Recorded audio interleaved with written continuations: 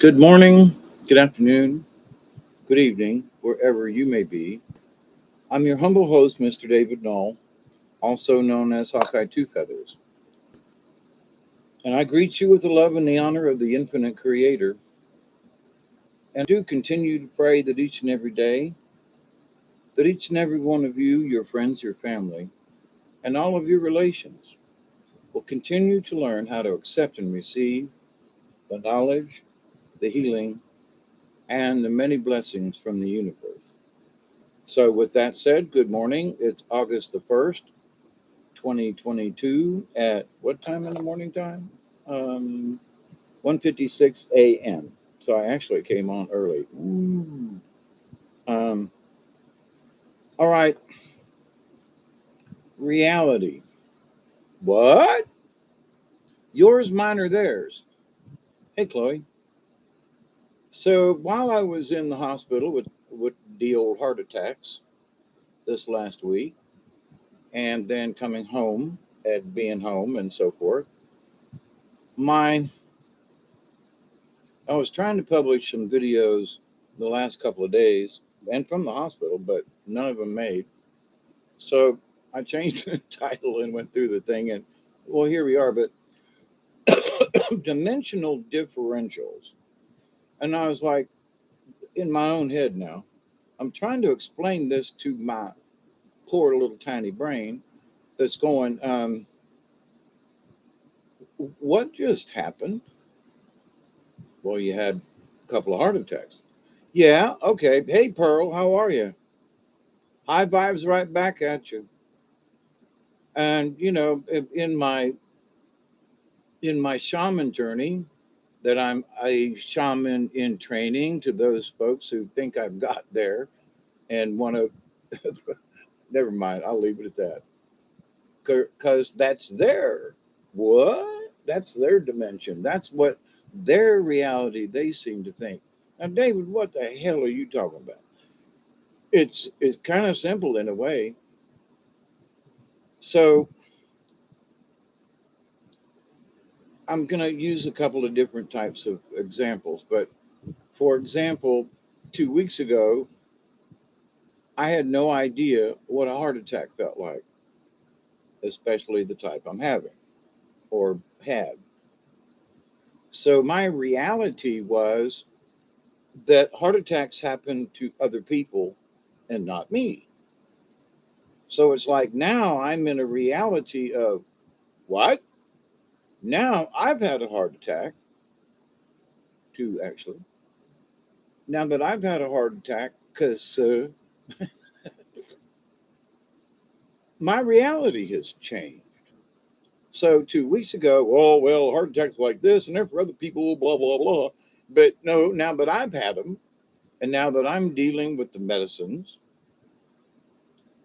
the after effects of medicines from the hospital, all of the above. Hey, Witch Moon,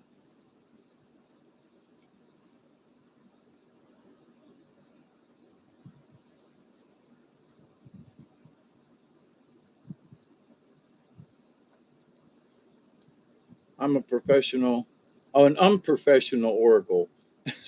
I know shit. Apparently, I know some shit too, but it's in my reality.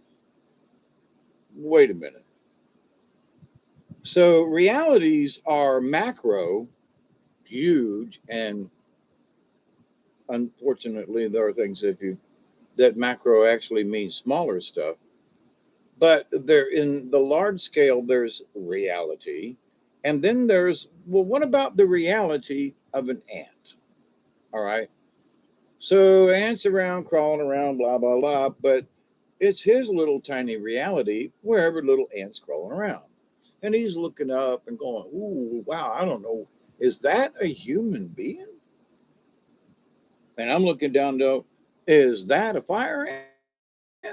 We're exchanging glances, exchanging glances, lovers in the night, exchanging glances. They were never mind.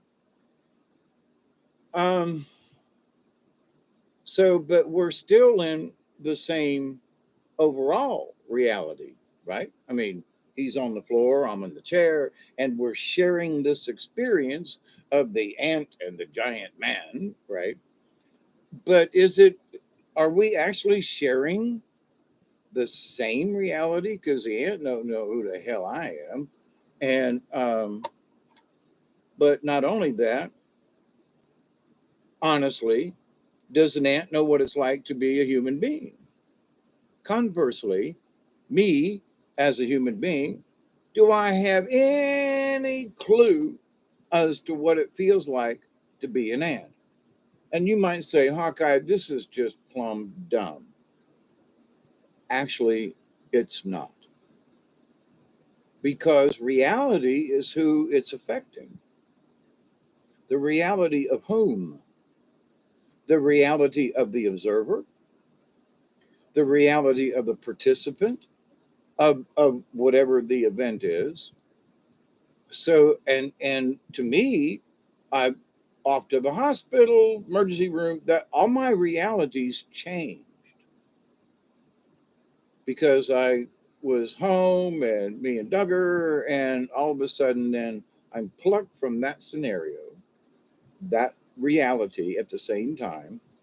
Go to the emergency room, blah, blah, blah, blah, blah, spend a week in the hospital, blah, blah, blah, blah, blah, blah, blah. But it's still a reality. It was mine.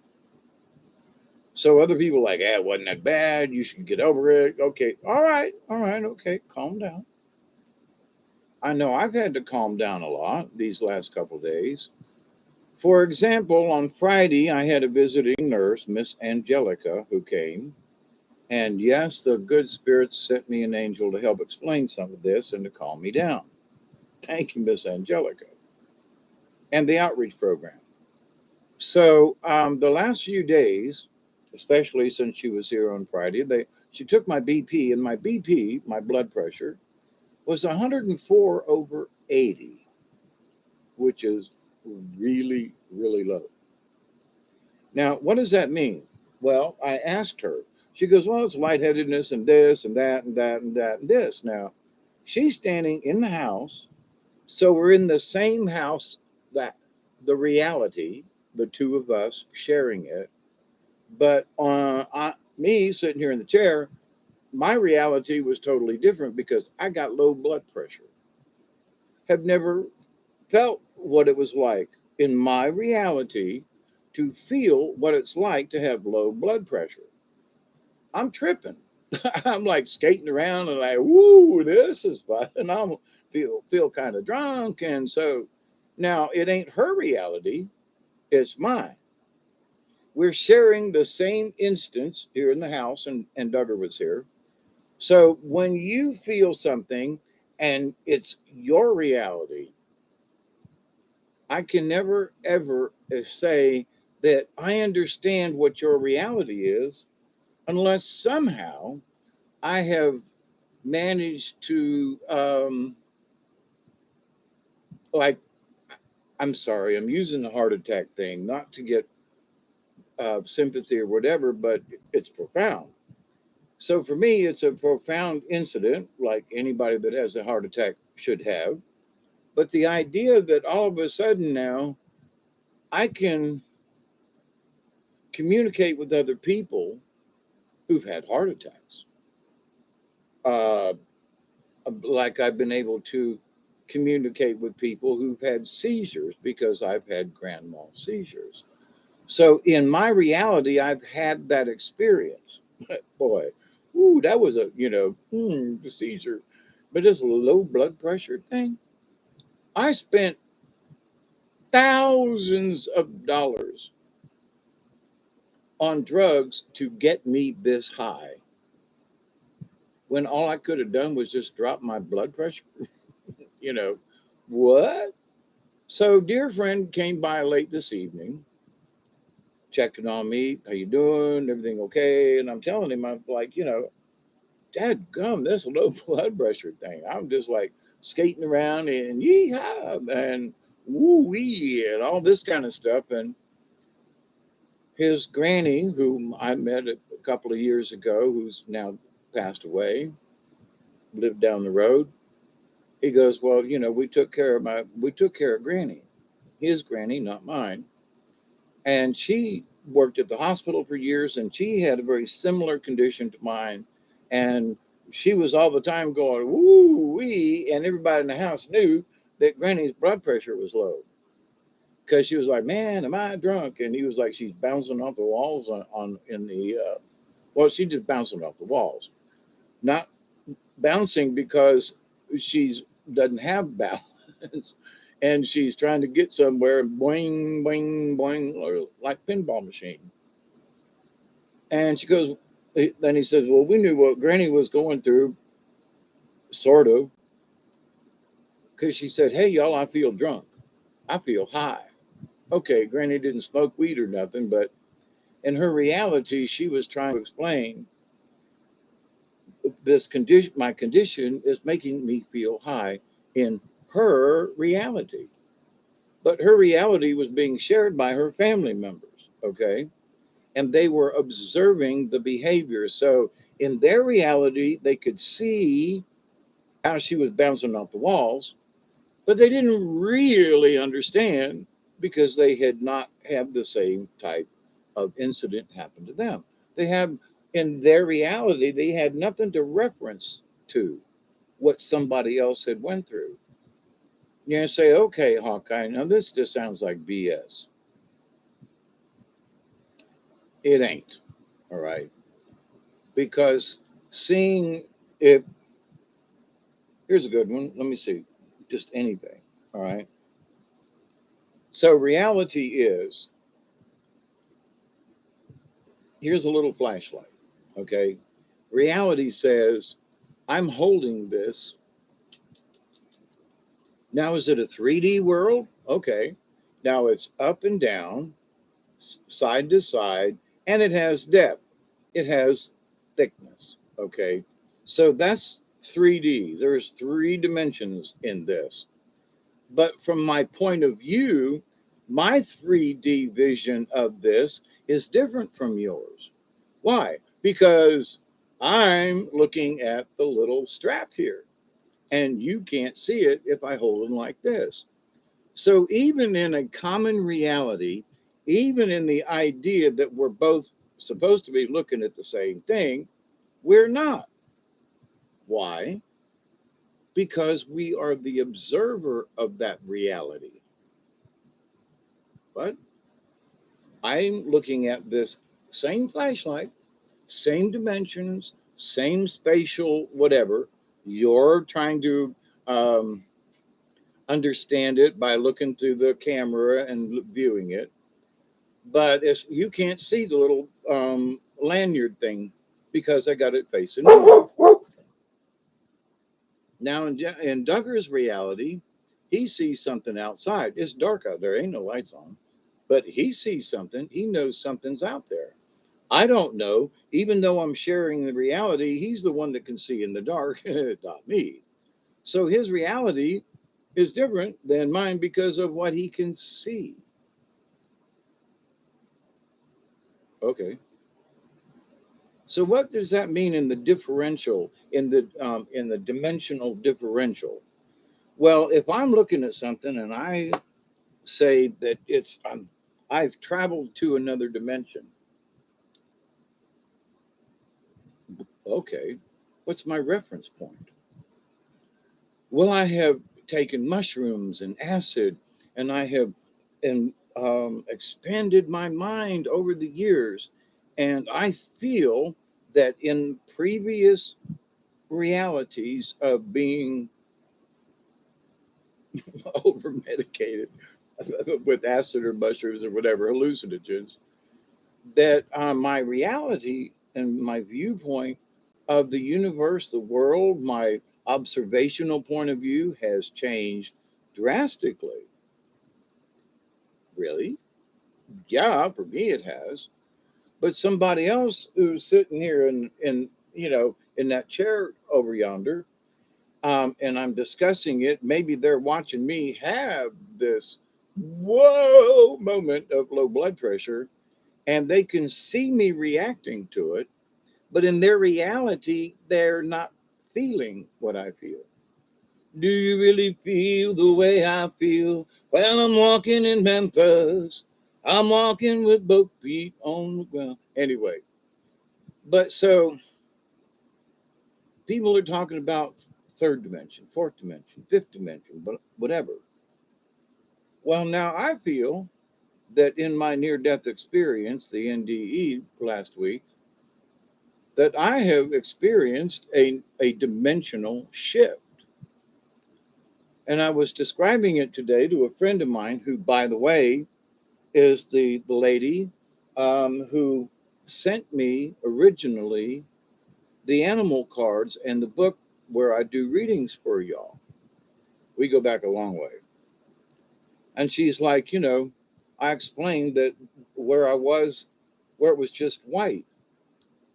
And she looked at me, hey, Delaney. And she said, well, I say she looked at me.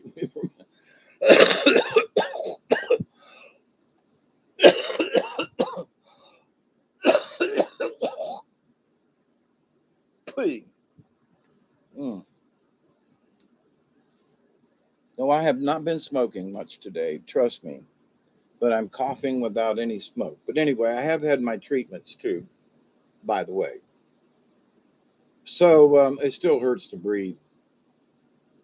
And I'm still coughing up this white stuff, just not as bad as the other night.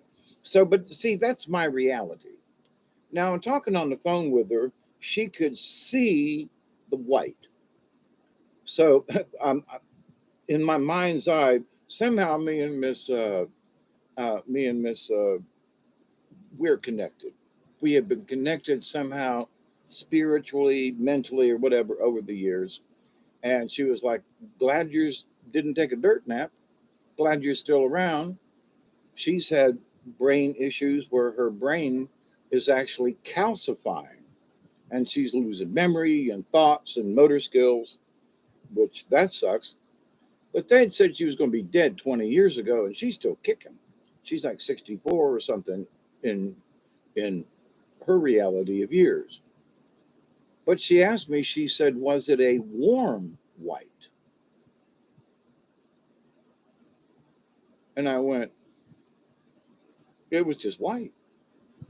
She goes, but was it warm? And I stopped and I'm talking here, and I don't know. It was just white.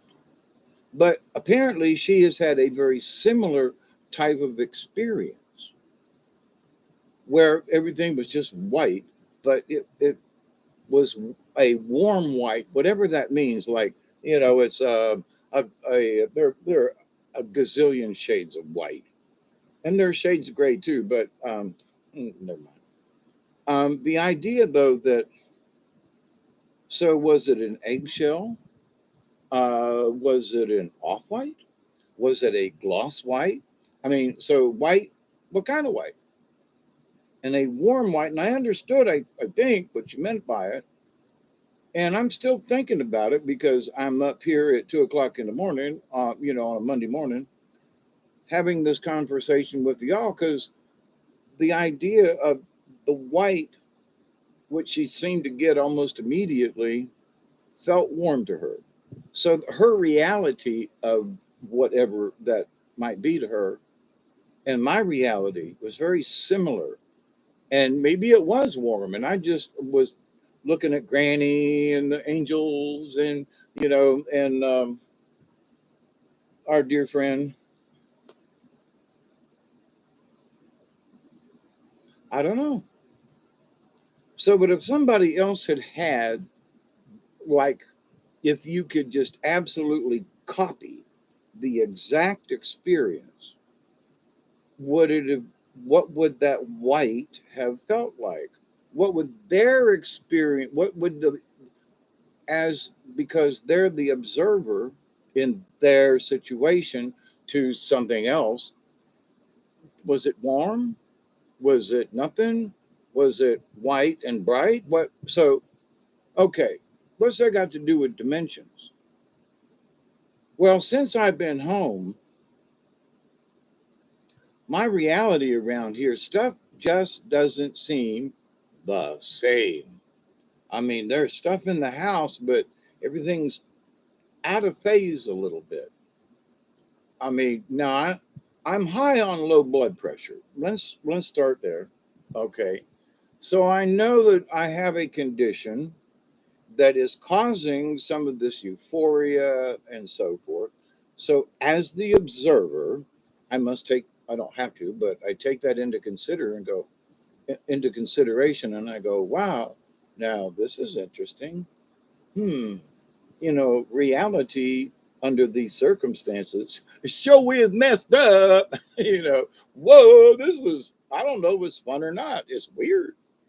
And it got a little scary the other night when I did a live stream because, quite simply and matter of factually, having not experienced this before in my reality, 3D or otherwise, right? Because, well, here's the table and here's my head and there's the light, and ain't that 3D? Well, from my current position as the observer, yeah. But I'm also seeing a lot of things flitter by in my side vision and stuff. And some of this stuff is like, it's real. I'm just like, whoa. So is my brain making this stuff up? Doesn't seem like it. It actually seems like I'm seeing this stuff out of phase of my 3D reality that I remember before I went to the hospital. Okay. So I have a base point. Things look similar, but I mean, literally, the colors are shimmering. The edge of the fan sitting right there the other day was just, it's a fan, but at the same time, it just was kind of weaving in and out a little bit. The frame was changing, and there was it just the edges just weren't sharp. It was out of phase to me in my reality. My friend come over and goes, "Oh, look at that fan. Does it look weird to you?" No, but from my position and my reality, it did. I was like, "Holy crap!" So what's this got to do in the bigger picture? Well, the bigger picture is that everybody's trying to group us together in this, this is 3D. Okay, yours, mine, or theirs. Are you sure it's my 3D? Because right now, my 3D reality is like, whoa. And I'm not on any stimulants or nothing. This is low blood pressure talking here. And so my reality is like, wow, now I could be freaking out, which I was kind of sort of doing the other day because of not ever having this experience. To now, it's been a couple of days. I'm still not used to it. I hope I never do get used to this because it's dangerous, quite frankly. And it makes me giddy as hell, and my mouth is racing, I can't focus, and other stuff, and I'm bumping into all kinds of stuff all over the house. I stood up and held still, and like make sure that the room ain't swaying or twirling or whatever, and say, okay, everything's great, and then go to take a step. Just thinking about taking a step towards the kitchen, whoa, boy, my world, my reality just went spinning. No, but is it somebody else's reality? Is it another dimension? Is it another particle thinking? It's different? Is it a dimension? I'm thinking in a way it is, just because of how I feel. Because things just don't look the same. So is that the dimensional differential that I feel? The grass is green, but it's like a different kind of green. The weeds are growing all around the house because of the rain, but they look different for some stupid reason. The grass is taller, and I've lived here 40 years, right? So, but the grass and everything just seems different. It's out of phase. It's a different reality. Did I come home to a different dimension of space and time? You have traveled into the twilight zone. But there's been a big part of these last few days that I'm kind of wondering if I haven't entered the twilight zone. Now, it ain't yours, it ain't theirs, but it seems to be mine. Now, is it being affected by someone else's reality? Is my woo the result of somebody else's observation? Now you say, well, Dave, you're just going round and round and round on this. But here's the thing, people are talking about dimensions in a way that all of us are observing it from the same point, or that we all understand what 3D means to somebody else's observation. What? Oh, this is 3D and this is the reality. And when we get to fourth, oh, and oh my God, when we get to the ninth dimension and fifth dimension, do any of y'all know a god dog bit of what any of this really is? Simply because someone else is explaining fourth and fifth dimensions. When you're having issues understanding what 3D means, when you're having issues with trying to understand the observer position in anything, good, bad, or it doesn't matter. I'm looking at it, we're standing together looking at the same event. How I see it, how I feel it ain't the same as the person that's observing it with me. I mean, the doctors and nurses who were working on me, their observation of the heart attack was totally different than mine. We're all in the same room. The experience is the patient is having a heart attack, me, and we're doing this and to try to, help me stabilize me and all that. So their reality is to stabilize me. My reality is what the hell's going on? Because I didn't know. Now I do. So my reality has changed because now I have experienced this. Now, to me, it's a paradigm shift. It's a dimensional shift. It's my understanding of dimensions and walking and stuff is all changed this last week because of my observer point of view. And I'm still observing it. And so other people can sit and we can discuss it together. Um, oh yeah, it's almost time. I can do a 20. It's 2:23. Oh, shame on me. I wanted to do a 20. Well, I'm ready. So anyway, am I just like being kooky? Well, in my reality, which I'm still exploring and having the discussion with y'all, in my reality, there's definitely been a change in my perception. Well, how high is the water, Mama? It's 3 feet high and rising. How high is the water, Papa? He said it's 3 feet high and rising. It's an old Johnny Cash song. But so my observations of the river coming up, Kentucky's has been in a flood mode. People have died from it and so forth. I'm very sorry for all of that. But flooding is a natural thing and it occurs all over. I mean, it happens here and there, and it happens at weird times. Oh my God, we're in a new paradigm because Kentucky has flooded. Oh, the world's coming to an end again. Really? Well, to some folks that got caught and swept up in the floodwaters, I have been swept up in floodwaters before. It's no fun. It's scary as hell. I damn near drowned. It gave me a different point of view of the thing. But if no one has ever been in a situation, they go, oh my, those poor people drowned. Well, why don't they find higher ground? Couldn't they get away? But when you're stuck and there's fast water, if you've never experienced any of that, then you have no reality of what it's like. Okay. Doesn't mean that you can't or understand or whatever, but if you've never experienced it, then your reality is absolutely different from mine or theirs or ours because you haven't experienced it. Well, so is that a different dimension?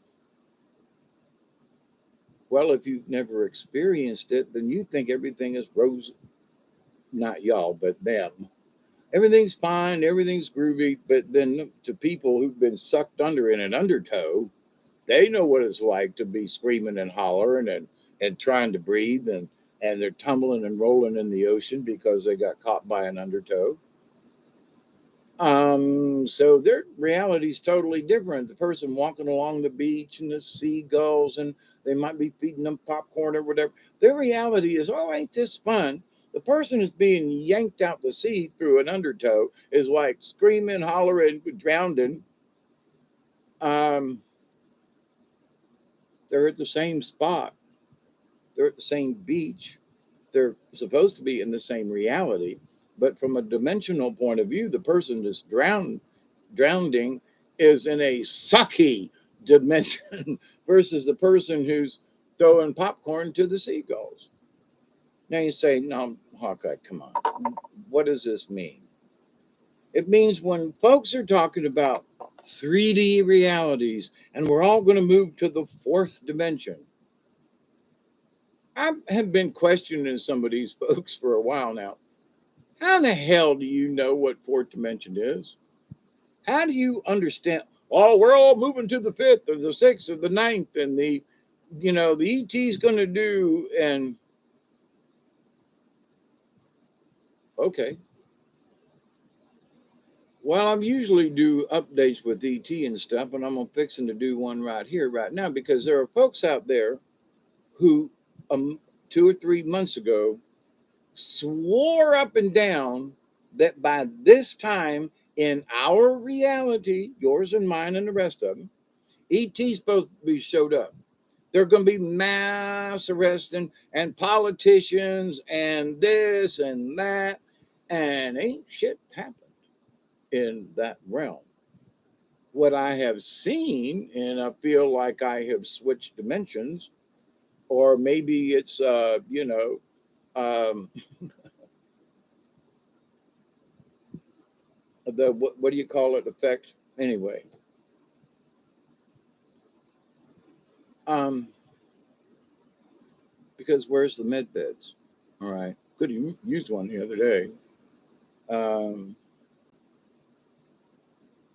where are these realities that these people spoke of that were supposed to have happened by now? And where's this? Well, he said it would happen. The transition was supposed to have started by now, and we were all supposed to be prickly or all around our arms and stuff. We're supposed to be feeling this new energy of the third, fourth kind of thinking. In anybody feel that way? Folks I've talked to and so forth. Now, I definitely feel different in my reality because of current events and the heart attack. Not everybody's been feeling that. Thank God. I wouldn't wish this on anybody. But the idea that somehow we were all supposed to have awoken by now. We are supposed to be on the way to a higher dimensional thinking, right? Have you felt anything lately? I'm being honest. I'm not trying to be, you know, I'm slightly sarcastic because I think if these things that they swore would be happening by now, I'd have come home, turned on the computer, did some checking through the different channels and so forth. There should be signs. Here's your sign, dummy, that there are events that have changed.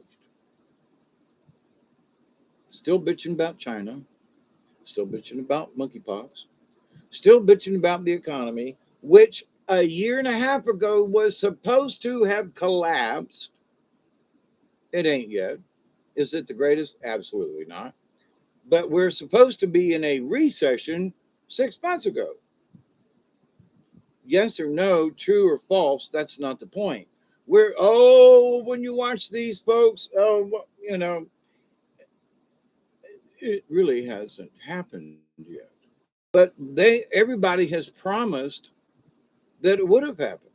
The collapse is imminent. Well, has it really? No. So premonitions of these folks that are trying to scare the crap out of us, right?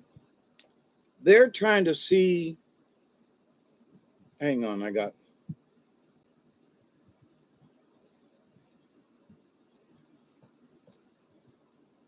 they're trying to get us to see their 3D world through their reality, through their financial reality, through their whatever else reality, right?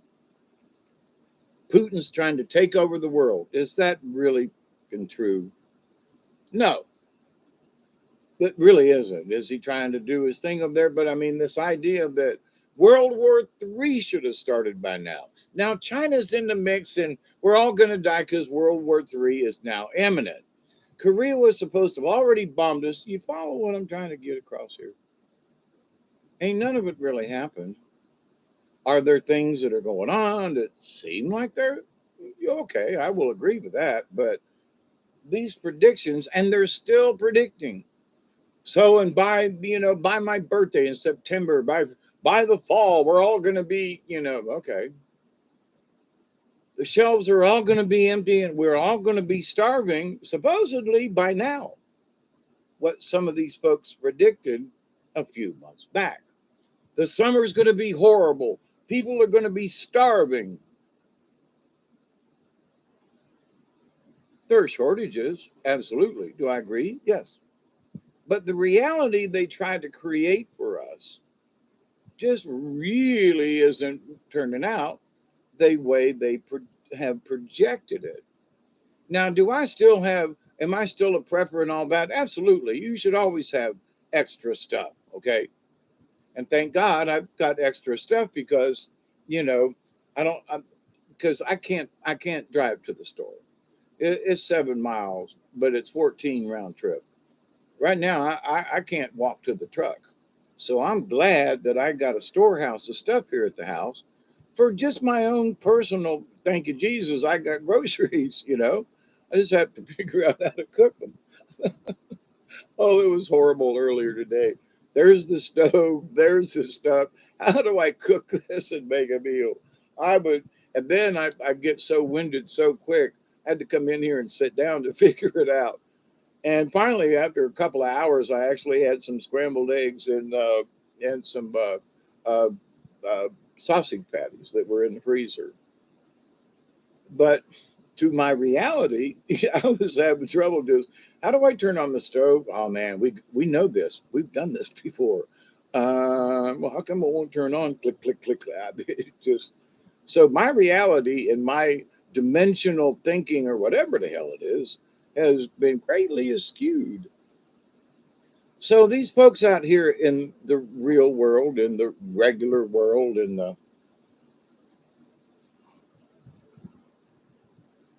the reality that they're trying to get us all to believe, whose reality is it? And actually, does it belong to anybody?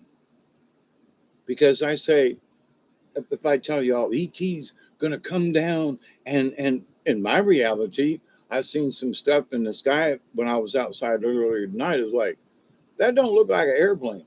That just looks like an ET. Hi y'all. And then there went an airplane, and then there was an airplane, and I was like, "Ooh, that was interesting."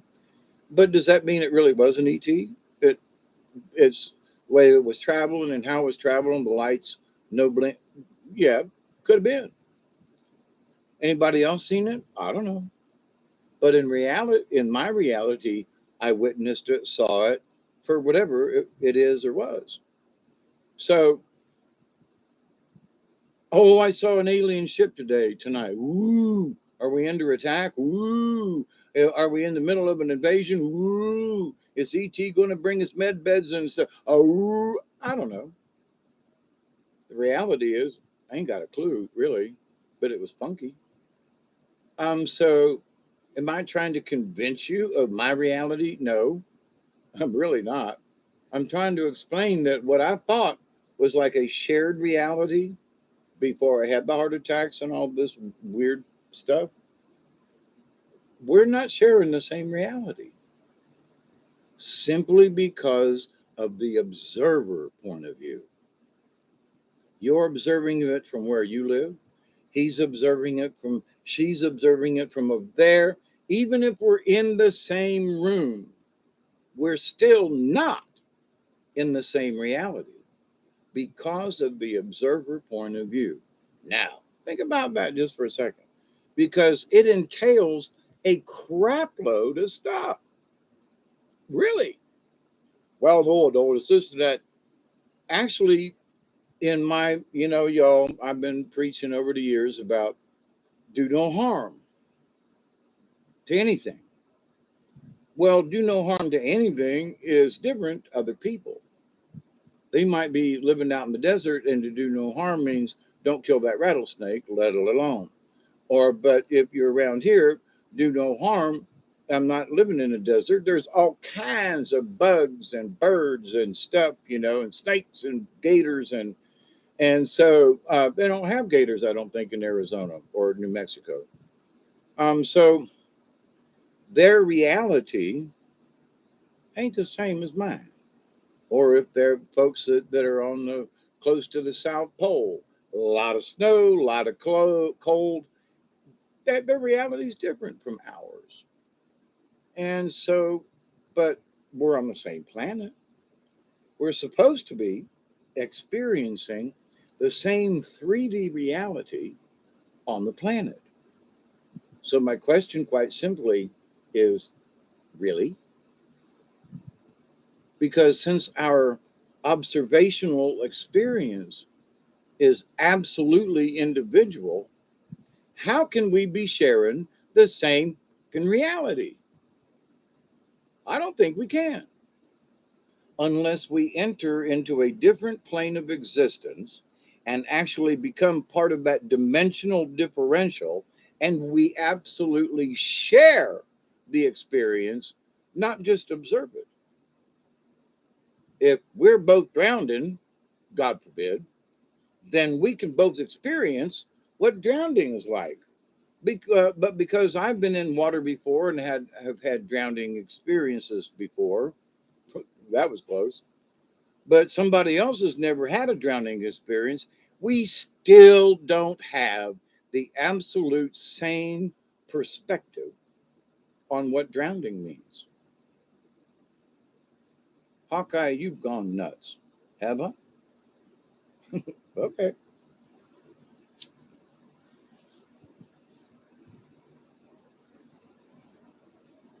I got to be careful. Man, I mean, I got to be careful.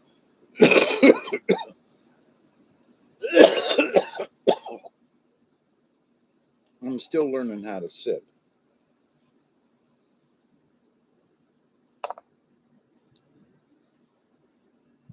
So there are all these folks and channels out there, and they're all angelic, and they're all connected, and they're all this. But this last week or so of being away and not really being in touch with those realities, I'm like, wait a minute.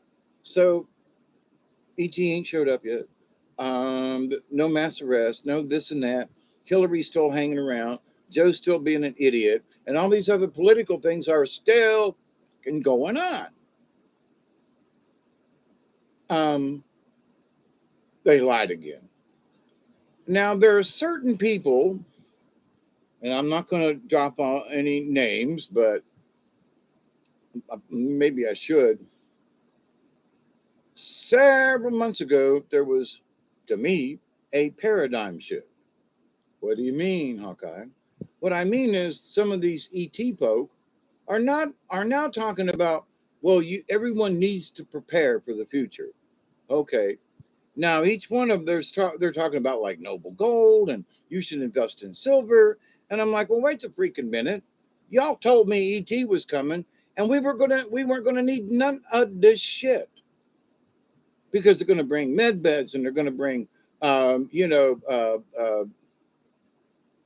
replicators, duplicators, or whatever. They're going to have this and they're going to have that. So why are they trying to sell um, silver and gold and investing for the future? If ET is supposed to can show up, then why do I need to invest in all these man-made 3D stuff? If we're supposed to be moving into these higher realms, then why are some of these folks trying to sell shit?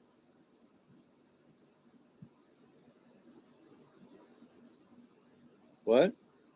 I mean, seriously, what? There's a couple people I'm not listening to anymore. I have to continue to observe, but all they're talking about is, well, you should invest in this, and there's these medicines and things, and invest in that, and like, but what happened to ET showing up, y'all? Honest to God, where y'all have been, I've been listening to y'all for years, and this is the year the big things happening, and ain't shit happening.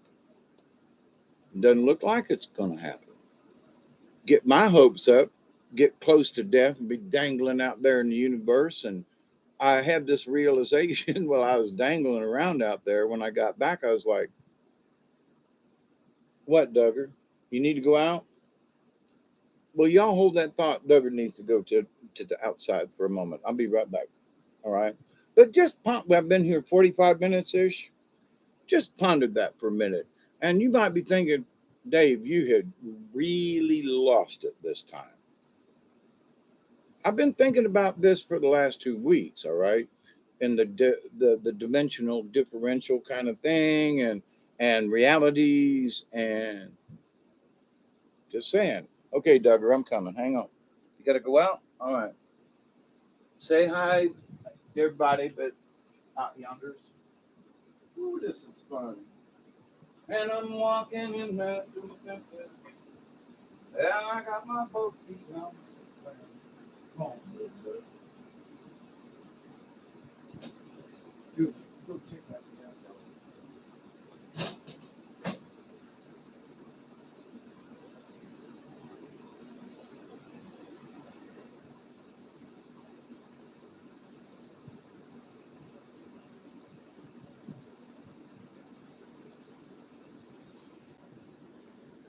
So Duggar and I are sharing the same house. We're sharing the same space. But there's a critter outside that I don't see or hear, but he's very much aware of, possibly a possum. Mm. And so he wants to, it's nosying around out here and making noise that I can't hear. Him and his X-ray eyes in the dark can't see him, but he goes right to him when I let him out the door. So we are sharing the same space, supposed to be the same reality, but Duggar's seeing and hearing stuff I can't participate with. Same reality, it's my reality observing his. His reality is he's observing the possum outside the window, right? Running around the shed. So to me, the more that I haven't really, quote, thought about it like, I want to sit here and think about this shit because it's really, no. It's like, oh, holy crap. I never thought about it that way. Whoa, dude, I had never thought about it like that before. Whoa, dude, I had never thought about thinking about it like that before. So in my personal reality, of course, and I've talked to a few people over the last couple of days and shared some experiences, and we have had very similar types of events, like the near-death experience with my friend Christine, heart attack kind of stuff with Steve, and this and that with my, over here, and Rob coming by and telling me, you're acting like my granny did when she had low blood pressure. Yay, team, right? Okay, so we're all on the planet at the same time. We all live in different places. So our reality, it's 3D, up, down, sideways, right? So are we really ascending to the fourth dimension? How would we know? I'm being honest. There are so many people that are trying to, and I'm right now. I'm just going to say it. I think they're trying to sell bullshit. I've kind of said it before, but now having had this new revelation, Um, I was like, it's bullshit. Now I decide I think it is really absolutely bullshit because they want us to see their paradigm, their reality, their world, whatever, through their eyes. We're all moving into the fourth dimension. Really? From an observational point of view, which we should all be doing, then what's happening? Well, this should be happening. Well, it ain't. Yeah, but we're still going into the fourth dimension. Okay, bless. We're still, and we're all ascending, right? Well, y'all ain't dying, but I almost did. And that I almost ascended. Y'all just was hanging out. So this idea that we're all going to ascend, we're all going to die at some point. But this ascension thing, and you've heard me talk about this for a while, is that it's going to be a transformation. Well, I'm transforming due to this condition. They say to subscribe to my Patreon. Oh, right. Then they say, here's $5 to my Patreon. Or I've got super chat, if you want to talk to me directly, give me a few bucks and I'll chat with you. Agreed. So in their reality, oh, look what they're accomplishing and they're spreading the word and Gaia TV is still bullshitting us all, y'all. And it's like, well, this is happening and this and that. It ain't really. Because if from our observational point of view, we should be able to see some of this stuff. That's my point. Are we actually transitioning? Every day is a transition. Whether we're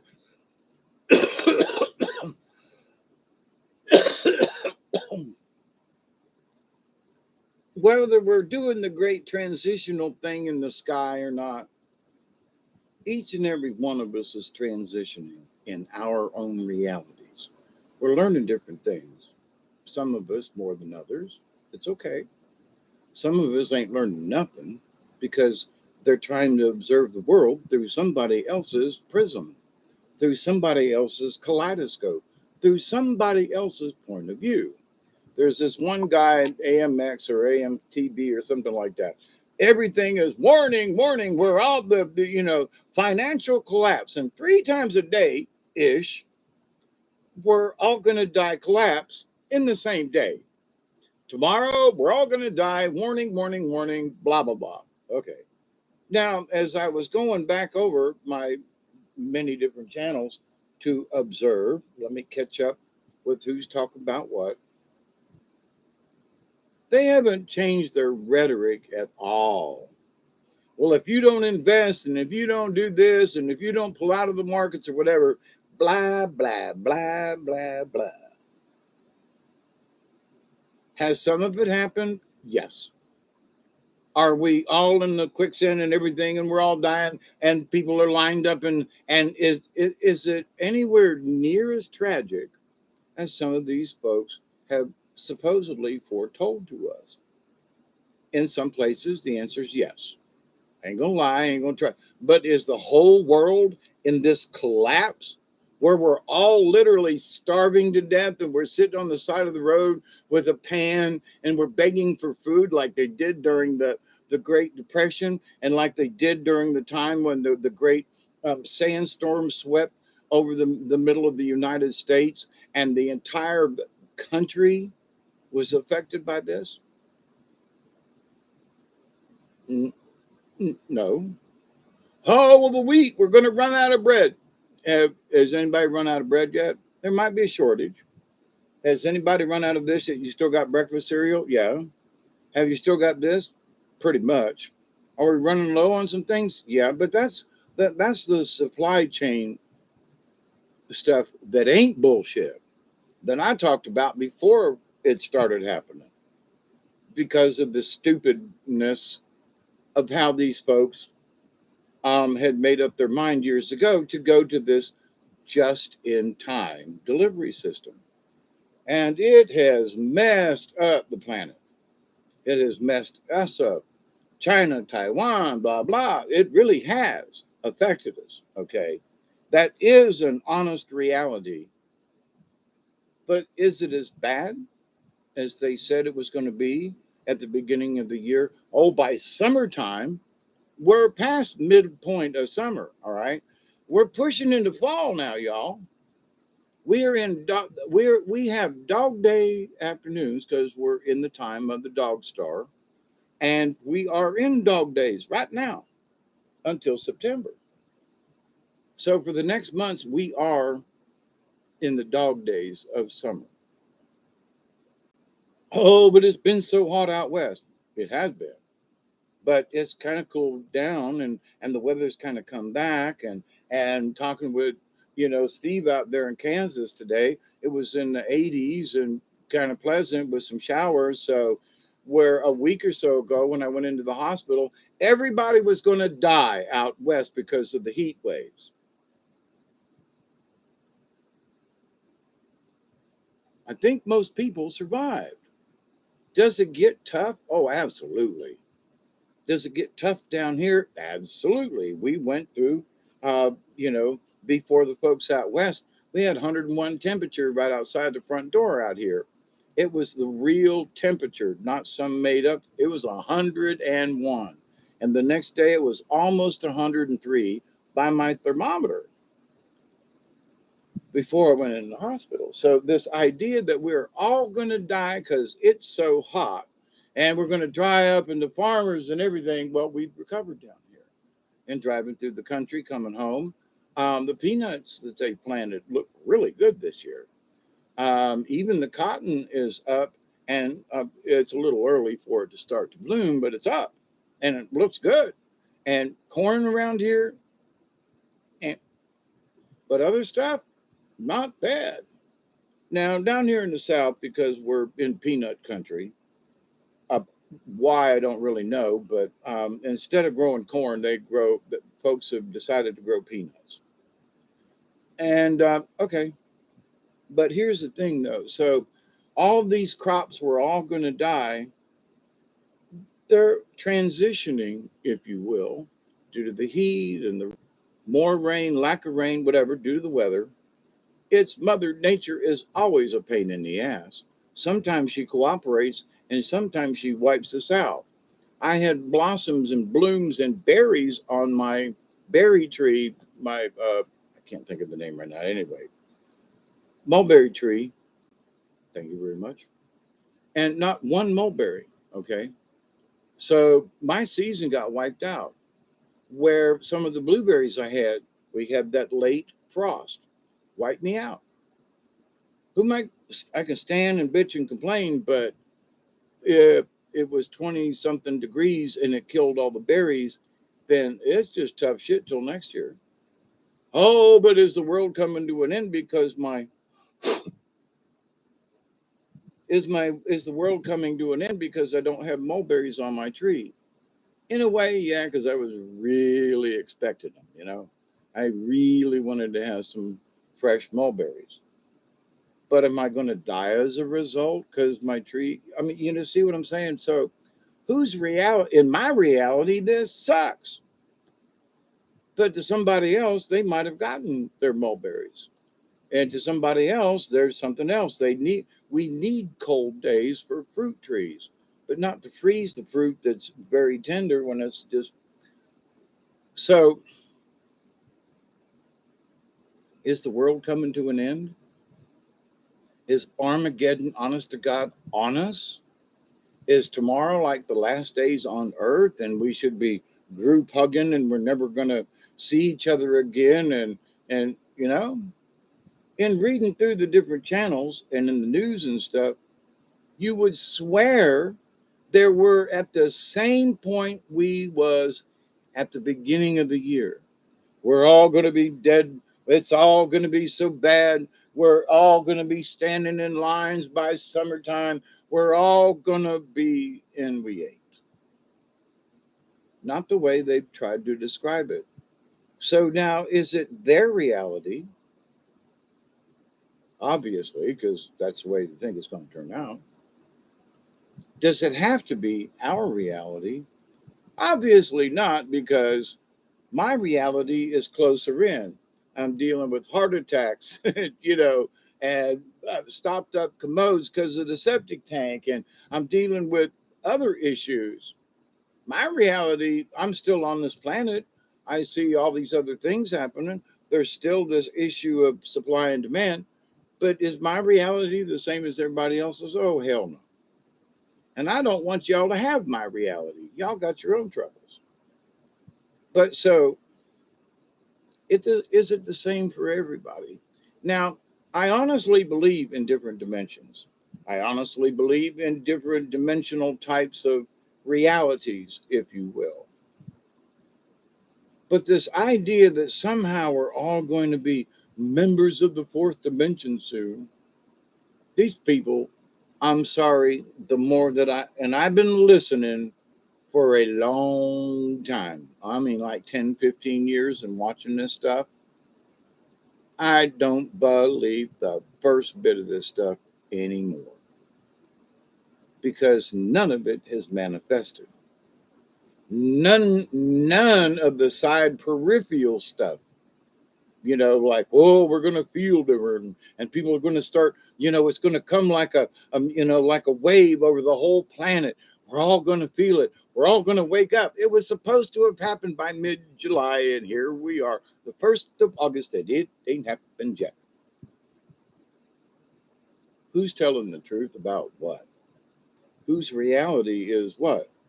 And will it ever happen? Will this thing? I'm beginning to wondering if we ain't been bullshit by some of these folks for a long now. There are folks that go, yeah, they're lying to us. Okay, well, I've seen some things myself and experienced some things. So let's at least, just before we just say that they're just wrong, that we should at least keep an open mind.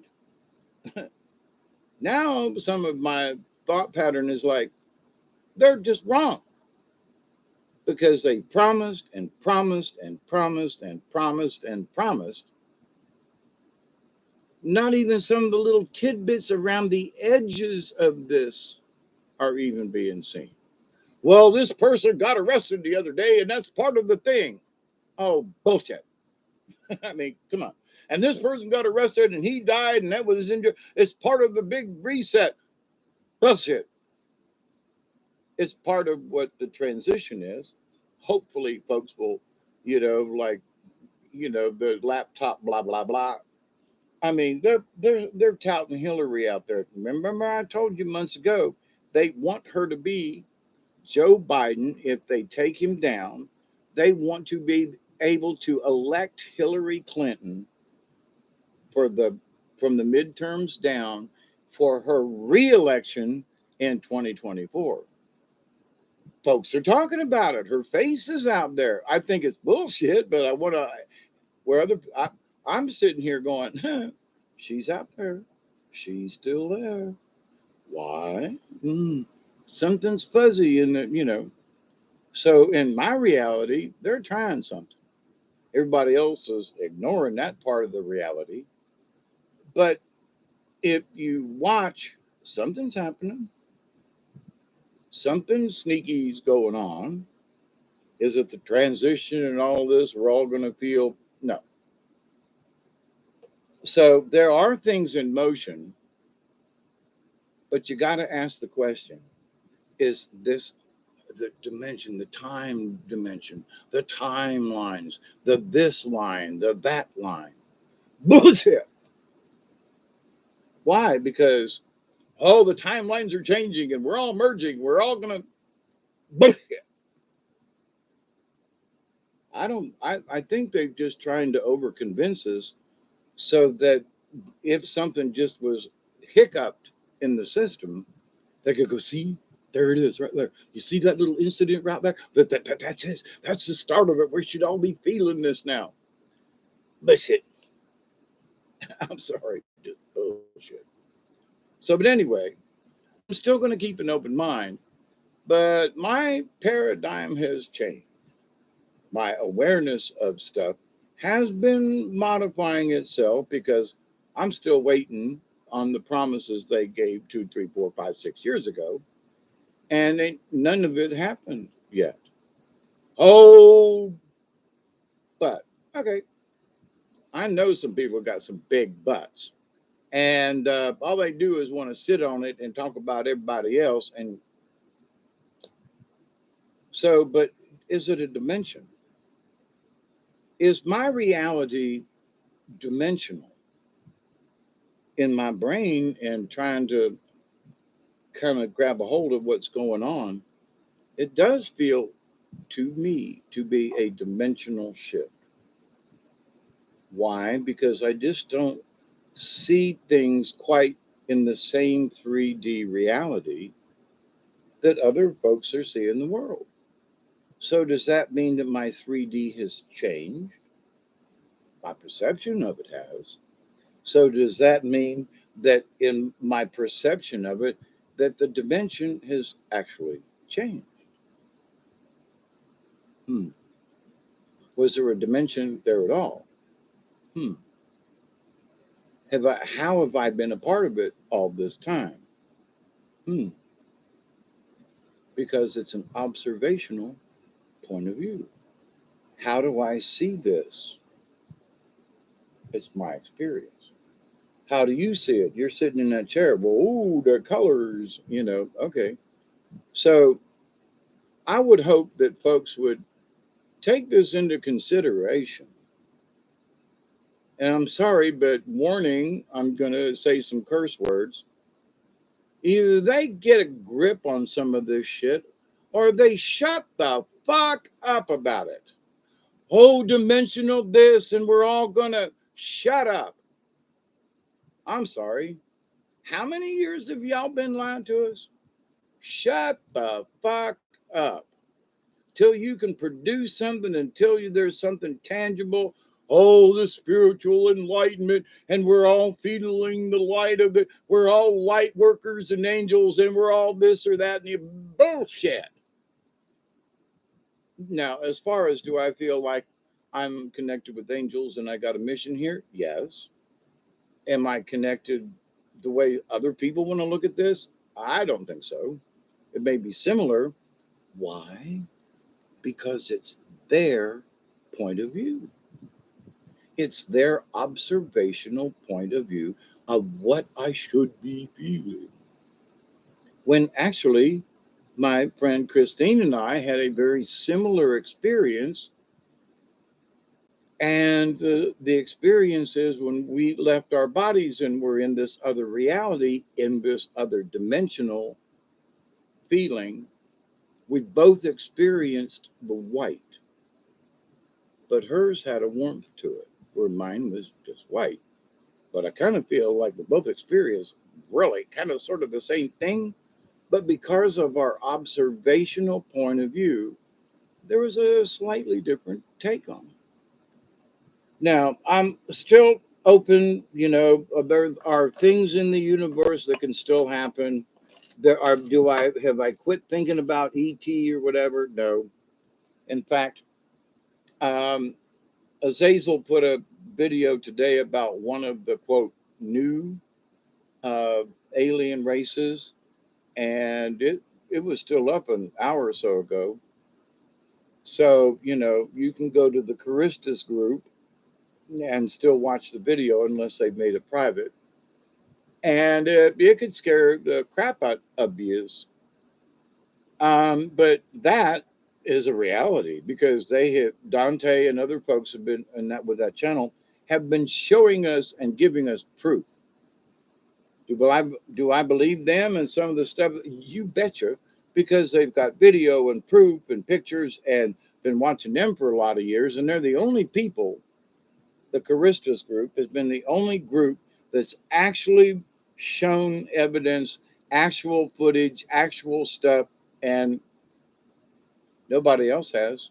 They just talk about it. So, where are we in this grand scheme of things? I don't know. Some of the folks that I'm listening to, and now I'm not picking on anybody, all right? It may seem that I am. Robert and them he's had shows on Atlantis. Now, I tried to listen in the other night and I was just too tired. And I've really tried. And I've been trying to listen to the other stuff about Atlantis, but Dante has showed us stuff about Atlantis many years ago, but because of their channel and stuff, I can't prove it to you or say, hey, go watch this video. But that Atlantis is actually the remnants of that, what is it, La Palma volcano? I think that's still erupting off the coast of Africa because, and the author of the Iliad and the Odyssey, Homer, the old Greek dude, described uh, passages in that Atlantis was just beyond the gates of Hercules, or something about Hercules, right? Which is the Mediterranean. It is the Rock of Gibraltar, and and just outside of the mouth to the Med are remnants and islands because those islands are still there. The remnants of those islands. So he was suggesting that, hey, what about this spot right over here? Now, other people, it's down here, it's over there, it's down here. Oh, Atlantis is over here. Now, God bless y'all. Well, I've read the Emerald tablets, and I'm not picking on folks, honest, but Dante um, did something on the Emerald tablets, and he said, none y'all gonna understand this because there are passages that read from the bottom up, from right to left. There are some that literally read across the tablet. So there are folks who are trying to um, interpret the tablet when they don't know which way to read the text. Literally. Well, I'm a Jew, so I'm going to read it from right to left. Or I'm Chinese, Japanese, whatever, and we read it from the top to bottom over here to this to this. I mean, but to the point though, he was like, this part of the text is written this way. And that same line in another context, if you read it backwards, means something totally different. So the same line, the same characters, it depends on which way you read it. Oh, but everybody knows about the emerald tablets. Do you? Hey, Diane. Big hug right back to you, Diane. I couldn't sleep either. This low blood pressure thing has just got me whacked out. I'm telling you.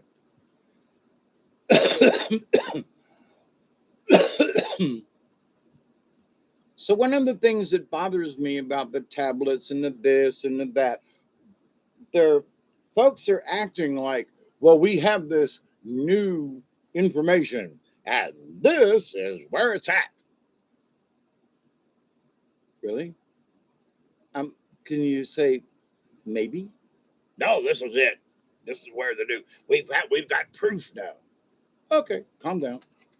When if you go back to the old proof of what Homer said and his description, I even put it in the comment section the other night. I said, you, I hadn't listened to it. It was, I don't know, part 4. So they may have discussed Homer's description of where it was located.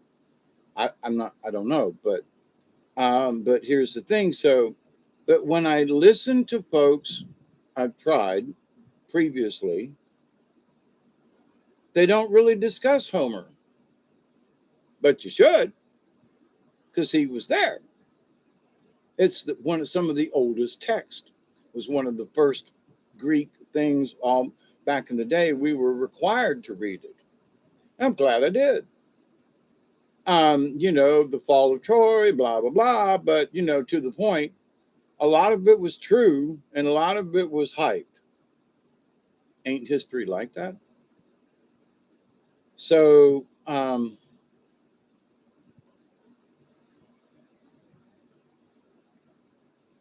okay, guys, where am I headed with this?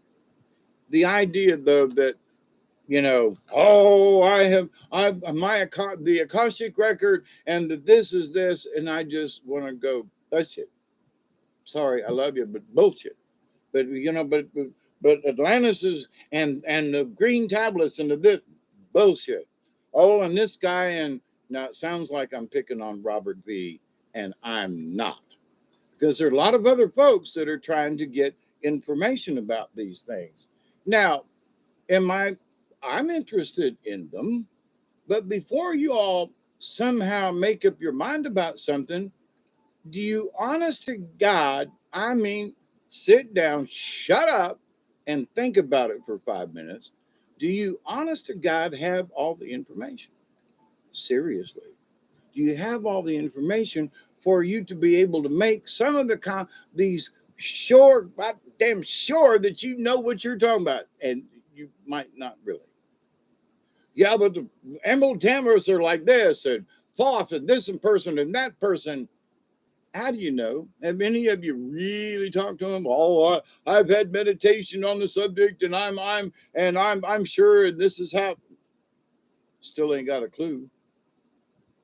So, but they're trying to convince us, and I feel sad for some of these folks who have somehow, in their wanting to believe in something so badly, that they have convinced themselves that this particular interpretation or whatever is absolutely fact and true. And I'm sorry, y'all, but you still ain't got a clue. Simply because you don't have all the information. Before you go making statements like that and trying to convince the rest of the world that you're correct, you should accept the fact that you don't have all the information. Ooh, something weird was like right there. Ooh, that was spooky. Woo, seriously. Eyeballs in the darkness. Anyway, yeehaw. So I would ask folks, discuss it and say, this is an interesting point of view about this. Just let's throw it in there. But this interesting point of view doesn't mean it's the gospel, it's the truth, and we should all drop all of our former beliefs on the subject and go with this answer. Really? I've talked about the pyramid thing, and still ain't folks talking about giants, carrying rocks around and stuff, which still makes a lot of sense to me.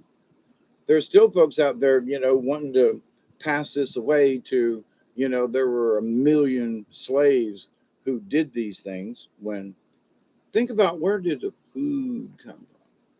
How many people to build the pyramid? How many people to supply the stones? How many people to supply the flipping food for these people, just so they could run day to day to do this? Oh, but nobody talks about that. They're not talking, oh, the underground thing. Now, I do believe there's still stuff under the sand in a lot of places. But all of a sudden, oh, they found something, blah, blah, blah, here we go. And now this is the new paradigm. This is the new belief system. Let's forget everything else and go in this direction. When it seems like folks are being misdirected. So I know it sounds like I'm picking on folks. I want to know information too. But, and I'm not saying Robert or folks that have been on his channel. I'm actually thinking of some other folks and these bigger channel with thousands of subscribers who've been pumping stuff out for years about certain things. They still don't have any proof. It's all speculation. But they want to edge you and kind of push you into believing their narrative, into believing their dimensional differential, because from their reality, from their 3D dimensional experience, this is how it is. Well, what about them people that just don't give a shit about the pyramids? Oh, that's nice. Yeah, okay. So, but those folks who are so intent and focused and they believe and they believe and they believe, when they don't have all the information. And I just go, And I'm sorry, but I believe you folks just got some of it right, but you need more information. Are you wrong? You need more information. I don't want to just say they're just flat out wrong. In some instances, bullshit. In other instances, give them a little leeway. But okay, where's your proof? Where's your stuff? Just a little bit of proof instead of hyperbole. Ooh, that's a big word. Where'd that one come from? Or rhetoric, or that's another big word. But I mean, proof. Let's just kind of say that instead of speculation or hypotheticals. Hypothetically, I think the Giants had a lot to do with it. Dave, you're full of shit. Okay, that's your point of view, but they were Giants in those days, and you're trying to explain with logs and ropes and shit where'd they get the rope, how they get miles and miles of rope to pull these big rocks. I mean, really, think about the amount of rope it took. What? You know, folks ain't talking about that. So I'm not trying to put them down. I think we should have these discussions, but I think they should bring in a true reality to this dimensional stuff they're kind of talking about. Look, this could have happened. Okay. But no, they're saying it did happen this way, and that's where I'm going. No, sorry, I bless you, because there are other options. There are other things y'all ain't discussed yet that could have happened, or at least been a part of the picture, could have been a part of that reality 2,500 years ago or longer, right? Um, the earth has made major changes. Are things in the same place that they were? Oh, well, the pyramids have always been aligned to the Orion's belt. The earth has shifted and tossed and turned. The idea it's been perfectly aligned for thousands of years. Are you sure? Because I know the compass that I had on the floor out in the yard when I put some sticks up to where east was. How come? How come over here to the northeast? I've had the sunrise this year again. I mean, come in windows. I didn't think it could go that far north. And you tell me, oh yeah, they're in the exact same place, the exact alignment to Orion. And my point is the exact point. It's exactly lined up.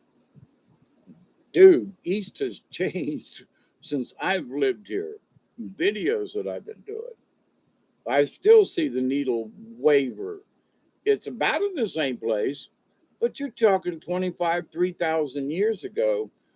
It's exactly, you get it, in the same place, really, that it was when, honest to God. The answer is no, because it's not practical. The earth is always changing and rolling and moving and stuff. And in my opinion, some of these people who claim the exactness of this are a bunch of dumbasses, because they're not including what natural reality is in the world, and that stuff changes, the earth moves, and they ain't, no, don't you talk about that. No, them pyramids are in the same place. No, they're not. I mean, they haven't moved on the earth. It's because the earth has changed. Now, it may have rolled back, but if you're trying to tell me that nothing has changed in 2,500 years or whatever, it's exactly, that's my point. It seems to be in the same place. I will accept that. No, okay, it's in exactly the same place. Quit showing your stupidity, please. And things can't always stay in the same place because the world is always changing. And in your reality, you're not understanding my point of view in this, in that, is it similar? Absolutely. Does it look like it's lined up with Orion's belt? I'll agree. But are you goddamn sure it is? Are you certain? No, it's just speculation. So the fact that they're taking speculation, and have been for a while, and trying to make it so, number one, you know, when maybe they're off the mark. And but they don't consider it. They're not considering it. Folks, if anything else, they're doubling down. The world's still going to end tomorrow. The NASDAQ and everything, oh my God, we're going to be in financial collapse tomorrow. The food's going to quit. We're supposed to have gone through this dimensional shift thing, and we're all supposed to be awakened to another. That ain't happened yet. And if so, I must have missed it. So I think we should take things with a grain of salt. Let's do a 420 because this is a reality I can relate to carefully. And yes, I haven't had like maybe 6 hits all day long in a 24-hour period. And they've been really small sips.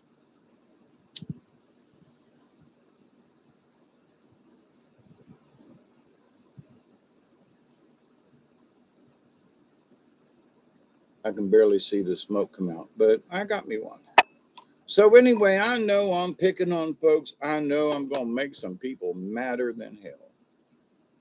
But, y'all, pay attention, please.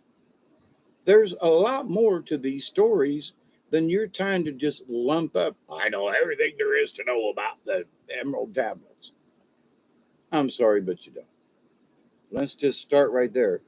Oh, but Thoth says, and this one, that one, and everybody knows because they're sure they've checked with the Akashic records. And again, each one of us has our own records. So my Akashic and your Akashic ain't the same because it's mine vision, experience, my reality of it, and yours is your reality and experience and whatever of it. Admit it. That's all. I can agree with that. Let's have conversation. But for y'all to tell me I'm wrong simply because I don't agree, and you just don't understand what we mean by this.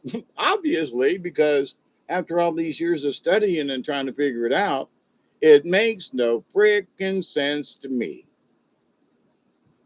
And y'all still trying to get me, you're still trying to convince me that your angle, your line of questioning or answers or whatever is it.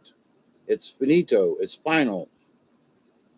I still don't believe that. Now I'm, for whatever my event of this last week and a half now, and being dangled by death, my perception of things have obviously changed. And I'm sorry, but some of these folks who want to continue down these roads to,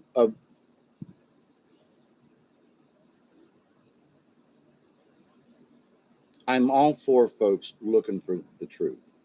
That's what I'm searching for. But just because somebody wrote an article does not mean that they're right, correct, that their information is anywhere. We have new information on. Really? But are any of you going back to the original text of Homer and where Atlantis was supposed to be?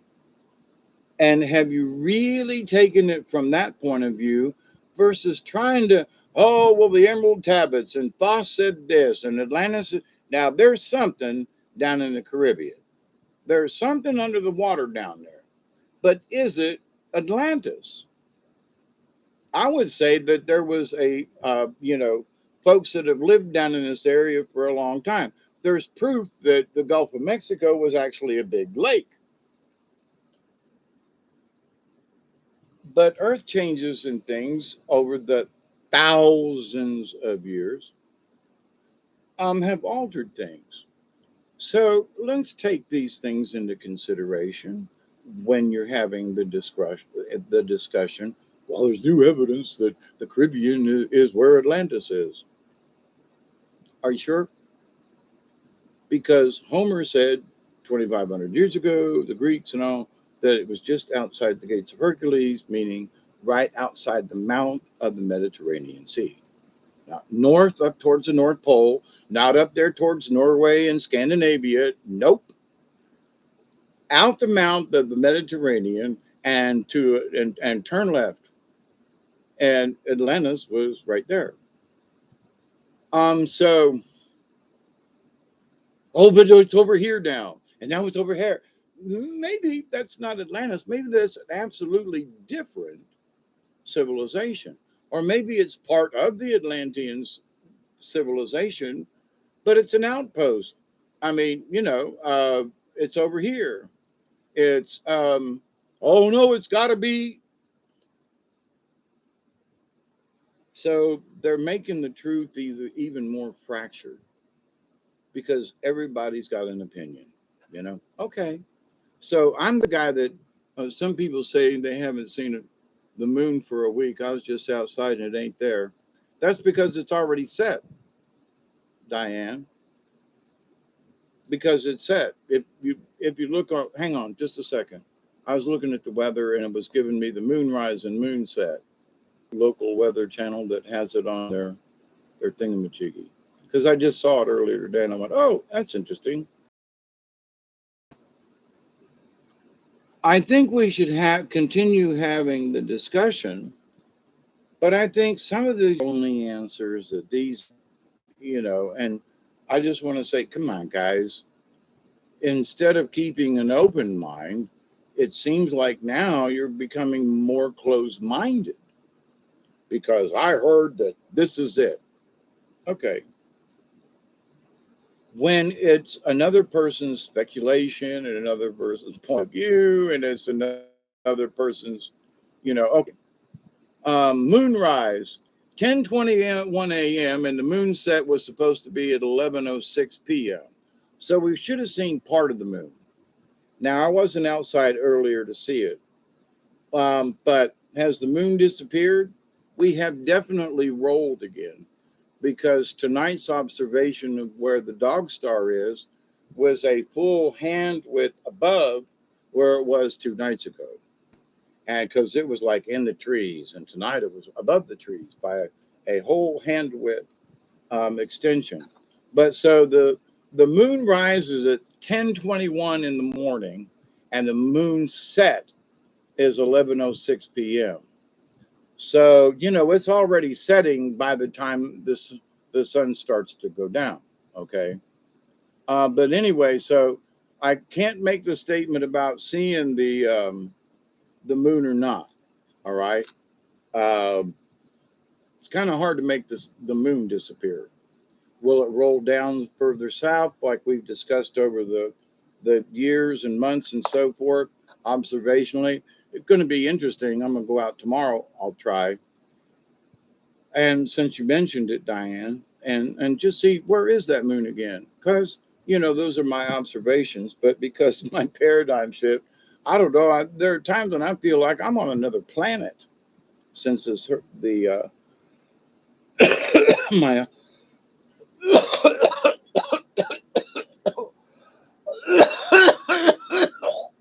crap. Mm. Oh, that's fun. Please. I'm coughing up more white foam from my lungs. Y'all help. Will you hold on for a minute? I gotta go let Duggar in. Okay, y'all, y'all hold a spot if you can. I gotta pee and I gotta let Duggar in. That's a twofer.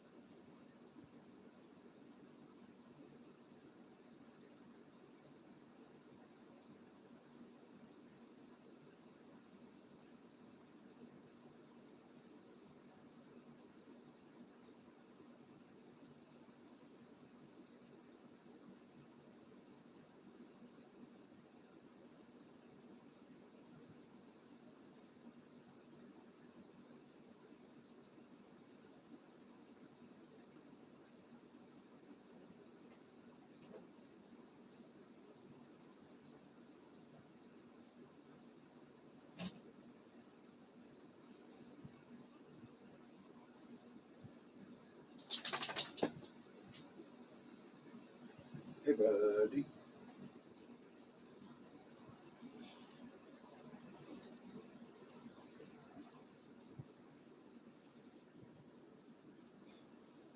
Sorry for the delay. Went outside, opened the door. The cat ran across in front of me. Couldn't see it because the light didn't come on. Then fell out there right outside the door. Shit. I'm okay, but that was unexpected. Anyway, new paradigm shift, got to be careful of that. But so, in this lovely world of things, I wish people would just back off on the absolute. It's absolutely this is the answer. Are you sure? And my bitch for years has been, they still say the speed of light is a constant when it ain't. It's observational. There are other things that affect the speed of light, or just stuff. So they're still lying about a bunch of things. They're giving us absolute. You know, NASA's telling us that stars are born absolutely this way because somehow they have observed gases in the universe. And look, I can bend over and fart. What about that gas? Am I going to create a planet, a moon, or is it going to be a projectile? I mean, so I'm hoping that folks will, in their enlightenment of the truth, they will be able to pick up on some of these things. But oh no, Elon Musk is right. NASA's correct. And really, what about the stuff they don't tell us and the stuff they're hiding and the pictures they won't allow us to see? And are there really moon people? Are there people on Mars? Oh, well, somebody saw something on Mars the other day. And so we are not alone in this universe. And apparently there are Martians. There's somebody out there that keeps wiping off these robots when there are dust storms and stuff. No, I mean, honestly, 3 years ago, these sons of bitches were supposed to quit operating. Oh, we still got the rover. It is still taking pictures. One dust storm down in Arizona would shut down the capability of being able for the solar thingies to collect light to charge these things. Oh, but they're still running. Everything's just fine. And I keep thinking to myself, oh, okay, I'm glad they're still operating, but they can't be on Mars because of the dust storms, because of the dust. They would have stopped producing energy. Oh, but we're getting these pictures, and oh, we're getting this stuff, and I just scratch my head and go, how long are you going to lie to us? Oh, we've seen a Martian off in the distance, and all of a sudden our equipment started working again, and somebody took some Windex and went to the Mars, and have been so nice, and they swept off the dust so these rovers could still work. Otherwise, it's all bullshit. You see? So okay, I'll go along with the narrative. I'm going to watch, but if you absolutely think that go back a few years. We expect the first rover to last like a year and a half or something. There was a specific time this thing would last. It had a specific charge time, the batteries, the thing, and the operating parameters and all. It's over. Warning's up. Oh, but it's still running. Bullshit. Seriously, really? Oh my God. Oh my God. Okay. All right. wait, wait. No, no. It's 2 years past its warning date. It should have just ground to a halt. No. But no. Oh, it's still going strong. Oh, really? So I don't think we're getting the truth about a lot of stuff. But there are so many, and I had fallen into this many years ago. But when they started showing the Mars rover and it unfolded and it got there and it's doing all this stuff. Now I've been looking at my clock, going, any day this thing should die, simply because they said it was. Well, another year goes by, and like, ain't the rover supposed to be dead by now as far as moving and taking pictures and all? Maybe it would sit still and take. But my point is, the first one's supposed to be dead simply because the batteries would have run out. Um, what you talking about, Willis? It's still going. We'll see. We'll see how long they push that narrative. Now, the old guy that was in the wheelchair that talked like this, and I can't remember his name. Um, People with that disorder, which he had for way longer than anybody else ever had it, he should have been dead 4 times. And there's sort of evidence that may not have been the same person, because nobody else has lived as long as he did. The guy in the wheelchair with the glasses, you know. Um, they kept that narrative going. Why? Oh, because he's an eminent, physicist. He's this poor old guy wrinkled up in a wheelchair that you keep presenting to the audience. Anybody asked him really what's going on in his head? Like, you know, he might have been saying, "Who the fuck are you people putting me out in front of this audience again? Do you not know that I'm like," um, he was always smiling because his face was froze that way, but we won't go there.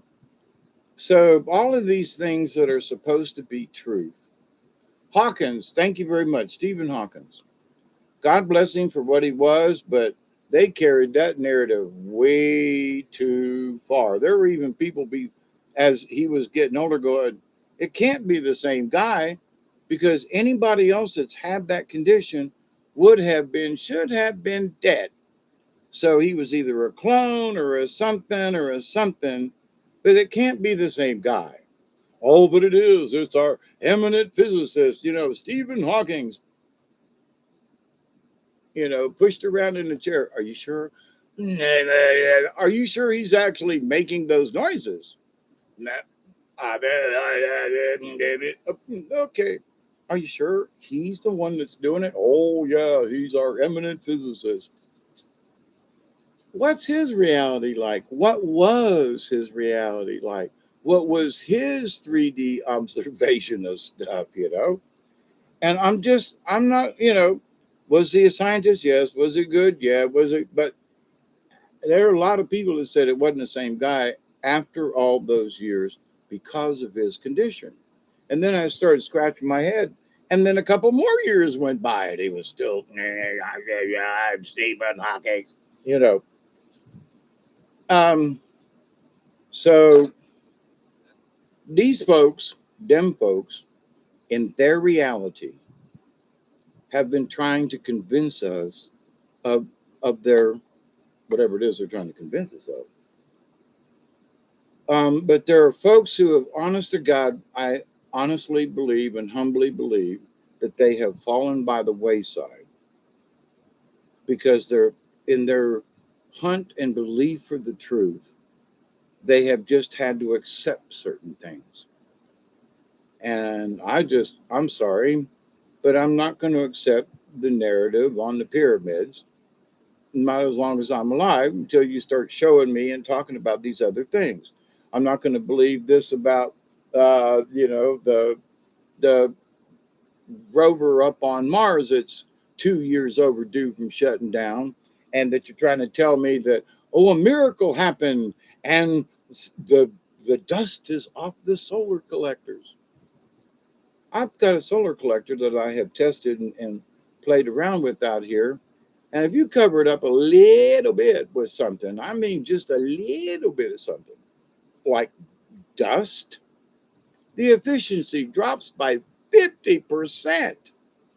So, and if I don't go out there and blow the dust off, it will cling to the surface of the glass of the collector. So now I've got a static cling issue, which is natural to stuff or natural in nature, where the particles of the dust are clinging, dust mites, dust balls, dust bunnies. That how do they find themselves and make these little because of um, frictional electricity. What did I just say? Static. There you go. Which is natural in nature. But then when if you've got dust bunnies all over your solar collector, unless you get sometimes some specific wiping going on, you ain't going to clear it. You're not going to clean that panel to where it is going to be efficient before the dust settles. So anyway, I think they're just lying to a bunch of us. They keep stretching the truth. They're conning us. I mean, I'm sorry. Did we really land on the moon? Who knows? But this idea that after all these years, some of this stuff is just still working without any problems is just stupid. How gullible do you think people? Obviously, you think we're pretty damn gullible because you're still talking the same narrative. So, your reality, their reality, my reality, that ain't in my reality because I'm looking at just common things and going, hmm. Well, as I said a couple of nights ago, I said there are certain things now since I had my near death experience. I just don't have to put up with this bullshit no more, and certain areas and stuff. And I'm gonna start calling people on it because whatever their narrative is, they're trying to convince people of their narrative when it doesn't seem like they have fully um, examined their own point of view. Well, it's this and that and this, but let's back that bus up because I just sort of caught you in not necessarily a lie, but how do you come to this conclusion?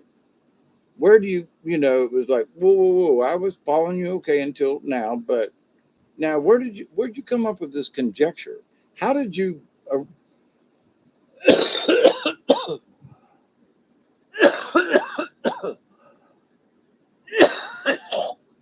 crap, mm, pooey, some more white foam. I feel like I've got an alien in my lungs and I'm trying to spit it out. But so anyway, I love you all. I love them folks that are talking about this stuff. But when they make it that is so matter of fact that this is the truth, I'm sorry. Just hang on. It could be the truth. Change how you're trying to describe this. This is another point of view. Oh, this is how it was. No, there's evidence that it was up there. Maybe the evidence that you're trying to dream up is of something entirely different. No, it's Atlantis, I swear to God. Really? Oh, yeah, I swear to God. Okay. Well, we see the picture. There's a cave painting. There's a. Okay. Swear to God. All right. When, like I said, Dante on the Charistus group in their channel years ago brought up the Homer thing and brought up and showed pictures, and that Atlantis is probably still that group of islands that everybody was worried about that was going to topple into the ocean and send a tsunami across the Atlantic. Now, for years, there have been people worrying about that. And then this last time around, they wouldn't let anybody talk about it, right? Oh, it is going to happen. It ain't going to. Did the island split apart yet? No. Did it fly into the sea? No. Has it made a tsunami yet? Nope. But a year or whatever ago, they were all convinced it was. Follow me? So when you look at what's been talked about over the years, months, which I tried as Hawkeye, I'm trying to look at the bigger picture. Um, the things they prophesied was going to happen, and might from around the world, we're going to be destroyed by asteroids, and this one's going to hit us, and that one's going to do, and and and and I'm sorry, Pastor Paul.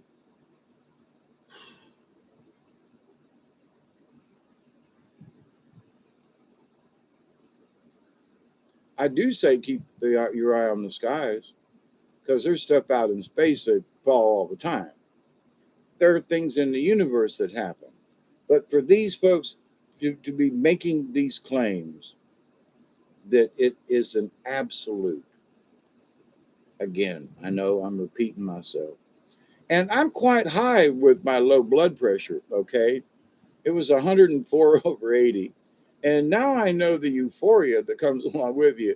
If you can't see that I'm giddy and I know I probably cussed a little more than I should and have used the word bullshit a bunch of times, where if I was in my more normal state, I told my buddy this evening, I said, words are coming out and I can't really keep them from coming out. I'm spewing stuff out and I'm like, crap, I just said, oh, shit, you know. So forgive me for my euphoria this morning and my just off the wall, just, I'm not really having much control over how some of these things are coming out of my mouth. And I'm working on it, honestly, because this is part of my new reality. This is part of my new paradigm. It ain't an excuse, but it is the truth, and I am trying to deal with it. So at least I can be honest about my own reality and say, this is how I see it. How are things going? Let it out, huh? Thank you, Diane. But I know it's my channel and I can say what the F I want to. But that's really not how I want to do this, in the grand scheme of things. I don't want my words to just come out and I'm cussing all the time. I really don't want that. But tonight, it's a free for all inside my head. Yeah, I wish you could be here, in here. So, but I know there are a lot of people suffering around the world on certain things. And they're still trying to group us all together simply because I've got extra rice and beans and stuff here in my house. Yes, I'm a prepper, but I'm just an old geezer that has seen the benefits of having a little extra food. And thank God, like I said earlier, you know, um, I can't drive to the store and folks are busy. Thank God I got stuff in the shelves and in the freezer that I have purchased ahead of time that I can go, okay, I'm really trying to remember how to cook. It was so funny this afternoon. I was busting out laughing. How do I scramble this egg? I mean, I literally was like, how do I scramble an egg? Oh, but it's been interesting on my part of getting used to this low blood pressure thing. And then having a little hit of something, I mean, it really takes me off and into a dimensional paradigm. It's like, whoa, I ain't been this high forever, when it's actually my blood pressure that's making me, quote, high. So, but anyway, it's almost been 2 hours, and I am getting a little, I am finally getting a little tired. And I'm going to have another hit and hang out a minute. But in this idea of reality, always understand, regardless of whose reality, it's from the observer's point of view. It is scientific fact. That's how they do it. So, but to convince people our reality is changing, timelines have altered.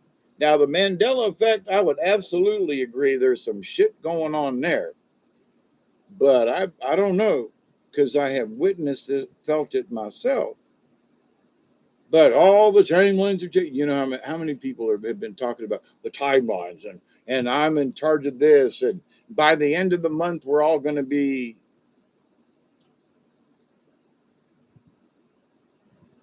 this person. I'm not going to name any names, but this person and that person and that person and that person and this one and that one. Oh, they're all getting together and they're starting. And then the time is coming, and it's going to be now. It's going to be by the end of this year. Well, you said July. We're through that one. We're in August already, but it's going to be soon. Okay. Have you seen the signs? Not me. Have any of you seen the signs? I don't think so because we'd be talking about it. So these folks that were supposed to be, and in some ways I have trusted them because some of the things that I've said, I've witnessed, felt, or I could, yep, I think they're at least what they're saying could happen, could be. I would. Me too, Diane. And that's sort of my point about the Emerald Tablets. If if anyone who's has seen, been around long enough with Dante and so forth to have seen the videos he did about the Emerald Tablets and how they get read upside, downside, sideways, left side, and also flip the thing over, and it's a whole new book. It's a whole new thing. And everybody's trying to read it from the same position. And I was like, oh, well, that's interesting. You don't hear anybody talking about that, not in any way, shape, or form. Maybe it's time I step up and go, hey, you know, what if there's evidence that y'all are reading this thing backwards? And you got to turn it upside down. You got it right side up, or, I mean, just saying. So, but where's your proof, Hawkeye? I'm just asking you, do you think you're reading it from the right position? Do you know where the first mark on this thing was? Do you know where they said we're going to start at the top right and this is how we're going to do it? We assume. So, again, Diane, I absolutely agree with you. If anybody's has shown any proof of stuff, it's been Dante and the Charistas channel. All other folks pale in comparison. And when I saw the Emerald Tablet thing years ago, it's been several years now. I was like, now I had to just stop and go, wait a minute.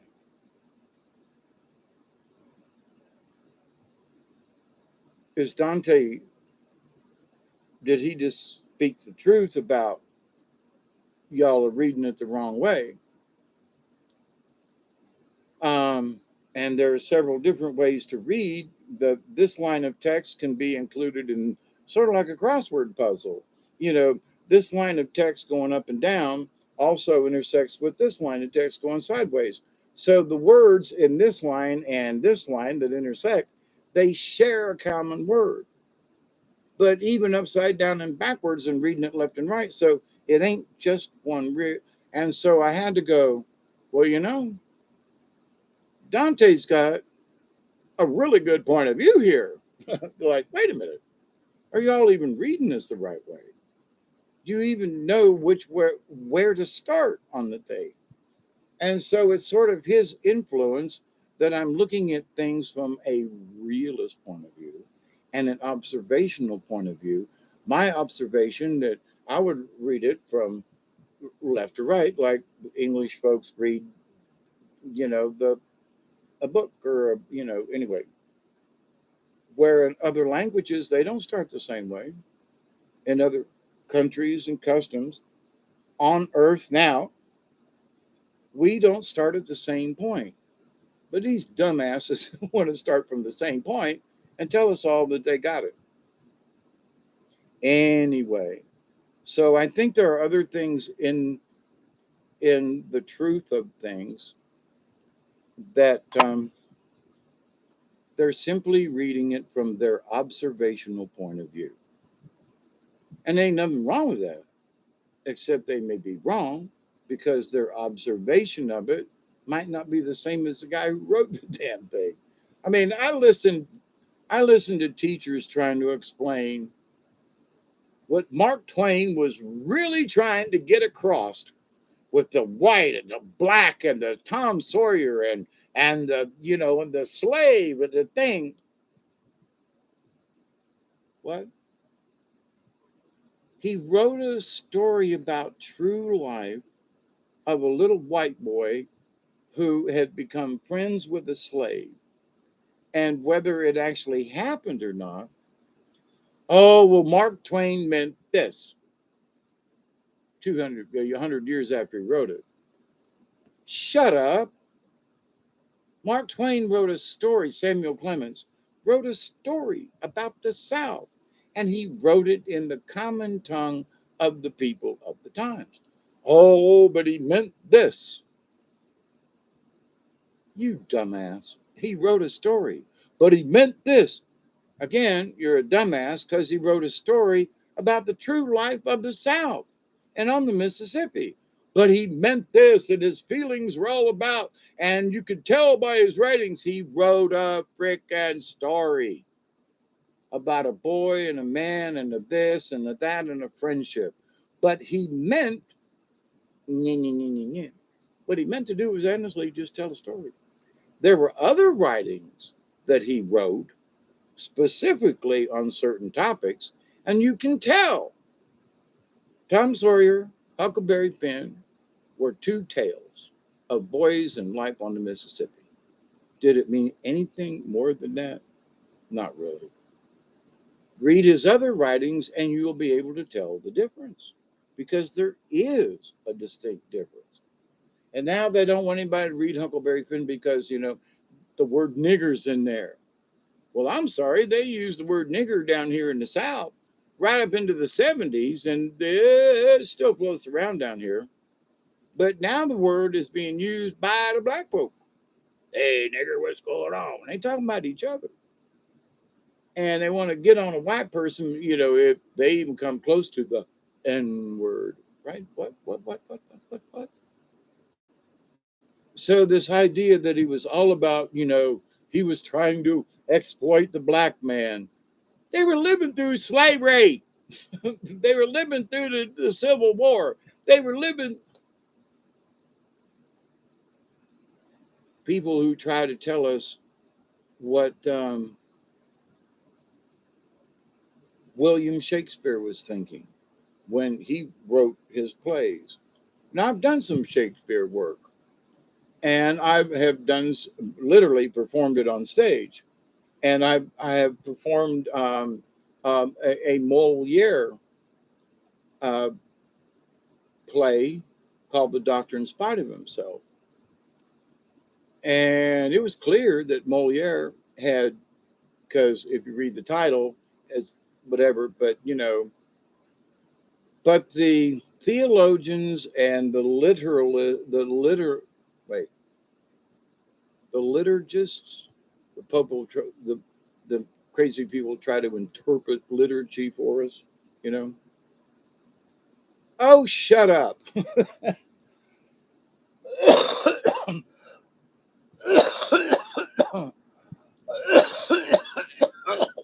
Crap. Mm, mm. Tweet. Man, more white marshmallow stuff. I'm sorry about that, y'all.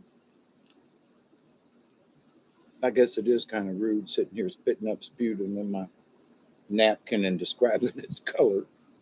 But, If any of y'all ever have a heart attack or go through what I have, hey, this has been my norm for the last few days. And there are folks that was on my Facebook page that when I use myself as an example, all you do is talk about yourself. Well, because I can't talk about anybody else, it wouldn't be nice. Y'all get pissed off when I talk about you, when you're the one I'm pissed off about, and but it's all about you, Dave. Well, it is about me, and that this is my experience. I'm trying to explain it, and that how does this relate to you? But it ain't about me. It is in that, wow, I hadn't really considered some of this stuff, but it's about everybody else too. Have you stopped to think about this like I just did? You didn't have a heart attack to kind of go through this stuff, and thank Jesus, because, and I'm trying not to bring it up. But it is what it is, and it's very real, and I'm still going through stuff right now. And I'm good, I think. Here I am yapping at you in the middle of the night.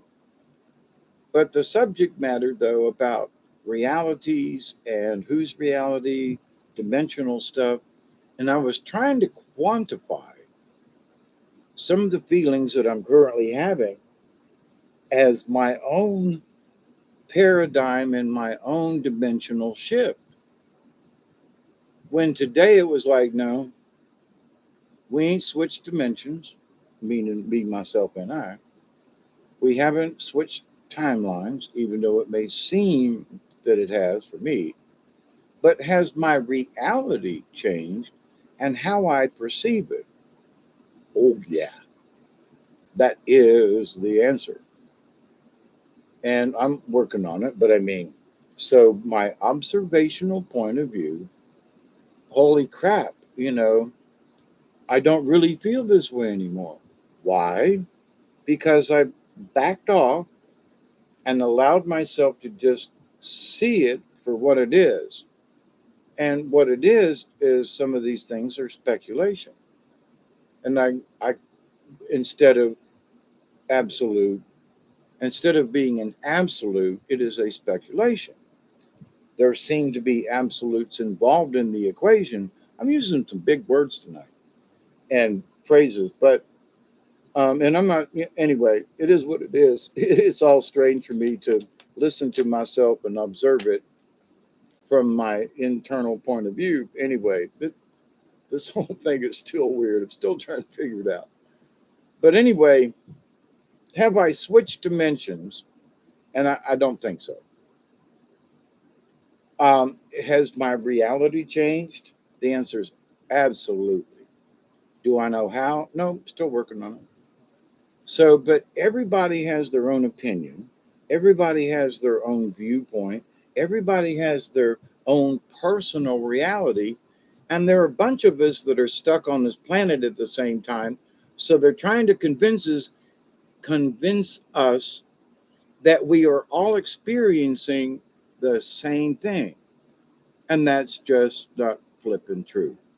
That is a lie because of the observational point of view, which is based on scientific fact. So they're skipping over the scientific basis of observation to convince you that, yes, there really is a little Santa Claus, or yes, there really are dragons, or yes, there really are these things. I believe in dragons, and I believe in, maybe I do believe in Santa Claus, but do I believe in the spirit of Santa Claus? Absolutely. The good guy, not anyway. But so, where does that leave us? I would say that folks who are focusing on this fourth dimensional, fifth dimensional stuff, when they, again, I know I'm repeating myself, but I'm sort of doing a recap. When they haven't really stopped to consider what their own honest to God reality is now. But fourth dimension, shut up, back up, just shut that, just zip that trap shut. Because every time you open your mouth about that fourth dimension, you're taking yourself out of your own reality. and you're not looking at what's really around you. How would you know if the fourth dimension was here? Well, yappity yap. Okay. As any of it no, but blah, blah, blah, blah. So, I know I'm repeating myself. But so anyway, these folks that are trying to sell us stuff, I did a show months ago about snake oil. Them folks who are selling snake oil. They're trying to convince us that this is the truth, whatever that snake oil is to them. And I gotta be the grown up in the room and go, maybe, but not factually. Before y'all go off in this direction, maybe you should just stop, think about it. Now, in the shaman's journey, and I will bring this up, in the shaman's journey, you can look at a tree, and it's a tree. But if you look at the tree in the spring, it if it's an oak tree, then it's putting out new buds and new leaves, and you can see the new growth. But when you look at that tree, yes, it's the same tree, but it's not the same tree that you saw yesterday. Why? Because the leaves are budding. And as the summer goes along and the leaves start to fall, is it the same tree? Yeah, but it doesn't appear to be. Why? Because it's fall, the leaves are coming off the tree, and in a month or two, it's leafless and looks bare. Is it still the same tree? Yep. But does it appear to us to be the same tree? Well, we know it's the same tree. Does it look like it did yesterday? Maybe there was one leaf hanging from the top. Maybe does it look like it did during the summer? No, because it's a deciduous tree and it's fall and all the leaves fell off. Same tree, right? Yeah. Do we see it the same way? No, because the leaves fell off. It's nature. It's natural. But that is the reality. Did we switch dimensions somehow? No, we changed seasons. Instead of summertime, it's fall. And so the season has changed. And it feels like, you know, I love my birthday time in September because it's the first day of fall. My birthday is the first day of fall. And so I can't wait for fall to come and it's my birthday, but mostly because it's fall. And we can feel the change. There's a coolness in the air down here in the south. The leaves are starting to fall and we can feel the fall of the season coming upon us. And thank you, Jesus. Dog days are over, and the whole planet feels different. Same thing with spring and summer and winter. I mean, the seasons. We can feel it. But was there a dimensional change?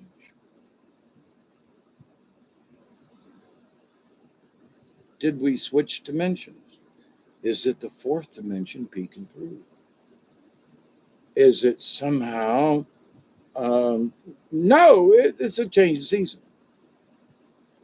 Does it make us feel like we have changed into a different dimension because now it's the fall of the year and the leaves have changed colors and it's so beautiful and it feels like our reality has went into another dimension because of the season.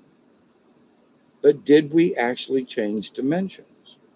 So in my discussions that I would like to continue having, not tonight, but in that, what are dimensional differences?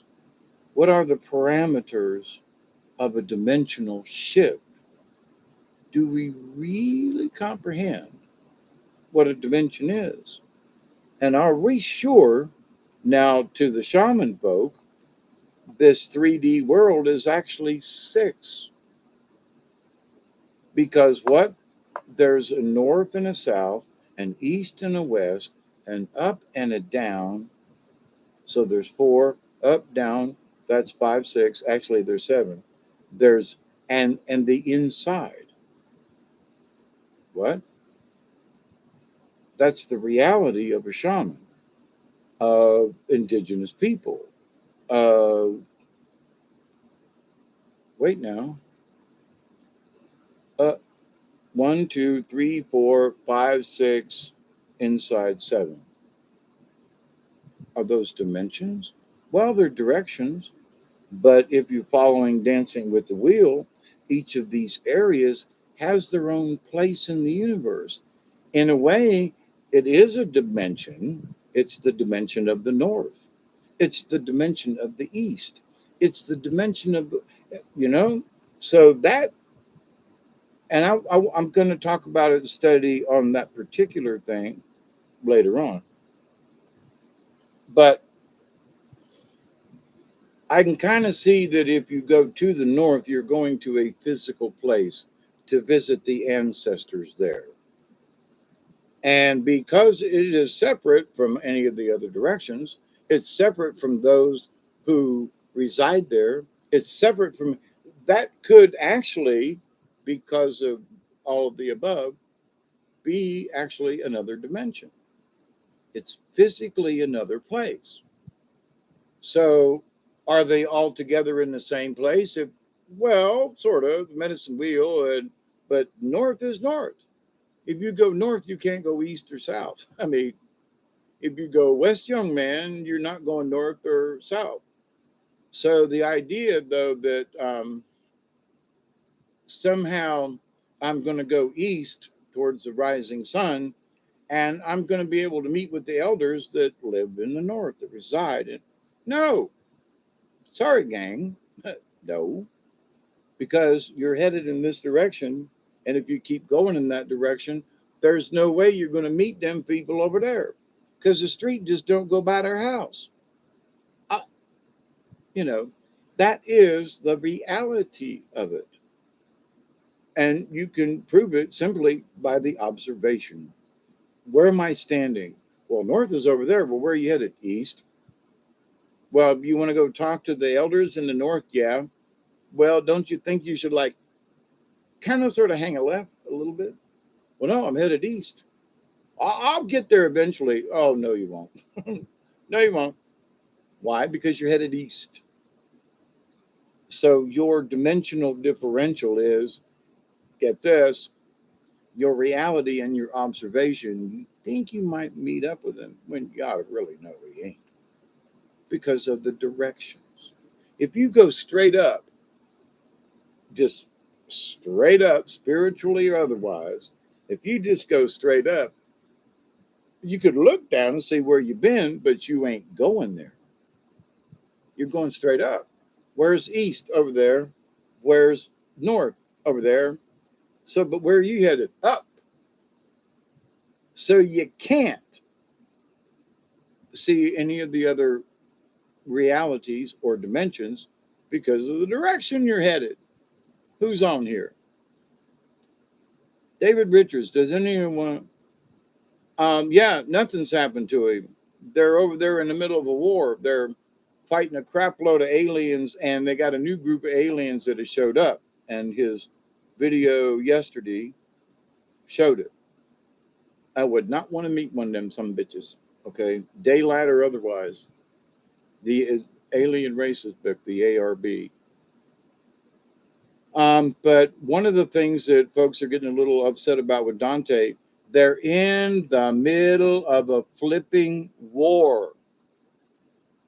He ain't got time to just sit around and do stuff. They're in the middle of a war over there, big time. And there are days that he's going to have to duck. There are days when he's having meetings. He ain't got time for us. And I get it. I get it. And I've been trying to tell folks, calm down. They're in the middle of a fucking war. I mean, come on. And he's tried to keep us up to date. Their channel has been severely under attack. And he wants to still let us know, like today, that he's still around and the Charistas are still doing their thing. But do you believe? And my answer is, yep. Yes, David. It's called let me hit my hang on a sec.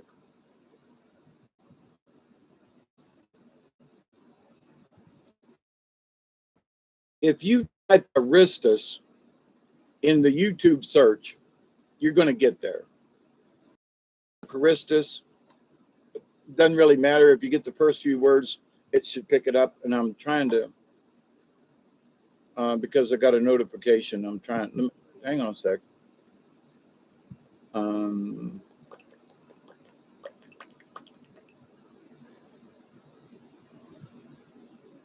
hang on.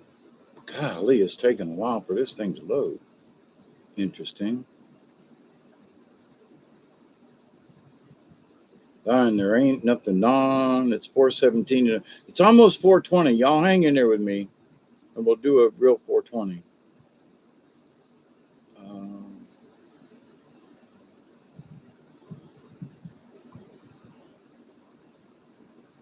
okay, let's see. Control C. Wait, hang on. I'm gonna copy this. Crap.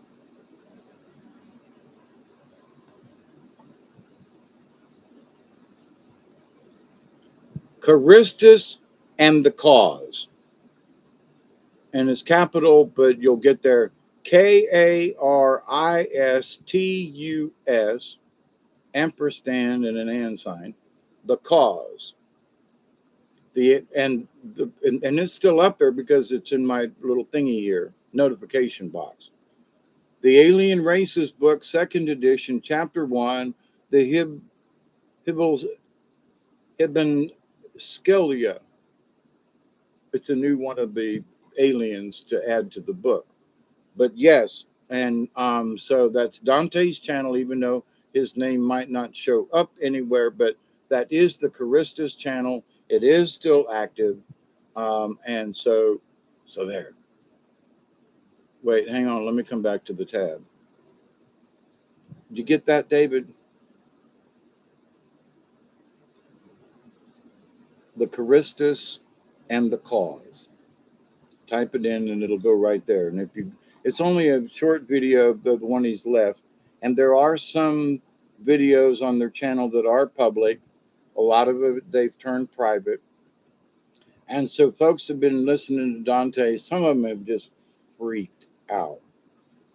And years ago, I was freaking out when there were these great pauses. And, I sent emails to him and I did a video that's still out there about me and how much he needed to not leave us and how much we needed his information. And my videos on the Silent 72 Plus. I haven't done one lately because it's like, I don't want folks to think that I have some kind of inside information. I don't really. However, there are feelings that I get that have been right more than not, but I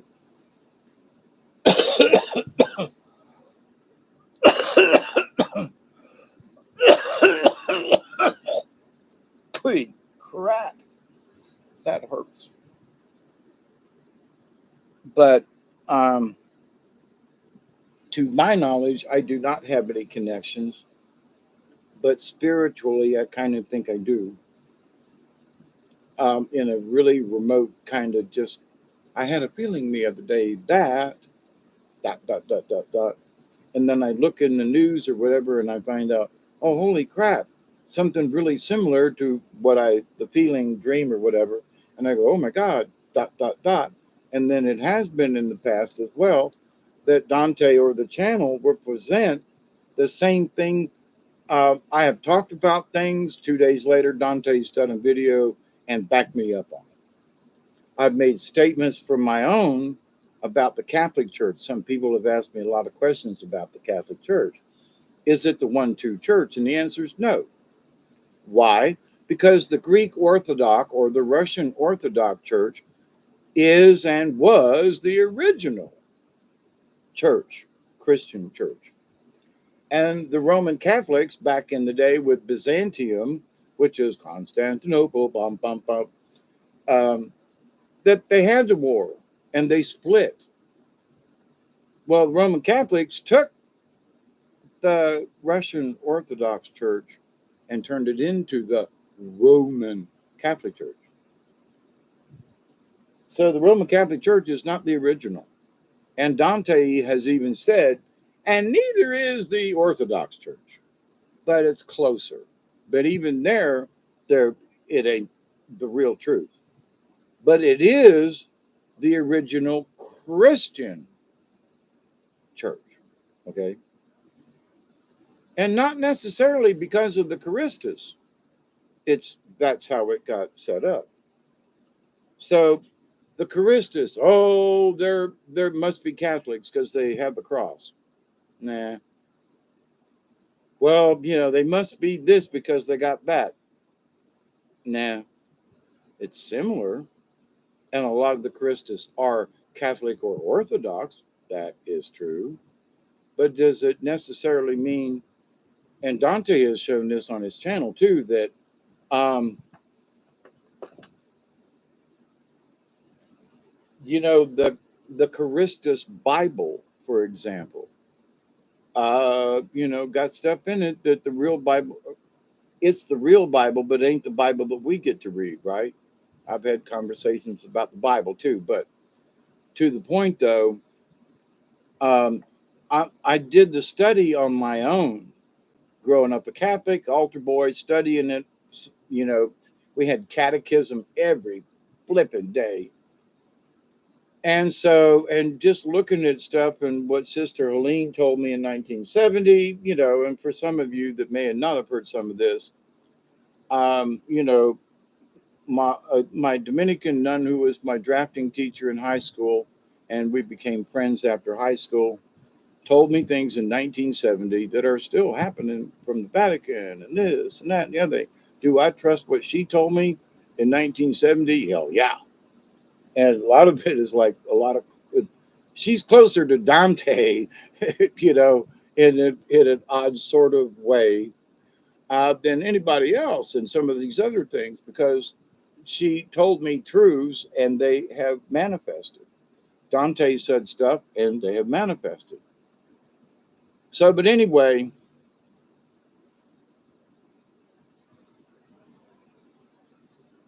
the opinions of some of these people who think they know what they're talking about. When Sister Helene told me the things that she did in 1970 and in the last 20 years, and my conversations with people, there are folks who go, they don't want to stand up and wave their hand too much, but to go, Dave, you told me something about the church years ago, and damn if it just didn't happen. I was like, I told you that just, to be aware. I don't know if it's true. I'm going to have to wait and see. But yep, you're right. It did happen, didn't it? Some bitch. Remember we had a conversation about, yeah, well, that came true too, right? Some bitch. So I'm not trying to be the person with the right answers, but I have been given the right answers by others in situations and stuff. And all I could do was go, some bitch, that was right. That was good intel. Some bitch. And it freaks me out too, still. But so what does that mean in the long run? It means we need to keep an open mind on a bunch of stuff. Where people, the more they talk about, I don't know, and I'm picking on, Atlantis at the moment. And please, Robert, if you see this video, I ain't picking on you. I swear to Jesus. But there are other channels that are just so convinced that this is the only, nah,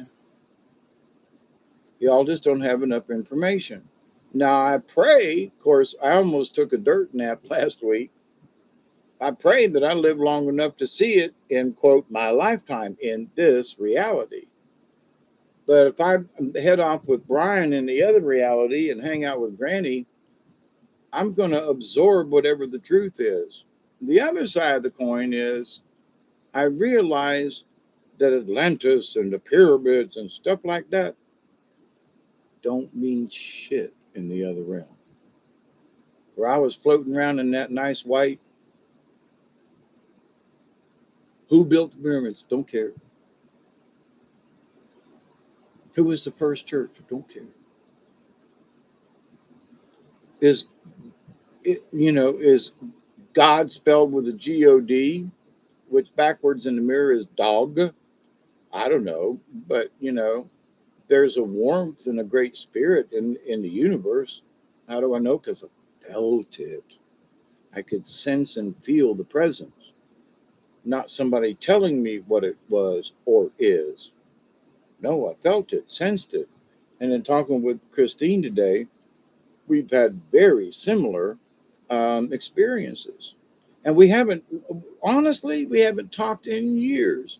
And for those of you at the end of this, my friend Christine is the one who sent me the animal cards, the Native American animal cards that I've been doing drawings and readings for people. She's the person who sent it to me and said, "You need this." And for years, I wouldn't. It was here at the house, but I wouldn't accept it. And then one night, I was like, "I got to do this." So we haven't seen each other in a bunch of years because they moved away from the South down here, and now they're back, her and John.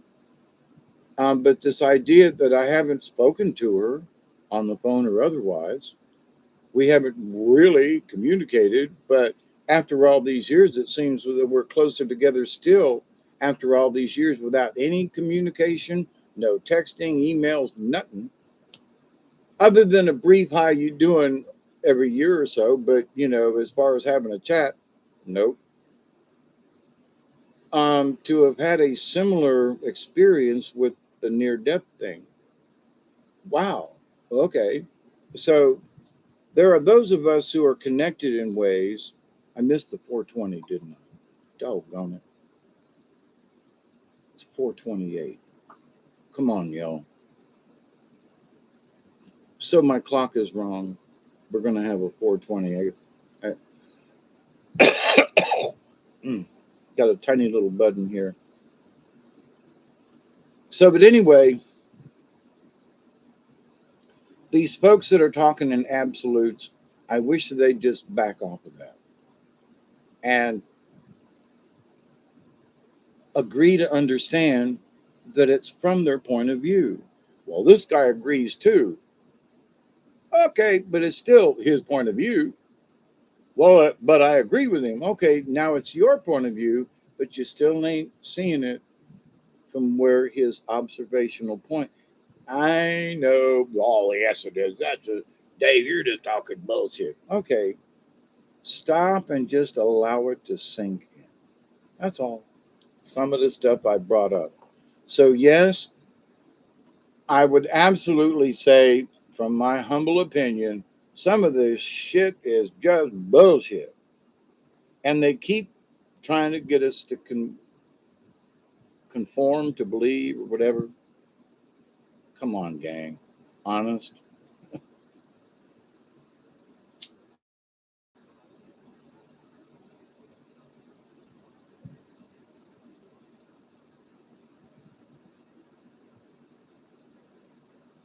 Somebody asked me, they said, "Do you smoke weed in front of everybody on your channel?"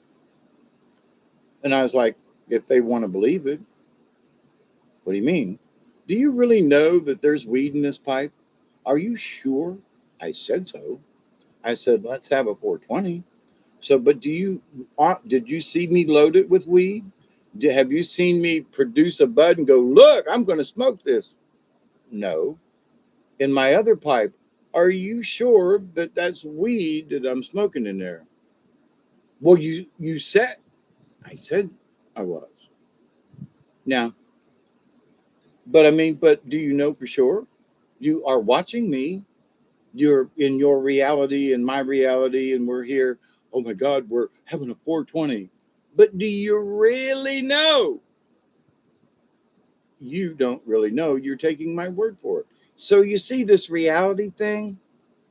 I got my little pipe. It's 420, and yeah, and you believe it, and it's so forth. But do you really know? And the answer is no. Now, you're probably right, but do you really know? And the answer is honestly no, because you weren't sitting here with me and watched me pack it. Okay. So the answer is no, you don't really know. But other folks are going to, I swear to God, I watched Dave smoking weed. Are you really sure? Really? I said it was.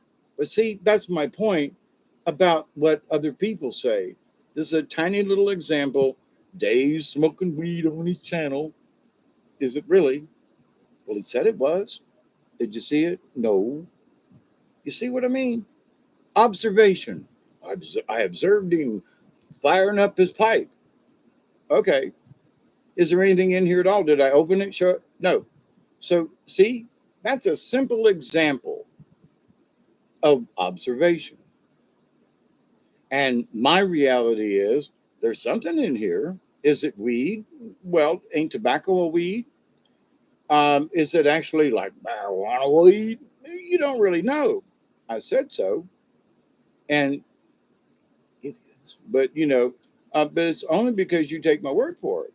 It's not because you've seen it or observed it or you know. So other people who are telling you, yeah, I saw him light it up. Really? I saw the rocket go off. Okay. Are you sure it was headed to Mars? Are you sure there was anything at the top of that goddamn rocket to begin with? Are you sure, it was lunar bound? Are you sure that the Hubble is actually a telescope? I mean, I think it's just up there and it's a box. I'm not quite sure because they have told us so many lies. And because we have to accept their word, well, yeah, Hubble took this picture. Really? Yeah, well, yeah. Are you sure? Well, blah, blah, blah, and NASA says, but are you sure? Well, what? Are you sure, yes or no? Well, they say it is. They say Hubble took it. Okay. Are you positive? No, because they're telling us their reality. The pictures from space have to get rendered. And anybody that's worked in any kind of art or anything or video, when you go to compress it down, it has to go through the computer language and render out a picture or video or whatever. So they're out there taking pictures, but it has to render. And they have taken artistic license to things who shade things, erase things, cover shit up.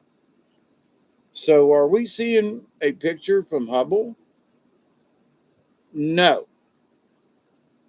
Why? Because it is a picture that some device took, but it has rendered down and the computer has interpreted these signals. And with the help of folks on the ground, they interpret what these zeros and ones and whatever look like, and it appears to look like this. So, is it an actual picture? No, it's a rendering. Check it out, look it up.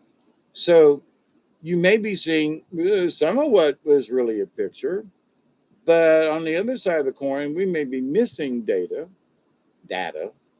or they could have added some stuff that actually isn't in the picture. But they don't tell you that. But in the actuality of stuff, when you study how the pictures come down and how they go to the big computer and how a program determines what it looks like. It's a rendering. Our program says this is what the universe looks like. These are the colors. Really? Are you sure? Well, our program, we've given these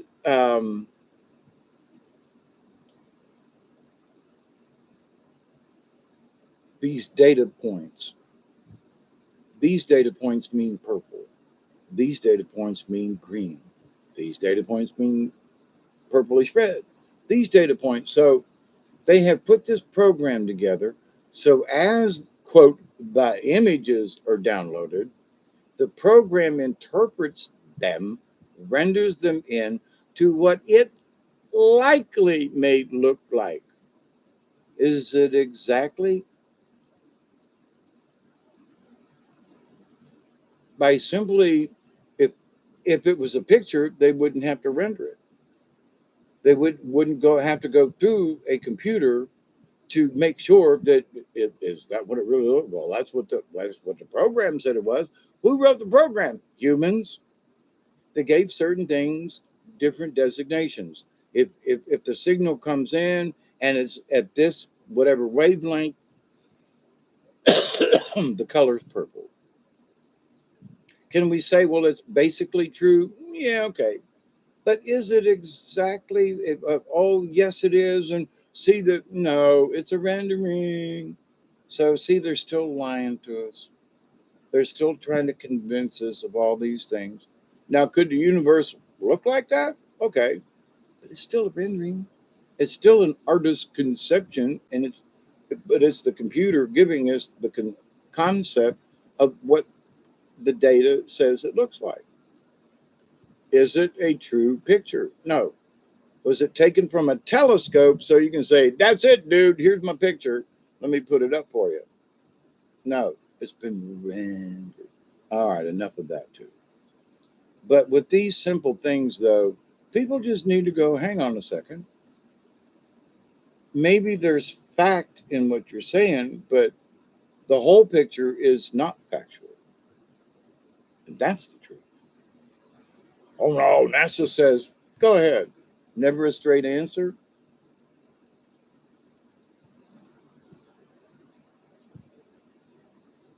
There was one that was not another shit something. I can't remember what the last A stood for. I thought that one was funny.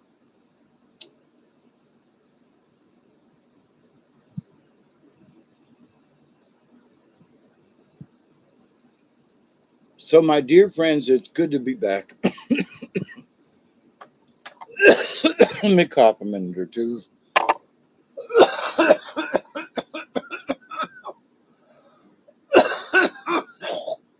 Crap.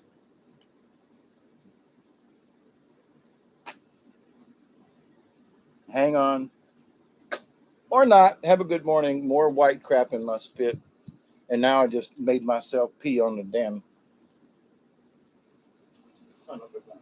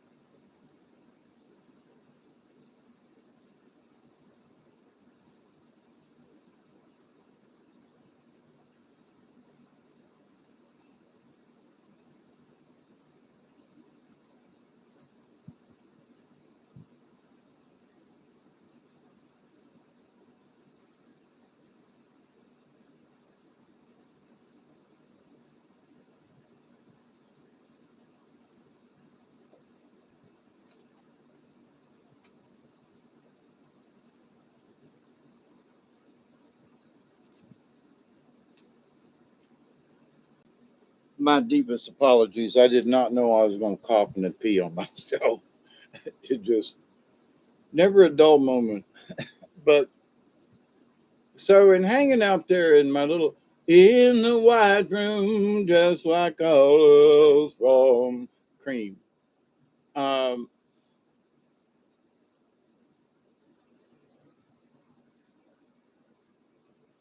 none of it mattered as to whether this was true or not. None of it mattered. Well, what about that and this and that? Some of the things that people are being upset and obsessed with in their lifetime now. When you get to that other side, it don't mean shit. Truth or not, you ain't going back because you're in the middle of a dirt nap to tell anybody about it. And would they believe you if you did? And because now you're looking at things from a different reality, like death, right? Um, so, what does it matter whether the Egyptians used slaves or not? What does it matter about the Emerald Tablet? What does it matter who's right about who did what or something? It don't. But there are folks who are staking their lives on certain things when having been to the other side and back, I'm like, none of that shit matters. It's interesting and it's nice for conversation, but folks who are devoting their lives to this is the truth when oh and the Akashic record and when we reach the great beyond, it don't matter. But it don't matter. But it don't matter. Why? Because it only matters from this observational point of view. It only matters from this reality. If you want to call it this 3D matrix, okie dokie, give it a big complicated name and make us all go crazy in our head when you say it. But when you're out there, floating in the white, um, I realized while I was out there, and one of the things I was talking with Brian about, I said, this, and there were just certain things in my mind and, in my heart. And when I was there, he just smiled at me. And I was referencing things still here in the 3D. And he just smiled. And I looked at him and I said, it doesn't matter, does it? And he shook his head. All the worry about certain things that I had been, literally, oh my God, obsessing over. Don't matter, Dave.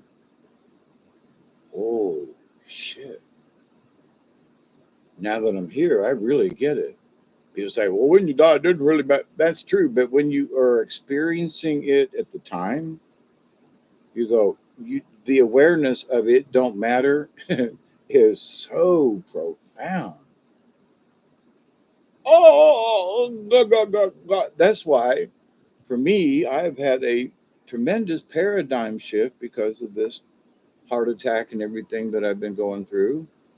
And I would not know this now. I don't want to sign up for another heart attack, uh, you know.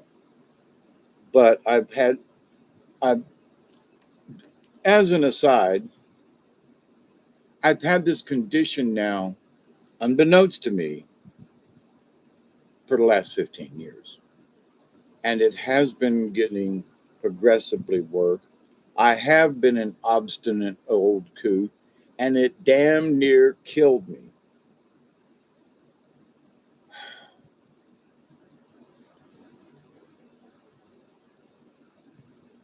I've lost 20% function of the atrium and its pumping capacities. It does 60% of the work. So to lose 20% of that power, and now it's at 40%. So I can walk across the yard and feel winded.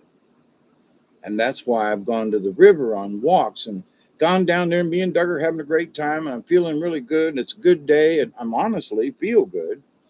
And after an hour's walk down the river and we're having a good time and everything, okay, Doug, it's time to go back to the house, and we start back, and then I start losing it. It literally feels like the energy's coming right out my rear end and down on the ground. And that's because my heart doesn't have the same capacity. I'm going to have to learn how to pace myself differently. Uh, if I want to go on those kinds of walks that I've been doing up to this point, I might have to get me a four-wheeler or something. I might not be able to do it. I can do some of it. It's not. I'm not going to quit not going in the woods or nothing. But the nurse told me, she goes, uh, instead of going 5 miles up and down the river, maybe you only go three, and maybe you just go down and have somebody pick your ass up. And as Rob and I were talking about tonight, I got a trolling motor in a 17-foot canoe, and I can't use the trolling motor on the canoe because I can't find the bill of sale that I need to send to the state of Georgia so I can register the canoe. And if I put that electric motor on my canoe, I'm gonna and the DNR catches me, I'm gonna get a ticket. And for not having a PDF of flotation device on, it was $65 a piece. I don't even want to know what the fine would be if I had a trolling motor on my canoe. I, whoa! So I've got stuff, and I need to get my canoe registered because I've got batteries and the thing, and I wouldn't have to paddle. Now I love to paddle, but at the same time, I am getting older, and if I want to go on a river trip, then maybe I should, instead of relying just on me and my strength, which is 20% handicapped now and has been, I need to learn about. I need to how to. I'm sorry. I need to learn how to exist in this new paradigm of my reality. Doesn't mean shit to nobody else. They look at me and go, "Well, Dave, you look fine." Well, actually, I kind of sort of feel okay, but the reality is 20% of my hearts ain't working. Well, you'll be okay. Just get up and get your strength back. It ain't like that. I'm not going to get that 20% back. I'm okay with it, but I'm damn sure going to have to learn how to deal with what I got. And so that's where I'm at. And I told him today, I said, all I know is that I ain't giving up. There's too many fishing trips I still want to go on. There's too many other adventures and things. There's too many other people I still want to meet. There's still stuff I want to discuss with folk. And no, it ain't my time. But I'm damn sure going to have to learn how to deal with my new reality. And these are the parameters. This is what's going on. I'm coughing up this god awful white foam, for crying out loud. I'm going to smoke the cigarette because I want to change the color of the foam. And I won't smoke a lot of it, and I was going to shut up, and now it's been almost 3 hours. But anyway, I hope some of this makes sense. And them folks who are talking dimensional shifts and timelines and stuff, they're I have tried to believe it,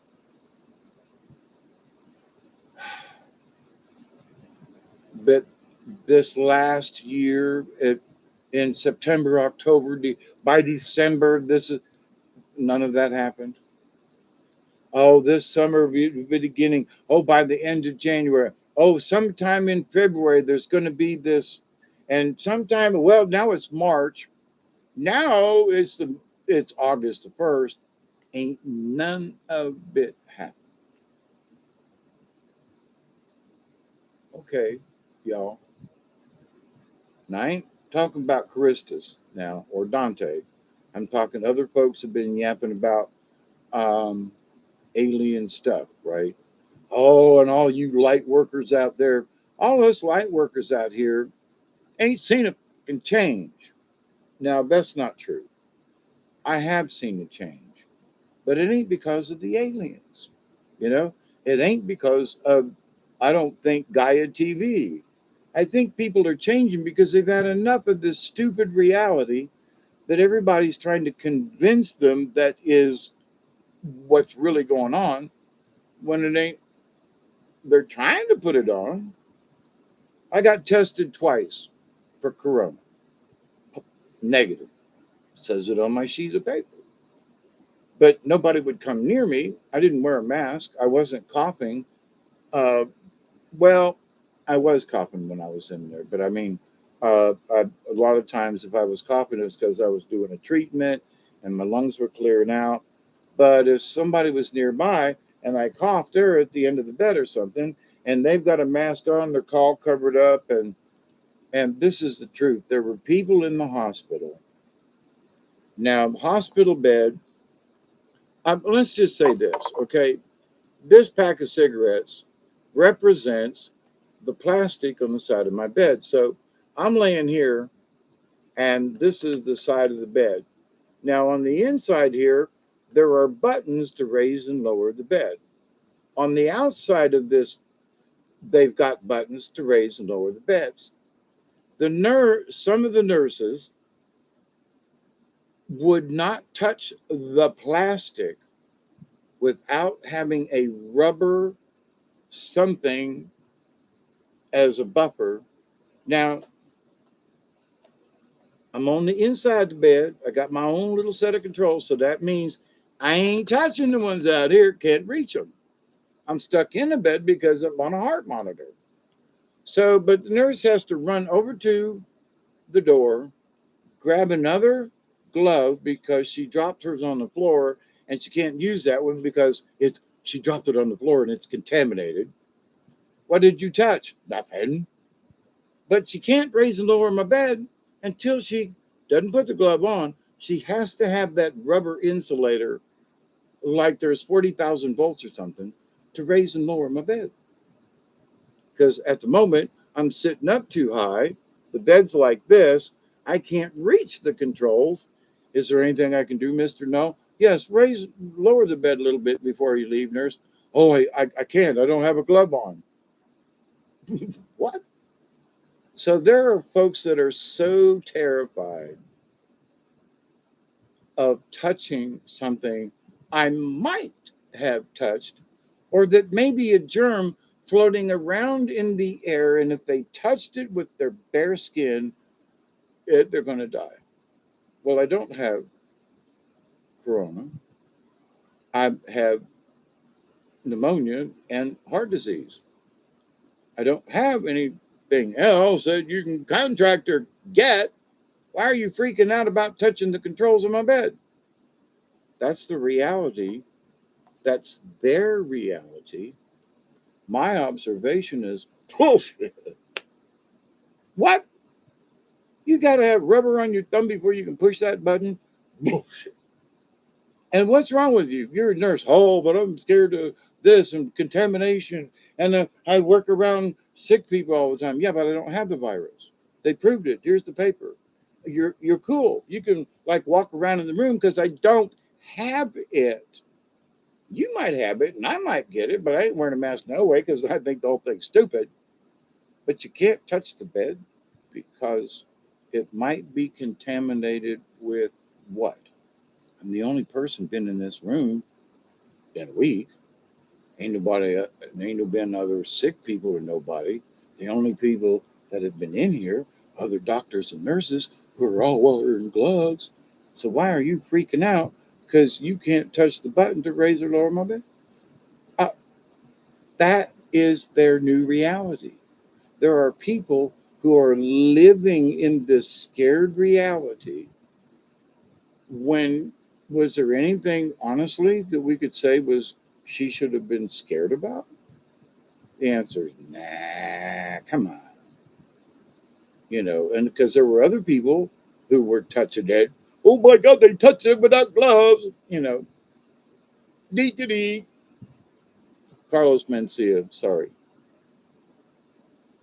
Um, and that it's sort of a Carlos Mencia mentality when I observe some of these people like, you people really believe that you're gonna die if you touch that button with your bare finger.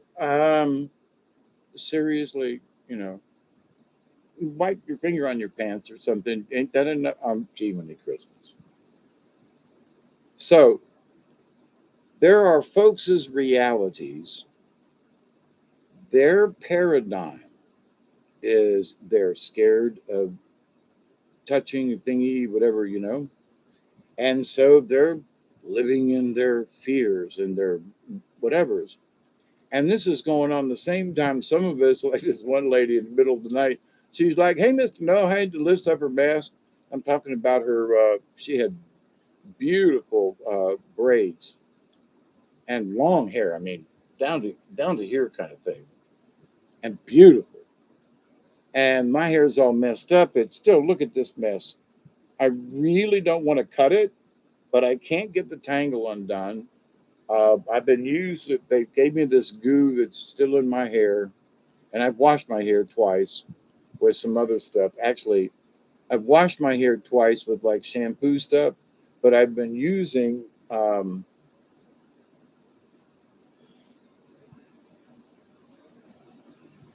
witch hazel to try to get the chemical stuff out of my hair, and I've been pulling at it a little bit. It's really stuck, and I'm pulling at it a little bit, and it's stuck up here, and it's stuck down here, and this great big glob is just a mess. And I would rather get it unstuck and get my hair braided or something rather than just whack it off after having my long hair for so many years. But that's my own paradigm. It's my own reality. And there are people who say, "So what? Cut it off." And there are folks who are, "Wow, I'll braid it for you if you get it unstuck." Same reality. It's still my hair. It's still me. But one wants to cut, somebody else cut it off. Another person wants to braid it. So, but it's the same reality. It's in the same 3D. Difference of opinion, observational point of view. So, oh my God, it has absolutely been 3 hours and 3 minutes and 26 seconds. So I'm gonna light the cigarette just because I can. And any questions or anything this morning? Diane and David, y'all quiet sitting out there. I'm not asking you to be chatting up, but anything on your mind, just so I can give my stupid opinion, so I can come up with my own reality. Hey, but that is downright bullshit. But anyway, I'm still in observational mode as Hawkeye, watching things in general. But man, that trip with dangling death, does what this politician doesn't matter. Don't care. Oh, the thing about, oh, by the way, what is a wolf? There's a commercial out there with, I don't know if it was a man or a woman, boy or girl, but there was something. And the conversation is, well, can you talk to any other wolves? And my, what is a wolf? Um, a woman. No, I don't know. A woman only and something. I mean, because it looked like a guy that tried to have boobs, and maybe it's a lesbian that's just a really ugly, and she's trying to be a man. I don't know, and I'm not trying to be rude, but God dog it, these folks are confuse you in a heartbeat. And if you don't get it right, if you don't get your pronouns right, so I am an old man, gender identity, um, that wished he was a lesbian because I like that kind of thing, instead of with a man. So am I partial because I like that with a woman? Does that make me a lesbian? Well, I'm partial to it. And what do lesbians do? They do that kind of thing, licky, licky, blah, blah, blah. So, okay. Well, I am a male, but with lesbian tendencies. That's the truth. And am I gonna start out with, "Hi everybody, my name is Hawkeye Two Feathers, and I'm a lesbian. I'm a lesbian licking. Think I'm a man because I got a penis, and I identify with blah blah blah blah blah. And because I'm a geriatric, I'm a geriatric lesbian. Oh my God. So I would really like to know what a wolf is because I keep seeing the commercial and I'm thinking to myself, we have honestly descended to this?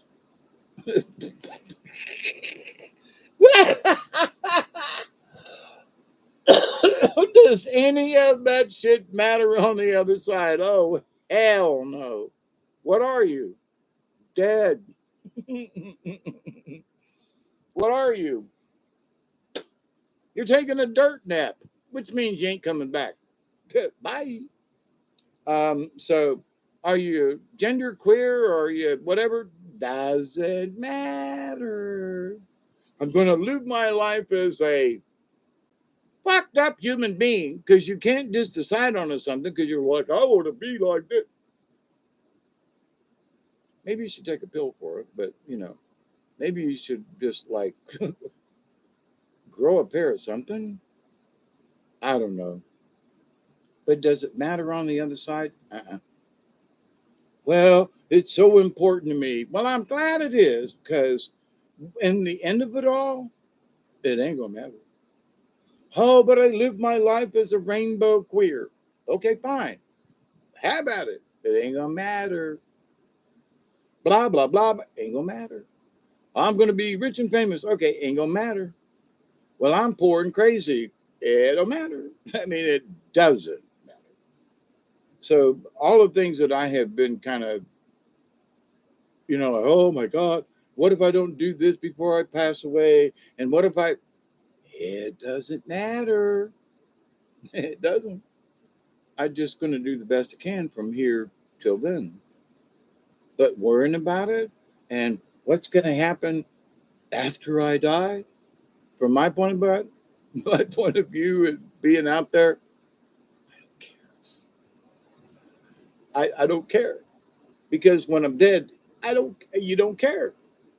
And so, people who are so worried about things, listen, honey.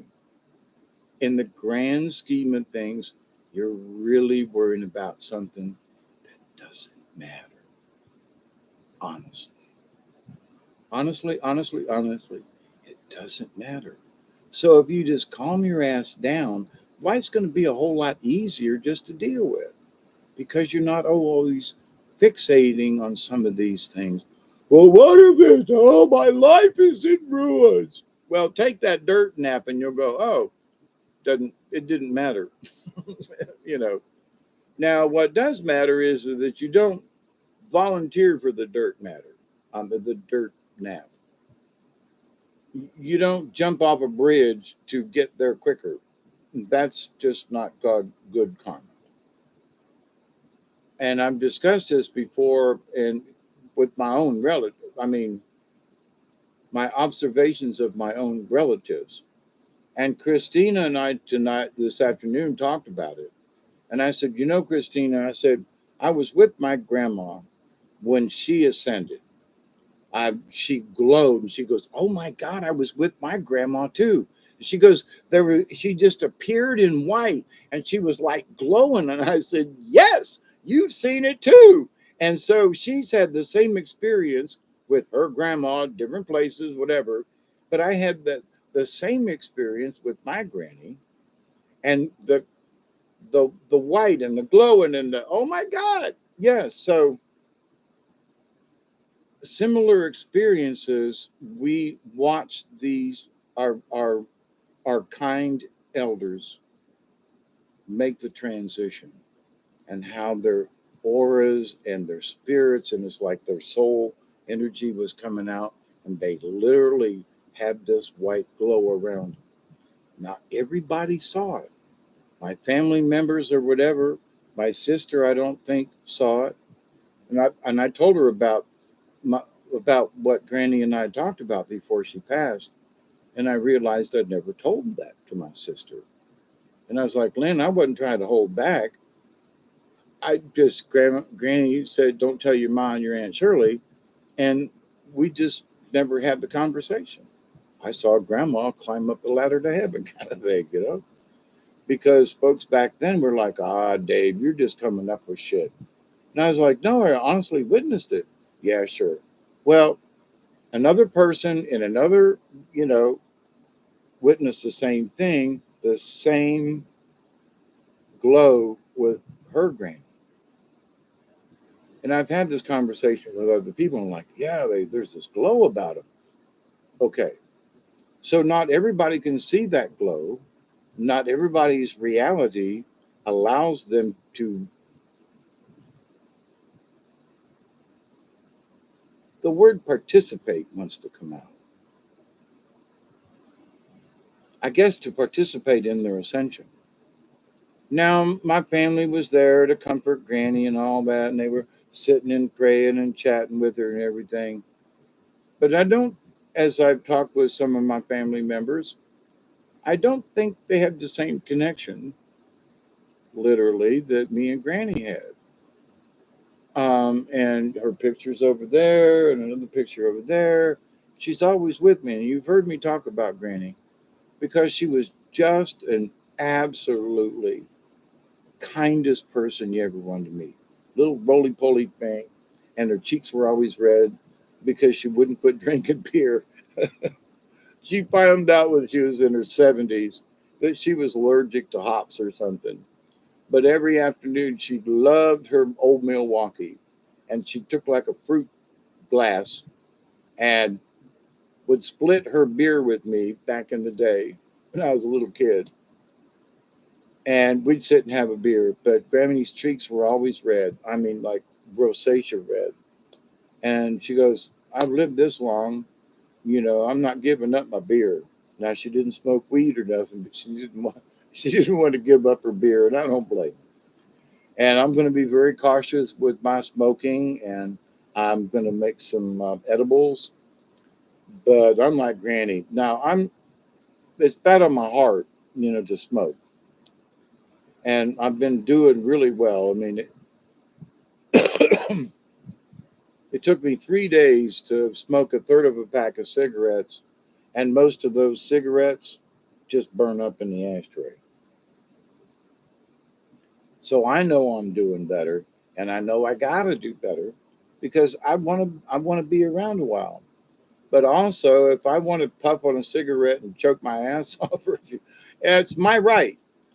And I lit one earlier today and took one drag and said, "That's all," and I put it out before it even took a second drag. So I've been putting this around, and we'll see how it goes. But so in my reality, I'm still on the same subject from my observational point of view. So, but there are lots of things I think folks should reconsider. The honest to God valid, um, does this really matter? Should you really be so upset about that? I'm wondering why, oh, I almost dropped a name. Some of these people that have had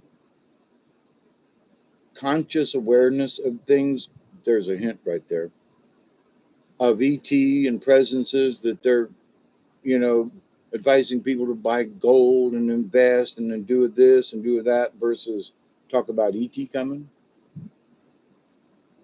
What's the paradigm shift with that? Things things are obviously changing, but holy crap, some of this stuff just in the last month, and I was sick 2 weeks before I went and had the heart attack. And but anyway, so I've been kind of out of picture since the first of the month of July. And now I seem to be more aware with this low blood pressure thing, which is okie dokie. I just like I fell outside when I went to get Duggar because the cat chased me or ran through my feet. Got to be careful with that mess. Don't need no falling. I'm still pretty good with as far as when I took tumbling and played football, and I know how to land and stuff. But at my age, it still hurts. But anyway, so let's have a good one. You know, Roman, what's up, brother? At the moment, I'm on a Roman holiday. There you go. How you doing, brother?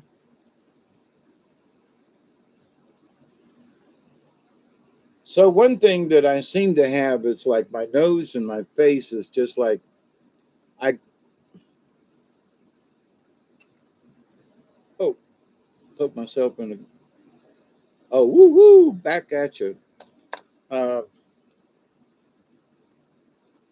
my nose is itching like from the inside, but it's like inside the skin inside and on the outside. There's facial stuff that I've just like, if you observed, I've been pulling out my nose and my face and doing this. It's irritating, and I don't know what's going on, but I'm like doing this, and you know, it's itching in here and it's itching over here. But none of what I did any good because it's still going on. I think it's because of the ventilator thing that I'm on. That's got my nose just whatever irritated, even though you can't see it. But leaves my mustache wet and dripping from the different chemicals and things. And I'm just going to have to tolerate. Just going to have to learn to live with it, as part of my new paradigm. So I thank everybody for their prayers and their honestly. One part of my new paradigm was that the prayer groups and the people who prayed for my to get well, I could feel it. Just not. Well, I know people are praying. No, I could feel them praying. I talked about it the other day. Miss Brenda, she was beside the bed. I could hear her voice praying for me, and I told her so. I, when we was on the other night on Robert V, I told her, I said thank you. I could hear you, and I went through the thing, and we had our own conversations, but about Brian. And I know she had to been part of what I was seeing and feeling because she described it to me, which still freaks me out, but in a good way. Like, holy crap, you really were there. I mean, I really did hear you. I really was because she told me so. Not me thinking, she told me. That's my reality, her reality, and she proved it. And holy crap. So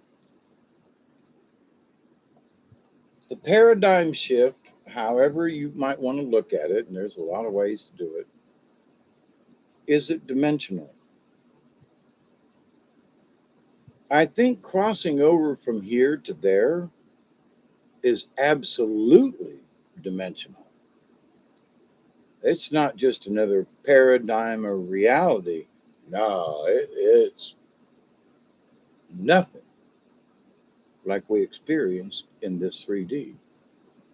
Or people who swear they have felt 4D. Well, we have come down from a higher dimension. Yeah, okay, bullshit. I'm sorry.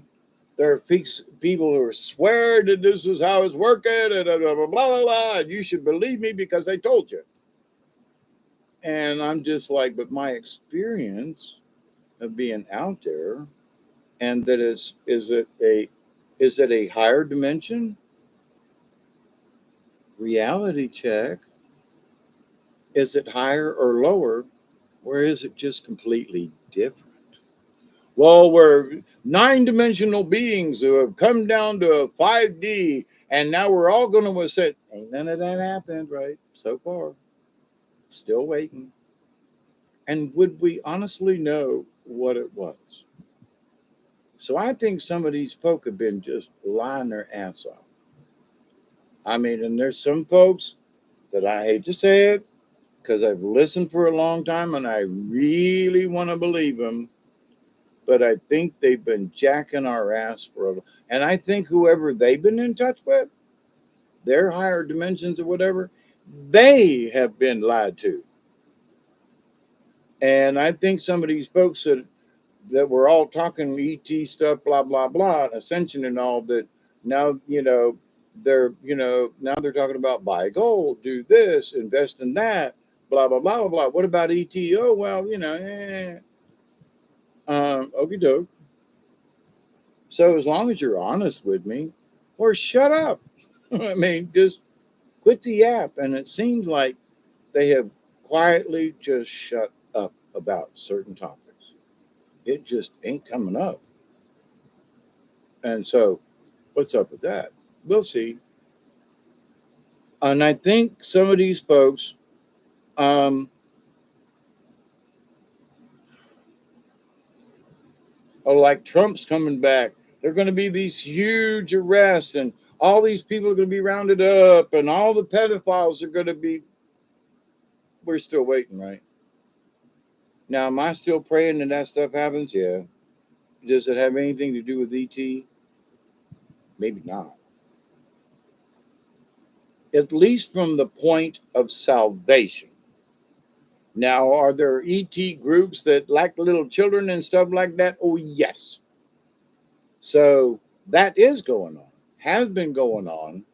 Um, but is it going to be fixed? And are people really going to address it as it is? And I don't know, because there are some groups that is like, ET, who are they? Oh, child abduction. Yeah, it's going on. But, yeah, them underground tunnels have been blown up. And wait, whoa, hang on. A couple of years ago, the underground tunnels were blowed up. And then a year or so later, oh, yeah, we've cleared out them tunnels. Okay. Then a little bit later on, yeah, we've cleaned out the tunnels. Well, let's see, one, two, that's the fourth time you said that the tunnels were cleaned out. The dumbs. Now, are you just trying to make me feel dumb that you keep bringing it up? And that I'm such an idiot that I didn't know that 6 months ago you said the same fucking thing? I'm sorry. I didn't mean it to come out that way, but in a way, I guess so. So, all of these folks who are making these claims and everything's going to be like this, I'm still watching. I'm still hoping. But I've noticed that the shift has been that they're not talking about it the same way they were. That is interesting in and of itself, that they kind of backed off, slacked off. Really? Now I know that the people who have been bringing it up do not like child abduction or abductions or any of that. Okay, let me set that straight. But I think them folks who have been supposedly the go betweens for ET and us, I think they're damn disappointed that they've been lied to. And they ain't said so that I've heard, since I've noticed this paradigm shift in how they talk about things. But if they're not talking about them, they can't feel good because they were the ones that promised us that by this time of the summer, these things were going to be happening. How do you think they feel? So rather than chastise some of these folks and calling them out by name, um, the one British gentleman, that a lot of people still watch and blah, blah, blah. And it's like the narrative swapped. Okay, it can change, but why?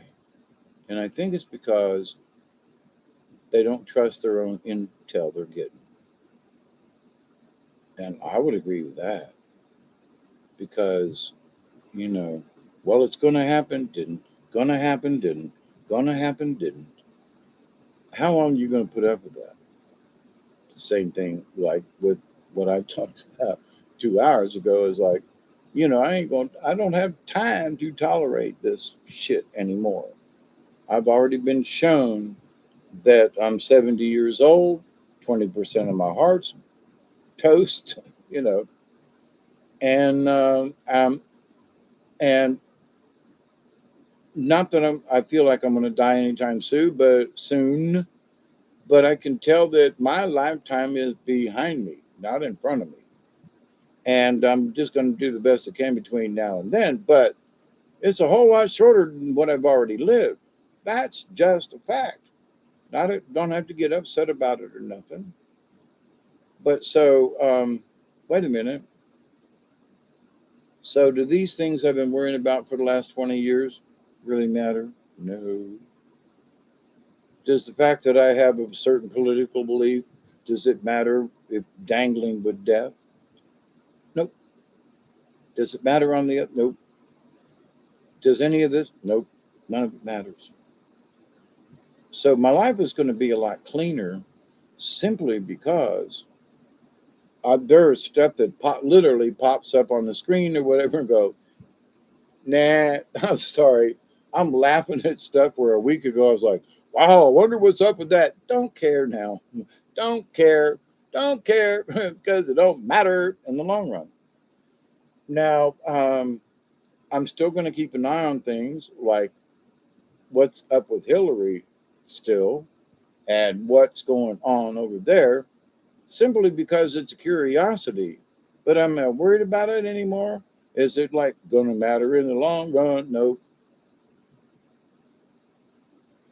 In the long run, da da da da da da da da da. Anyway, so y'all have a great Monday.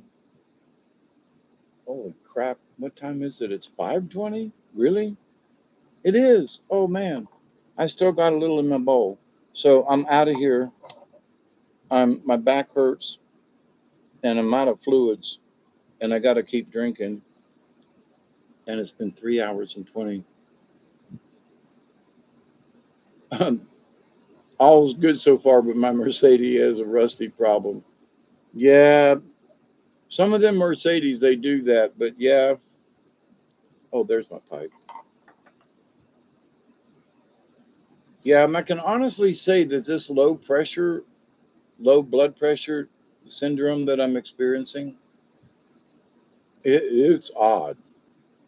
But I was glad to hear from Rob. He goes, "Yeah, Granny went through it too. You know, she'd be bouncing down the hall from side to side, blah blah blah." But there, I can look at something and just not see it. Here's my little pipe sitting beside my little ashtray. I was like, "Where's the pipe?" And it's almost hides with the black on it and the glitter. But anyway, oh, there it is. It was there the whole time. I've been sitting right there. But anyway, so my reality and perception of things, like right now, is different from this low pressure thing. Now, an interesting, since some of you have known me for a while, that I've been suffering and putting up with seizures, since the low pressure has hit me, I can still feel pressure where my scar is on my forehead, but I have not felt the pressure of what I would have considered before now a seizure event. So if my blood pressure, now we know there's damage to my skull because it's obvious and there's x-rays. But what it has actually done to the brain and what's developed over the years, we don't know. But this new neurologist is going to take some pictures and we're going to check it out. But if by thinning my blood has elevated my brain to where it's clearer, it's not as muddied, and I'm still having trouble with some words and here and there. And it's not like the same thing or the same word, and it just depends on whatever's going on at the moment. But as far as my headache or having a quote seizure type event, it hasn't happened. So my head issues and the unclarity and the headaches, because I went through a week of migraines. Guess what? If I've got bad constriction up here because of obvious damage, but my blood is so thick and my heart is so weak My brain ain't getting blood the way it should. Holy crap. You mean if my pressure stays lower, that I won't have seizures anymore? That I won't have these headaches that I've been dealing with on and off for literally the last 50 years? And it's because of blood flow in the brain, which it all makes sense. But until this recent incident, had not even considered. So now there's a whole new paradigm shift and my brain injuries because of a heart condition. Now, who would have thought? I mean, just saying, who would have thought? I'm so blessed I'm still here. 3 hours and 22 minutes. Yeah, I guess I'm just going to leave it as a long one. But see, my nose is still itching. God almighty, it's driving me nuts. So, has this been an easy ride? No. Has it been tenuous at best? Oh, yeah.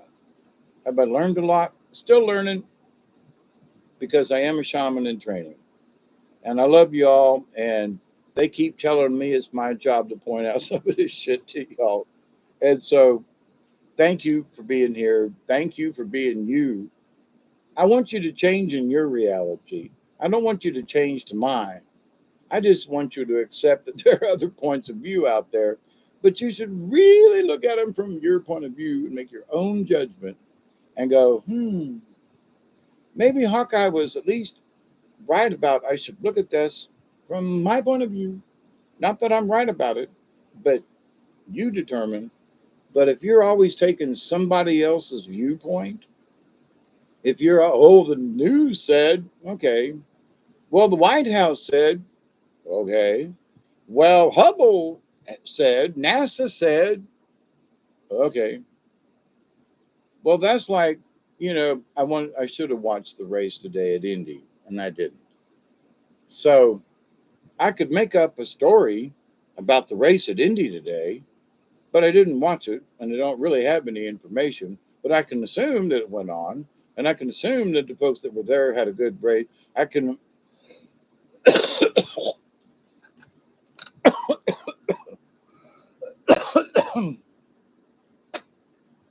Oh, white foam! Damn it, man. But the idea, though, that I could like tell you the truth at this point without going out and checking or watching parts of the race. Did they have an accident? Did anybody get killed? Well, I haven't heard. Did who won the race? Don't know. Was Kyle Busch and blah blah? Don't know. Blah blah blah blah blah blah blah blah. But I can tell you there was supposed to be a race today in Indy. That's a fact. Did they actually have it? I'm not even sure about that. But it was on the schedule. So, but anyway, there are certain things that you can discuss. Yeah, and NASCAR had a rally or whatever at Indy today because it was on the schedule. Other things are like subjective. Well, I think NASCAR is going to have a race next week. Don't know where, but it is the season to be revving. Um,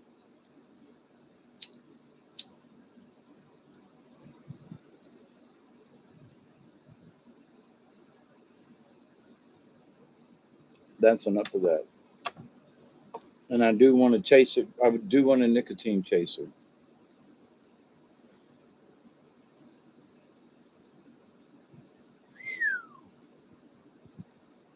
Low blood pressure and just a little bit of weed will show enough give you a that was good. Wee, make me sweat kind of thing. Wow, wee. So it doesn't take much uh, in current conditions. So got to keep that blood pressure down.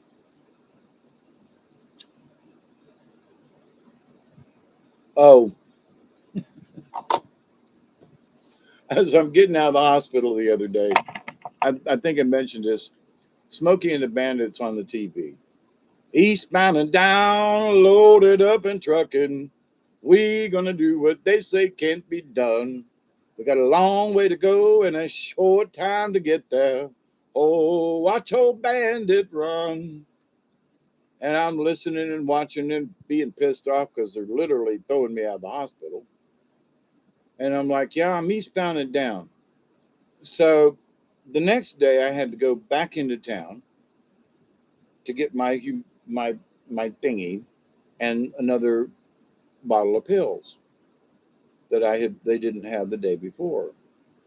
So can't get a ride. I'm feeling fair to middling. So I drive the truck into town very slow. I'm not don't know I got high that my blood pressure is so low. Being careful driving into town. I do my business and I'm headed back out.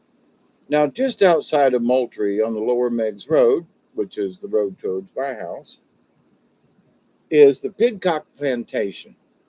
Now there on the plantation, it's a working plantation where they grow things, but they also, uh, raise birds and they have hunting. I mean, folks come in from all over the place. And on the property, there, as you're going south to my house on the right hand side, is a caboose. Lots of stories about how it got there, why, whatever, but there's a caboose there. Now, the ditch on the side of the road before you get to the plantation, which is like 100 yards back, and just beyond where the driveway is up to the caboose, the ditch goes off the road, down the shoulder, and then it goes up the hill like this. It's literally like that. Now, in watching Smokey the Bandit that day, the day before, you see in them going down on in the medians in the interstate, and they're popping up the other side. And I'm driving home, and I bought a drink, and it was on the seat. But I looked over, where's my drink? Watching the road, where's my drink? The next thing I know, I have now the ditch at the caboose is manicured. I mean, they mow it. It's part of the lawn. It's got this really nice curve to it and everything. I realized that I had went through the curve and was headed up the shoulder straight at the caboose in my truck. And I went, well, I tried to say, what the fuck, but I didn't get it all out. So turn the wheel to the left to come, do this thing. And back on the highway, I went going, how did I get there? And all I could think of was Smokey and the Bandit. And I was like, I wonder if anybody saw that because how I went up the hill and did that up to the shoulder and then went back down the road must have looked cool as hell. And so I, I'm like slowed down to like 30 miles an hour for the rest of the way home. And like, oh my God, did anybody see that? The next time I go to town, I'm gonna have to see. It didn't even look like I left any tracks in the grass or nothing. I might have to look when I go back because there should be this arc of where Dave and his truck went up down the ditch. Oh my God, Smokey and the Bandit, and I was like, eastbound and down, brother. So my philosophy for this period of my life, I will, because it is, I'm just eastbound and down. I'm loaded up with whatever I need, and I'm going to do what they say can be done, which means that I'm going to still continue to work it out and have a good life, however long it is, and I don't really care how long it is, just that I do a good job between now and then, and that I help people in their hours of need or whatever to help them understand that some of the stuff they're worrying about, y'all just need to just take a chill pill. Ganja, man, I was so hopeful I could see you because I'd heard that, you'd been asking about me. And I have sent prayers back and hopefully cheers and blessings back at you, my brother. But Yeah. Oh God, who was it was telling me? So Ganja man, he was like, "We're really worried about you, Hawkeye." And I was like, "Doug, calm down. I got this." But here I am now. Here I am, I'm from an angel. Here I am, la da da da da da da da. Yeah, I need to look up some words. There are certain songs that have been running through my damn head, and they seem to be all about angels in some way. But the nurse the other day that showed up, her name was Angelica. So there's been just some really great but odd coincidences for me that ain't a coincidence, but just to prove to me we got this.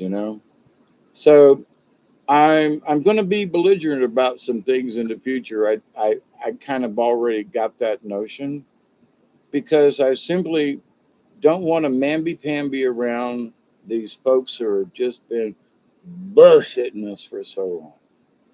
Nah, family and otherwise. Family members on Facebook. Boy, you really weren't that sick. Blah, blah, blah, blah, blah, blah, blah. You're trying to make more of it. I had 2 heart attacks, bitch. Shut up. You know, everything listed on what was wrong with me is acute renal failure, acute this, acute that. I was so damn cute.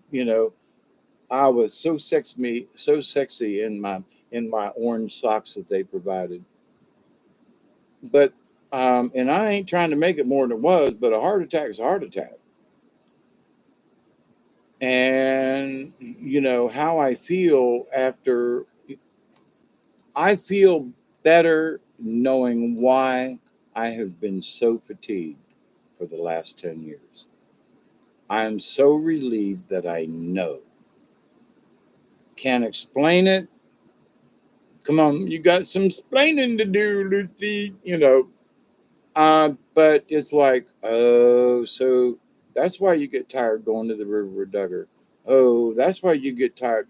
And the nurse said, for example, she goes, Miss Dave, you can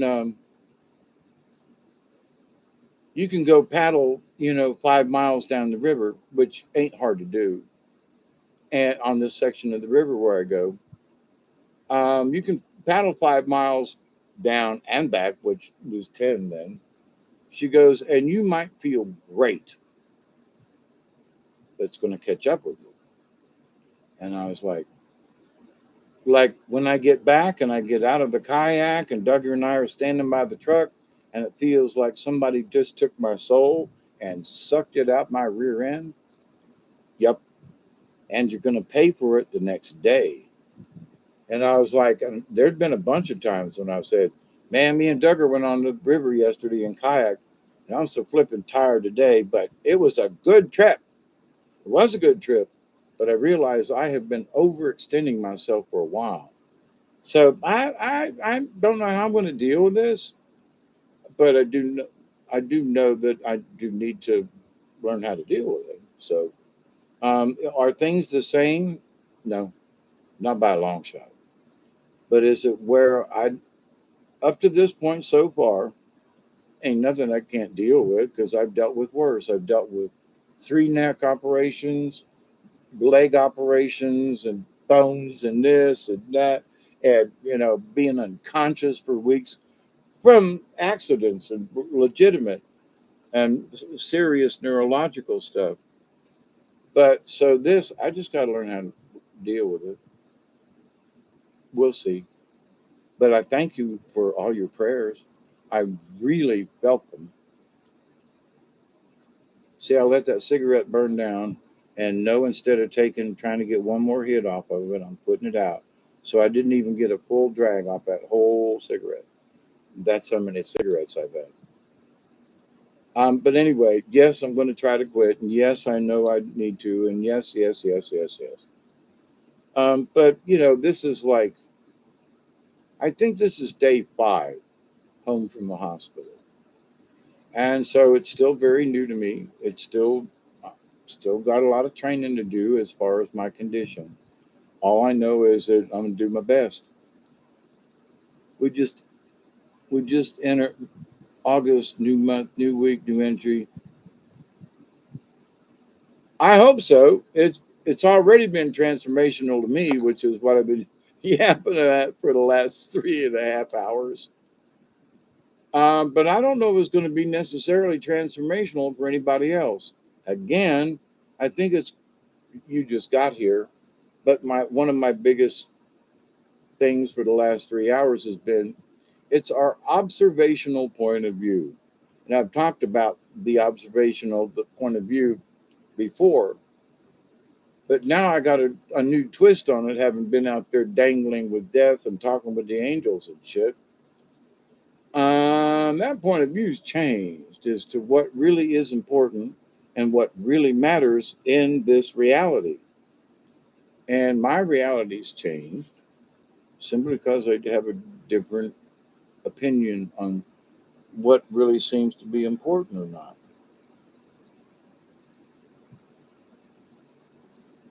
And there are some kind of interdimensional critters that are just not, they don't seem evil, but damn, they're just like little imps running around or something. Just interesting. Hmm. Wow. And I know I saw it because it was a big old furry thing. I'm still looking, making sure it wasn't a rat or something, but it ain't there now. But it like popped in and popped out. So I'm having fun with this new paradigm. And certain folks are, you know, to me because I have caught them in lies and told them they have been lying. Oh no, I didn't. It's all about your medicine, Dave. So they have been taking what's wrong with them and literally it's all his fault. Okay, because I told you the truth, you've been lying to me and I caught you in the lie. Yeah, but it's your medicine. No, it's your medicine that's making you think this way. No, the medicine has got me clear headed and I'm tired of you fucking lying to me. Period. You can turn this around any way you want to, but the truth of the matter is there are certain folks who have bold faced lied to me in my face and then decided to go fishing instead. And I'm going to leave it at that. But that it's the lie. It's the lie. I mean, it's the lie. You didn't have to lie about it. That's all. You don't have to tell me lies like that. But at the same time, when I really needed these people's support, they turned me down and went fishing. So when they tell me that they love me and they would do anything possible to help me, but you went fishing. Oh, but I still love you, but you went fishing. I had a heart attack that day and you went fishing? Well, I still love you. I don't think so. Well, I don't think so. Wait a minute. You mean you were planning to come up, but you changed your mind because you decided to go fishing instead of coming up and holding my hand during a heart attack? When I was literally all alone in the hospital bed, I knew that everybody was with me in my heart. I could feel y'all's prayers. I mean, feel the prayers. It was so magnanimous and overwhelming. I'm still trying to like understand that one. I just know it was good and it was there and I could feel it and it works. So, absolutely, does positive intent and prayers work? Work for me. I could literally feel it and the energy and so forth. But I could also tell that people have been lying to me for a while. Caught them at it, told them right to their face, and ain't gonna tolerate it no more. I don't want to hear from them. I don't want to. I don't want to text from these people. I don't want them to contact other family members, which they've already done, trying to convince them that old Dave's just crazy.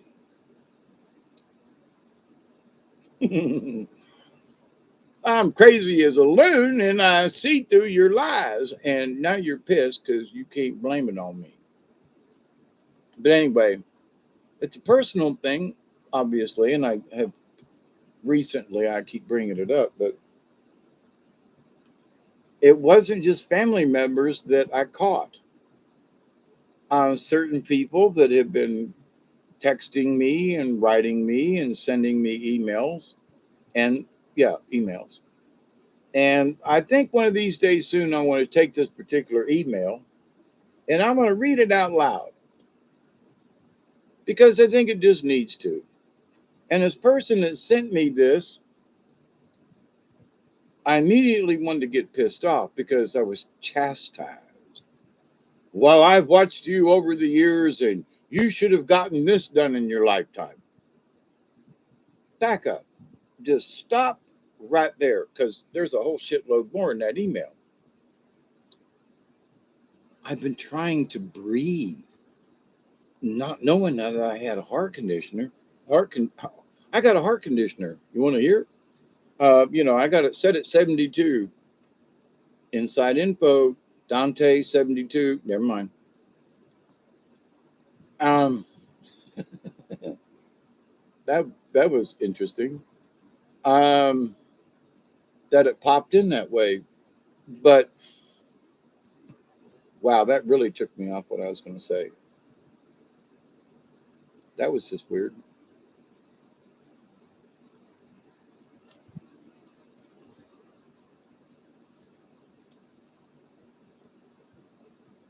Hmm.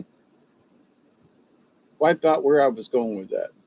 But anyway, in the long scope of things, there are lots of things that I have been talking about over the years and discussing, and what ifs and that, watch this and that. And, um, I've been really serious about this dimensional shift thing, like as a shaman.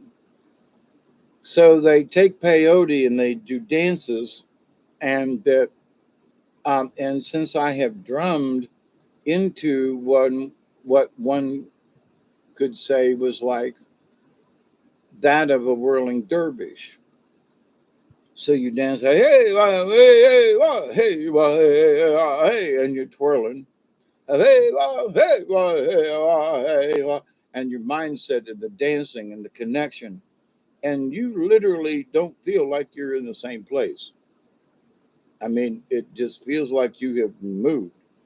And there was the one time that I did this particular uh, ceremony where I reached down into the fire and grabbed a stick that was sort of burning, but mostly coals, and took it to this hand. And I still got my white mark across here. It never hurt. It did not hurt. Laid it on the back of my hand. I was surprised that I did it because, like, I didn't think there was going to be any bloodletting or physical pain in this. And put it down, and I was in such the fervor of the moment that I did not feel the burn. Now I realized that I had to have it because it was sort of like my mark of passage. After I finished the ceremony, which was like 10 or 15 minutes later, um, I was like done and I was like, look down on what son of a bitch. Now you can't really see it, but it's right across here on my hand. And there is a white scar. It never blistered. And I mean, I burnt that some bitch good. It never blistered. But for a week, when I'm there is still some fire going on, and I'm getting my crystals and picking up my stuff. I turned my hand sideways towards the fire, and it was the fans over here, so it's like 2 foot away. And the fire was really small, and there was barely any heat coming off of it. When I turned my hand towards the fire, it lit up like somebody had just put a blowtorch on my wrist. And I was like, wow, holy crap. And so for a week, Even as sunlight hit the back of my hand, it was so painful, but it never swelled up. It should have blistered. Nothing. So when you're in that trans,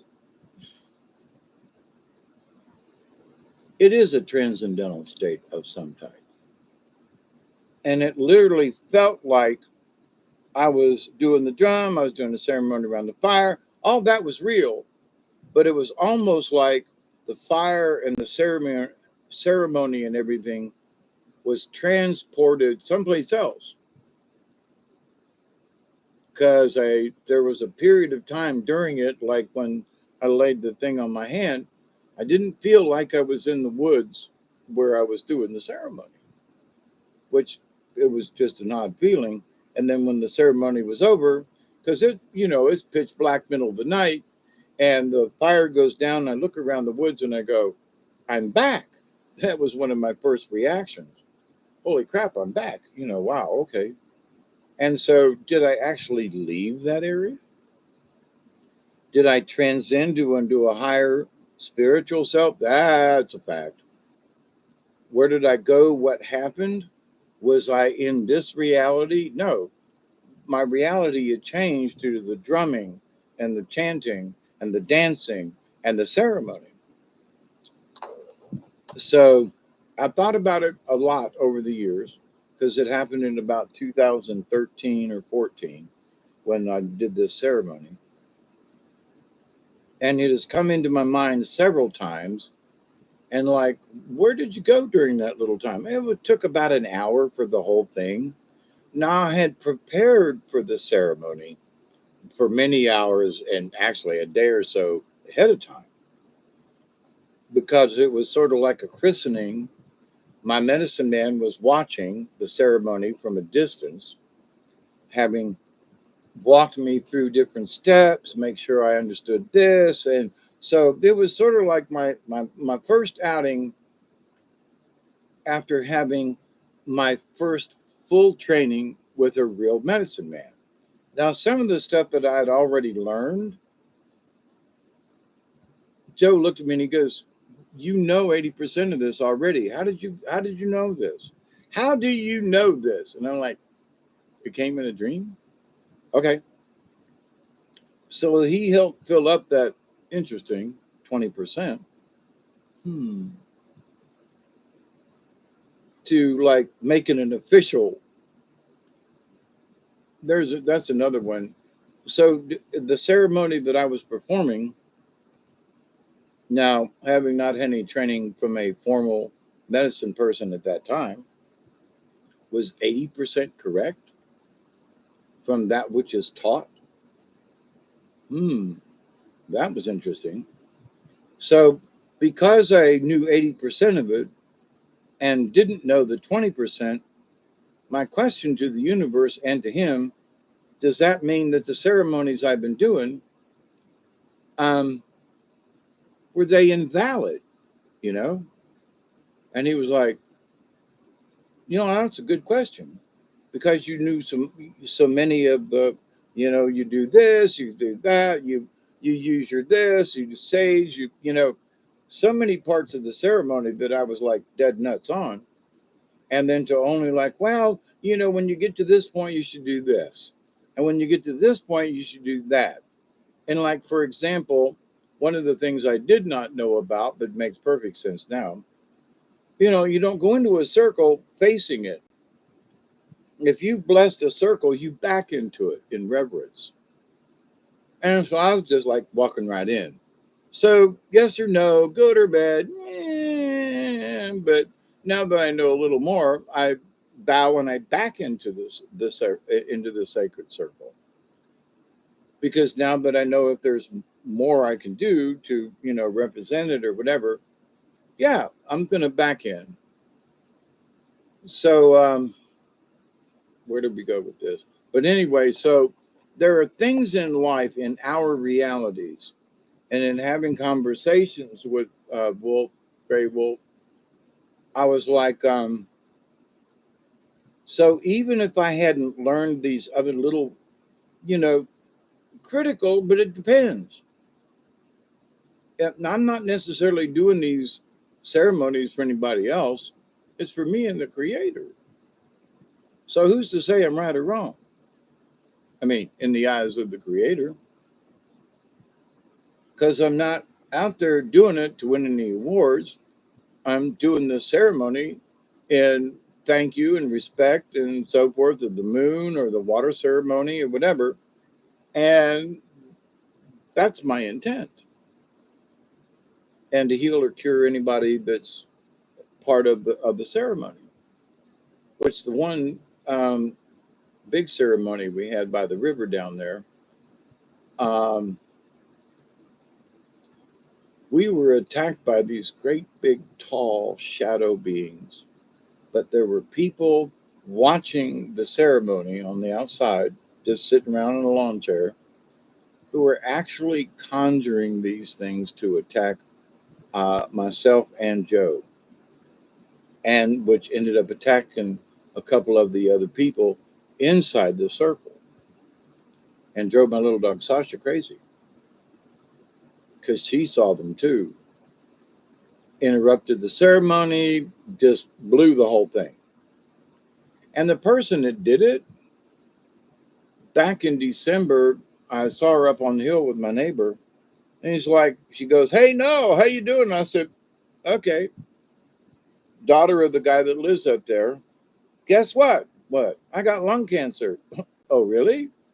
"Yep." And she's standing up there with her family member smoking a cigarette. And I'm, "Well, if you've got lung cancer, then why the hell are you smoking?" And then I saw my neighbor a few days later, and he said, "Did you hear about my daughter?" And I went, "No." He goes, "She passed away in her sleep the other night." And I'm really sorry about that. But that woman and some other folks that she had around her were conjuring demons and involved in some witchcraft because some folks took pictures on the cell phone and some other things and they proved it. But we saw these entities enter into the circle. And yeah, they were down in the woods like, ha ha ha ha. And well, they screwed up. But at the same time, be careful what you wish for because she died a lot younger than she should have from a disease that just jumped on her. And I have just thought I never wished any harm on her, but the darkness that she called upon us and others, I think caused her lung issue. My own personal opinion, didn't want her to die, but karma caught up with her. And so there's some folks who are like, Dave, you haven't been the best father and you haven't done the best thing and you weren't the best. I know. I have went back over the years. I have tried to get back in touch with people to apologize, try to make up, try to explain, that I realized my mistakes and they're over with. Can we proceed from this point forward? And the answer has been pretty much no on some of these things. So I've accepted it. If they don't want to talk to me, I understand. I've apologized. I've done everything I possibly can. And if they still holding a grudge, I'm not going to hold a grudge on top of the grudge. It just ain't worth it. But this event, my nephew called me and Derek says, I got in touch with, and I said, really? And he was like, they ain't even interested in how you're doing. And I said, no offense, but I expected that. Really? Yeah. You mean you're not mad? Nope. I'm mad at the person that lied to me, who swore they would do anything to come and sit with me to hold my hand. And then the next day they went fishing. That's over with. But now I know where I stand. And now I understand that has been my position the whole time over these many years. The reason this person hadn't come to see me is they didn't want to. They honestly didn't want to come up here. Don't, whatever the reason. Oh, I really love you. Want to come? No, you don't. Because for every one of those instances, I've caught you in a lie over the years. Well, we were fishing in the Panhandle. Well, yeah, you were like in Crestview and Funiac Springs, which is a little over an hour from here, versus all the way to Pensacola. So, caught you again, caught you again.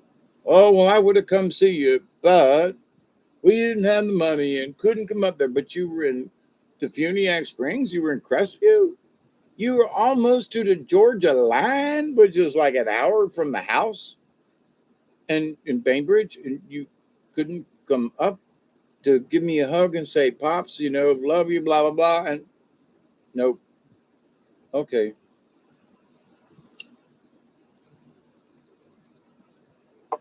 Don't need those kind of lies. Don't need that kind of stuff. Life is the rest of my life is so much shorter. That kind of stuff just cannot be um, an issue. And so I'm not worried about those kinds of things anymore. Yeah, it's only been a week and I'm still kind of talking about it. But there are other people too who sent me these messages that somehow they out in their mind's eye that I should have accomplished this and that and that and this, and I haven't been teaching right, and I'm a fake shaman, and that I'm like, I never said I was a shaman. I said I was a shaman in training. And if you can't get that point, if you have watched me for 7 years or whatever, and you think you know what I'm all about, and then you're not listening to the shaman and training thing. I'm learning. Have I made mistakes in my training? Yes. If you don't make mistakes, you don't learn nothing. So if everything's just hunky dory all the time, you don't really know if you've learned anything or not.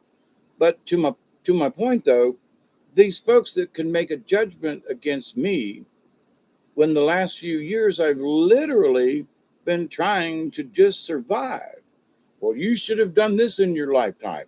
You're supposed to have this influence. Look, I got a sign at the top of the road that says the Little Ochlockonee River Hermitage. I've offered a free place to stay for anybody that wanted to, that needed time to go camping in the woods or whatever. Some folks have took me up on it. So the fact that I haven't done anything for mankind, I'm sorry, but unconsciously, subconsciously for me, I've been doing everything I can just to stay alive, just to breathe. So those folks who, if you're listening, person, get a grip.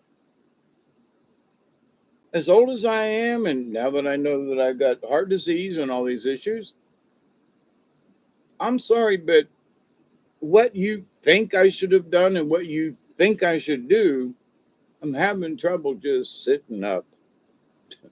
Me and Duggar have trouble going to the top of the driveway and back without me collapsing.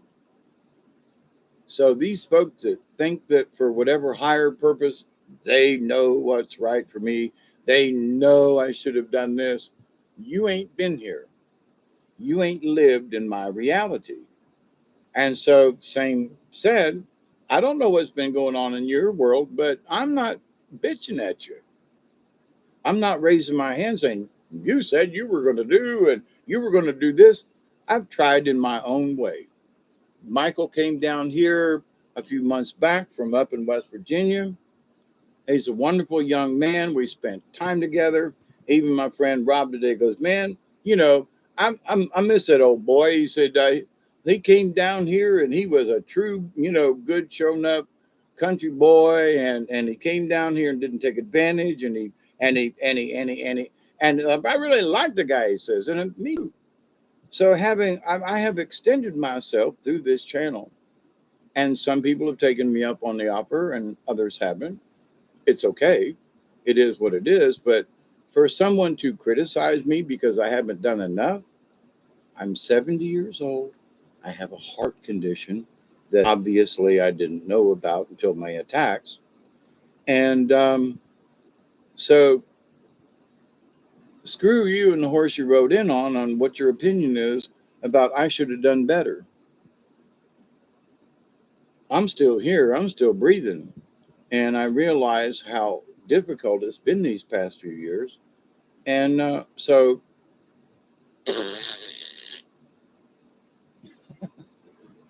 you know, I'm still going to do right. My sign's still up at the top of the driveway. I still am open for business if somebody wants to come and camp out and have a visitation on the river or have conference because there are quite a few nights and stuff. That bonfire drum I did that night, Michael was there with the camera to do it, so he participated. I mean, so whoever and y'all are welcome. I open arms, right? So this idea that somehow I'm not doing enough for humanity, I'm sorry, that's your opinion, you know. Can I try to do better? I don't know where or how, but the offer's still open, you know. A lot of people like you're allowing this somebody to come to your house and you don't know them, you've never met them. Nope. How you going to trust them? I don't know, but I'll know when I see them. I'll know if there'll be a feeling. I mean, Isby's been here a couple of times. Uh, I can't think of anybody else right now, but I mean, there are people that I know who've come to stay that aren't necessarily part of the channel. So, but anyway, so this idea that somehow I'm gonna read this email, I guess, not now, but later on, because some of it is just like, what you talking about?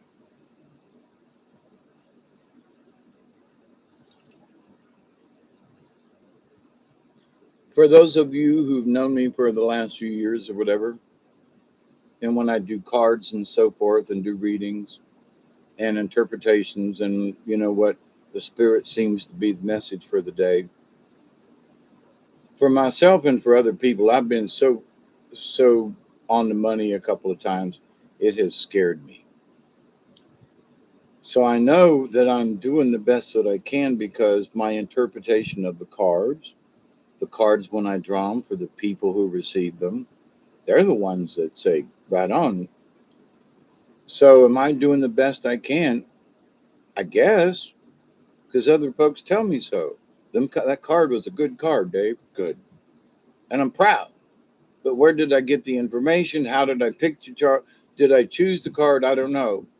It's my intuition that I'm learning to deal with. It's my intuition so that I can present the cards to people without money or wishing for anything in return. Just here's a gift.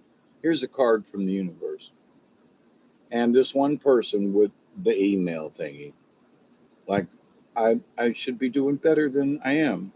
When literally I'm clinging on to life here to do, trying to do what I'm doing already. So, but anyway, enough of that. But now I'm thinking I really do need to do an email. I mean, do a separate video on that and read the email. And I'm not sure if I'm gonna read the person's name, but Amanda. Oh, hey, you do what you do. It's your path, your journey in life. People are quick to judge, but they have never been in your shoes. Who are we to know right from wrong when it comes to certain things? Absolutely. And there have been some times where I'm like, I think I'm doing right, and it ended up kind of sort of wrong. Or the consequence of what I did ended up nowhere near what I wanted it to be. And with good intent, it turned into shit. It turned into quicksand. And so there are times in my lifetime, and my point for the last 5 years at least, go through my videos, and you can see the change. But that I went back to people, I contacted people that I felt I had wronged, and sometimes good, sometimes bad. My dear friend Christina today, she goes, I told her, I said, in my shaman's journey in trying to learn, I said, I went back, and she goes, oh, God, you didn't.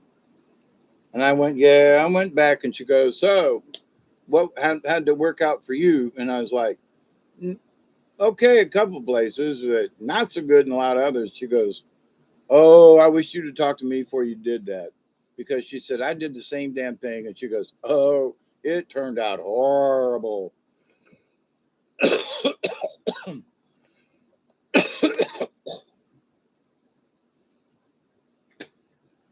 But I told her in my shaman's journey, and she agreed up to a point. But I mean, she did agree. It was that, you got, if it looks like you can make the effort to at least say, I'm sorry, whether it changes anything or not, it's the act of compassion that you realize within yourself, oh, holy crap, I screwed up. And there were times that I didn't realize until afterwards that, oh, holy crap, oh, I screwed up, even with good intentions.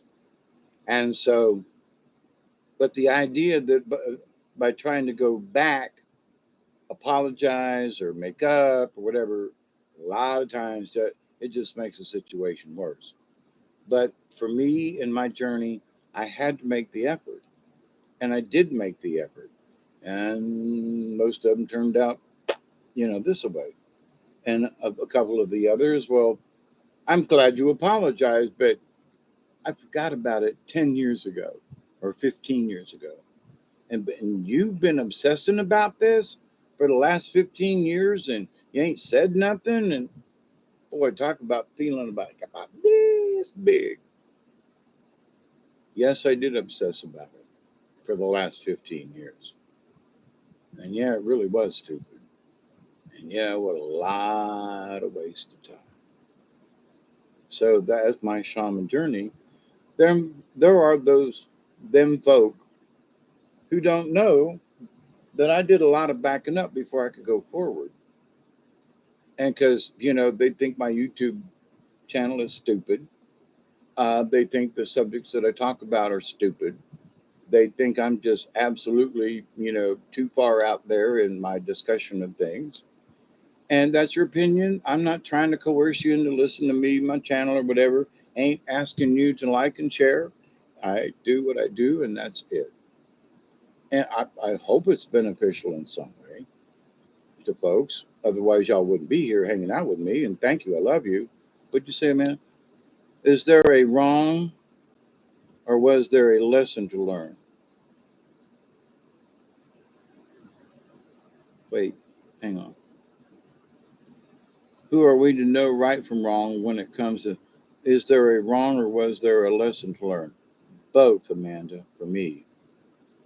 The lesson in apology, the lesson in being humble, overcoming shame. Shame, shame. Anyway, never mind. The little boy in the cowboy movie. Um, the shame of not being able to um,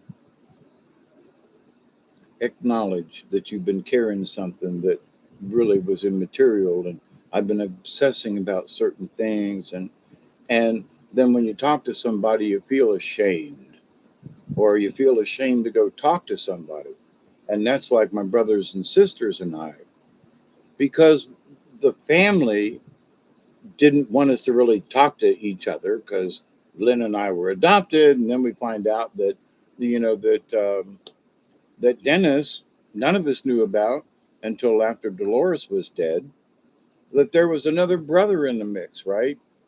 And so I talked with my good brother over this at my event, and like he's overweight. And I told him, I said, I'm gonna be on you, brother. You have no reason to be the weight you are. Yeah, well, I'm okay. No, you're not. You're in your 60s now. I thought I was okay and kept, well, my blood pressure. Yeah, but you're 50 pounds overweight. Shut up. Don't argue with me. Lose some weight. I want you to be my brother for a little while longer, you know? But if it's obvious that you're 100 pounds overweight, then it's bad on your heart. whether to fix you now or a little later on down the road. But anyway, so I want to try to be a good example by taking my meds. I want to be a good example to my family and friends that I had no idea how sick I was, but I'm going to take this as a shot across the bow. Dave, you need to do better. You're right. And but in the same vein, I'm going to try to help anybody else that I can. Now, I might not be able to leave the property. I might have to just basically, this is my base camp, and unless I get a ride with somebody else, I'm pretty much going to be here. And somebody would ask me, "What? Aren't you isolated?" And I said, "No, because me and Duggar got the woods and all. I'm not really isolated. This is my house. This is where I live.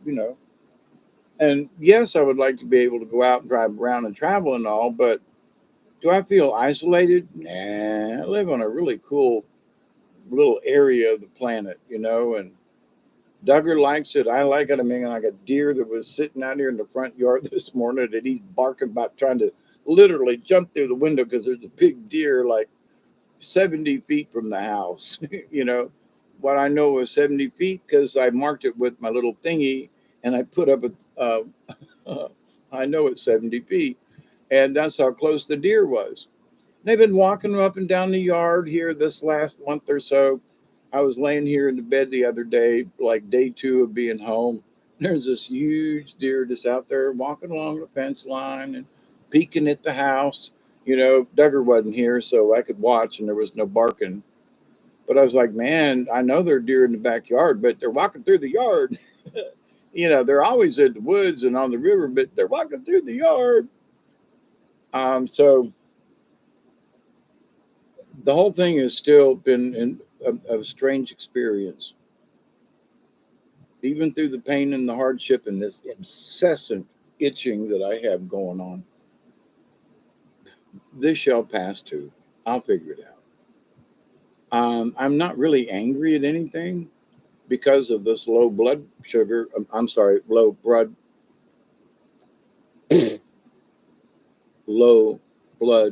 pressure. There are euphoric moments that I just, whoa, this has been a heavy trip.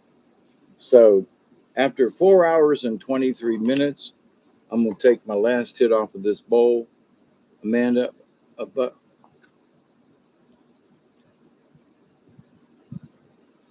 what I said before, lung cancer. My grandma died because of this.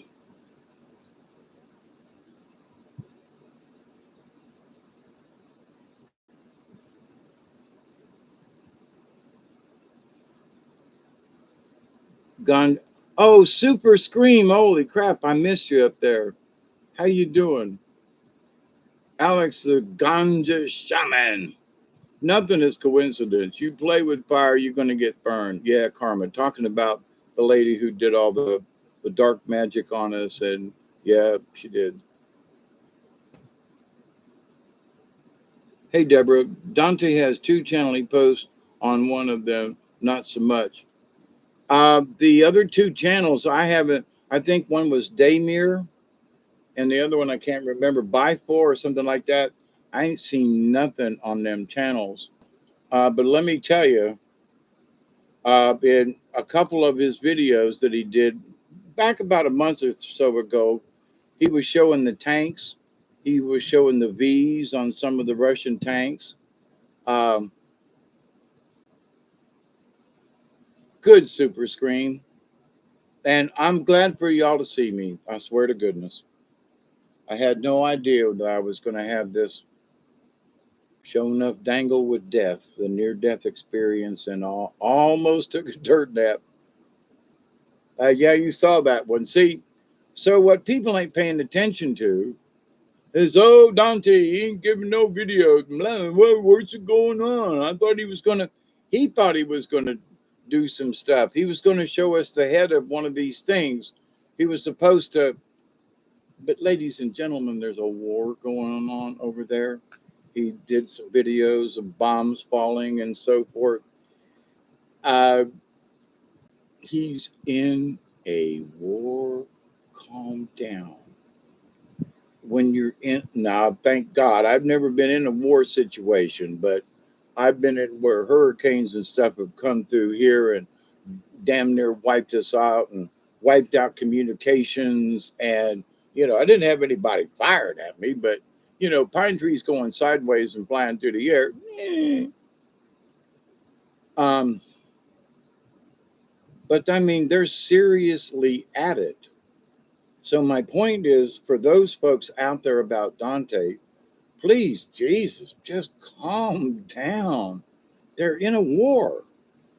They can't just, well, hey, everybody, hope you do good today. This is Dante. Just thought I smoked a cigarette. Check in with it. Now, boom, they're being bombed, and they're trying to help folks that, that need help. He's showing videos of him going out and feeding the dogs. And if anybody's paying attention, that means there are no people to feed the animals. And his consciousness is such that he's got to go out and feed the animals. But if they're feeding the animals, he and himself, they're also feeding people. They're also feeding, refugees, which they showed. So where is his videos? What are he doing? He's busy, literally, you know, and whatever he's doing as Azazel, he's got to coordinate that kind of stuff too. But he's still doing humanitarian things to the animals. He's doing it to people. If somebody's asked, so this idea that, oh, I can't believe Dante and blah, blah, blah, and he's left us all. Calm down, please, But I got to say that back in 5, 10 years ago, and I did a video saying, please don't leave us, Dante. And they reprinted it on their channel. And somehow that has made me connected. But I don't know. I think it's simply because some of the things that I see, I'm like, well, that's how that he doesn't have to say, well, I've been busy and their bombs are dropping in my neighborhood to know that he's in a war zone because of the hints and the this and the that. But there are other people that are only interested in where's the this and how come the videos, and because they have literally been under attack for the last several months. I mean, like seriously, channel wise, people wise, war wise, they're under attack. Give the guy a break, But anyway.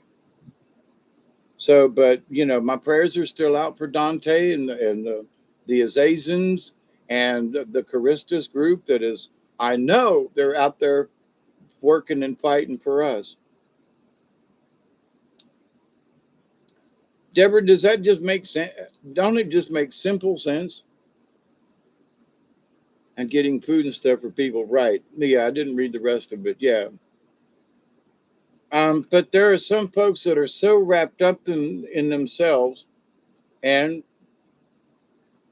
6, 7, 8 years ago, whenever it was when I wrote that, when I did that open letter, I guess, to Dante in the channel, that I was worried and I didn't want him to leave, blah blah blah, and I meant every word of it because they reprinted it, the video, in its entirety, which nobody's ever done. So what does that mean to me? And I'm like, the angels are watching you, and I'm watching y'all, and the angels know because they were singing over my bed the other day, night, whatever time it was.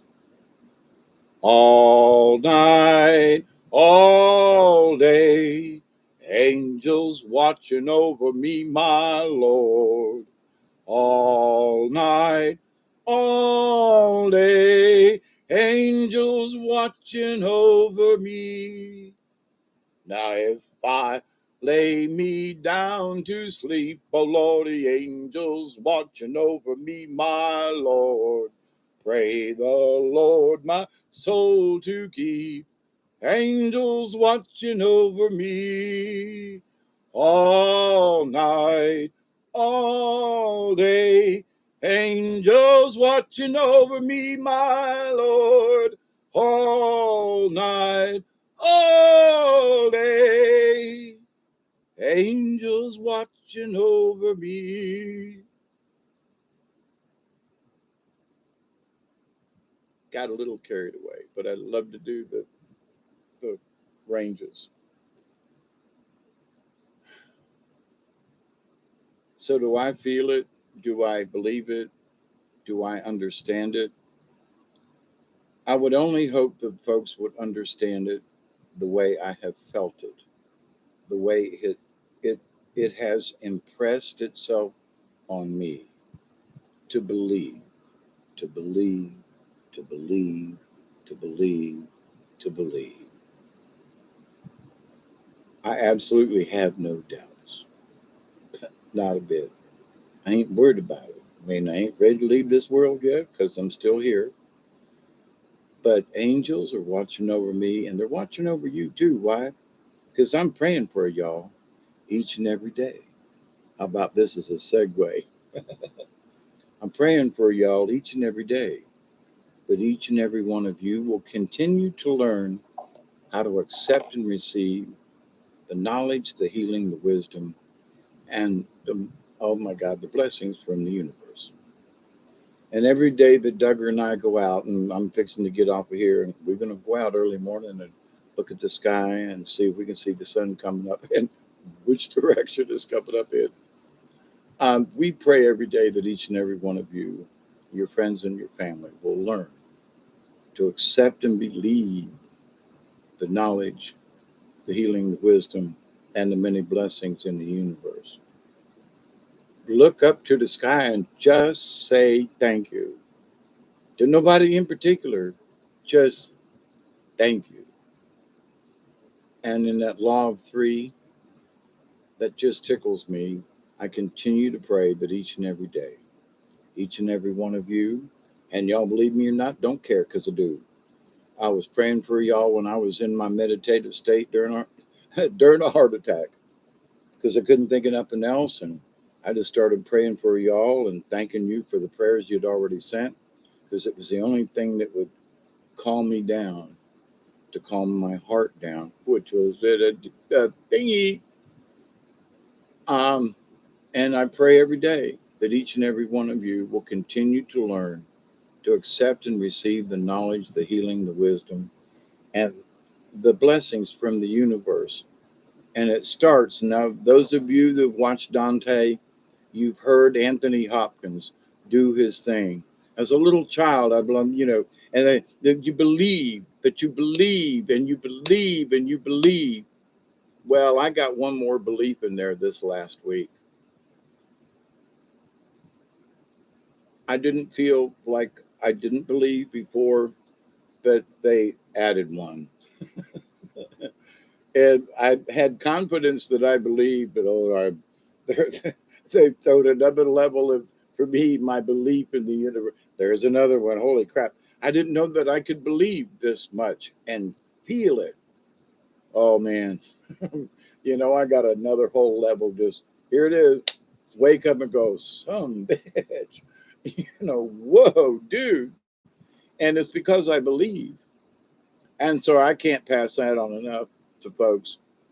And it ain't in a particular thing. Is, do you believe in the universe? Do you believe that there's the great spirit is in all of us? Just start there, and then watch the sun come up. Okay, I really have to shut up. Yeah, then he Deborah, the video today was one of the aliens in the book.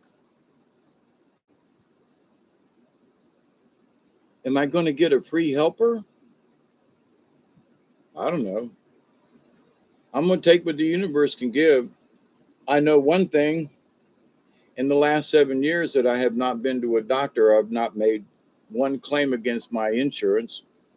And now that there are other programs and things that I qualify for, I'm sorry, where before I'm like, nah, I don't need it. I'll figure, nope, sorry.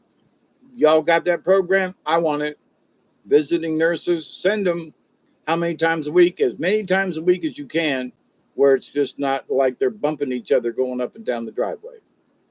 It's always a blessing to see you. Thank you, Super Screen. Oh, you're welcome. And I mean it. I pray for y'all because when we all, it's so amazing. I'm not here. Oh, does she, Deborah? That's cool. I've had several friends over the years who were visiting nurses. And Miss Angelica, who was here the other day, now I don't know if you knew that, but who shows up on my doorstep as the first visiting nurse after a crummy breakout from the hospital? Angelica.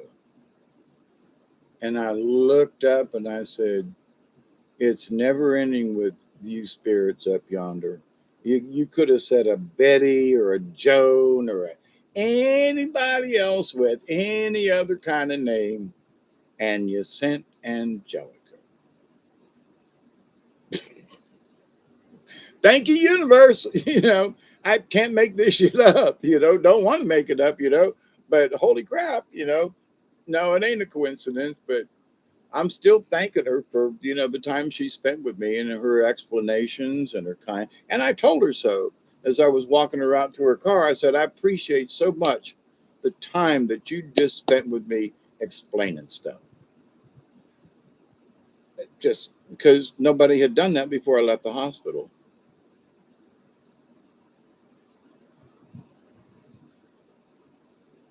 I'm not sure. Different regions have different names. And down here it was VNA, Visiting Nurses Association, but they were probably called something else.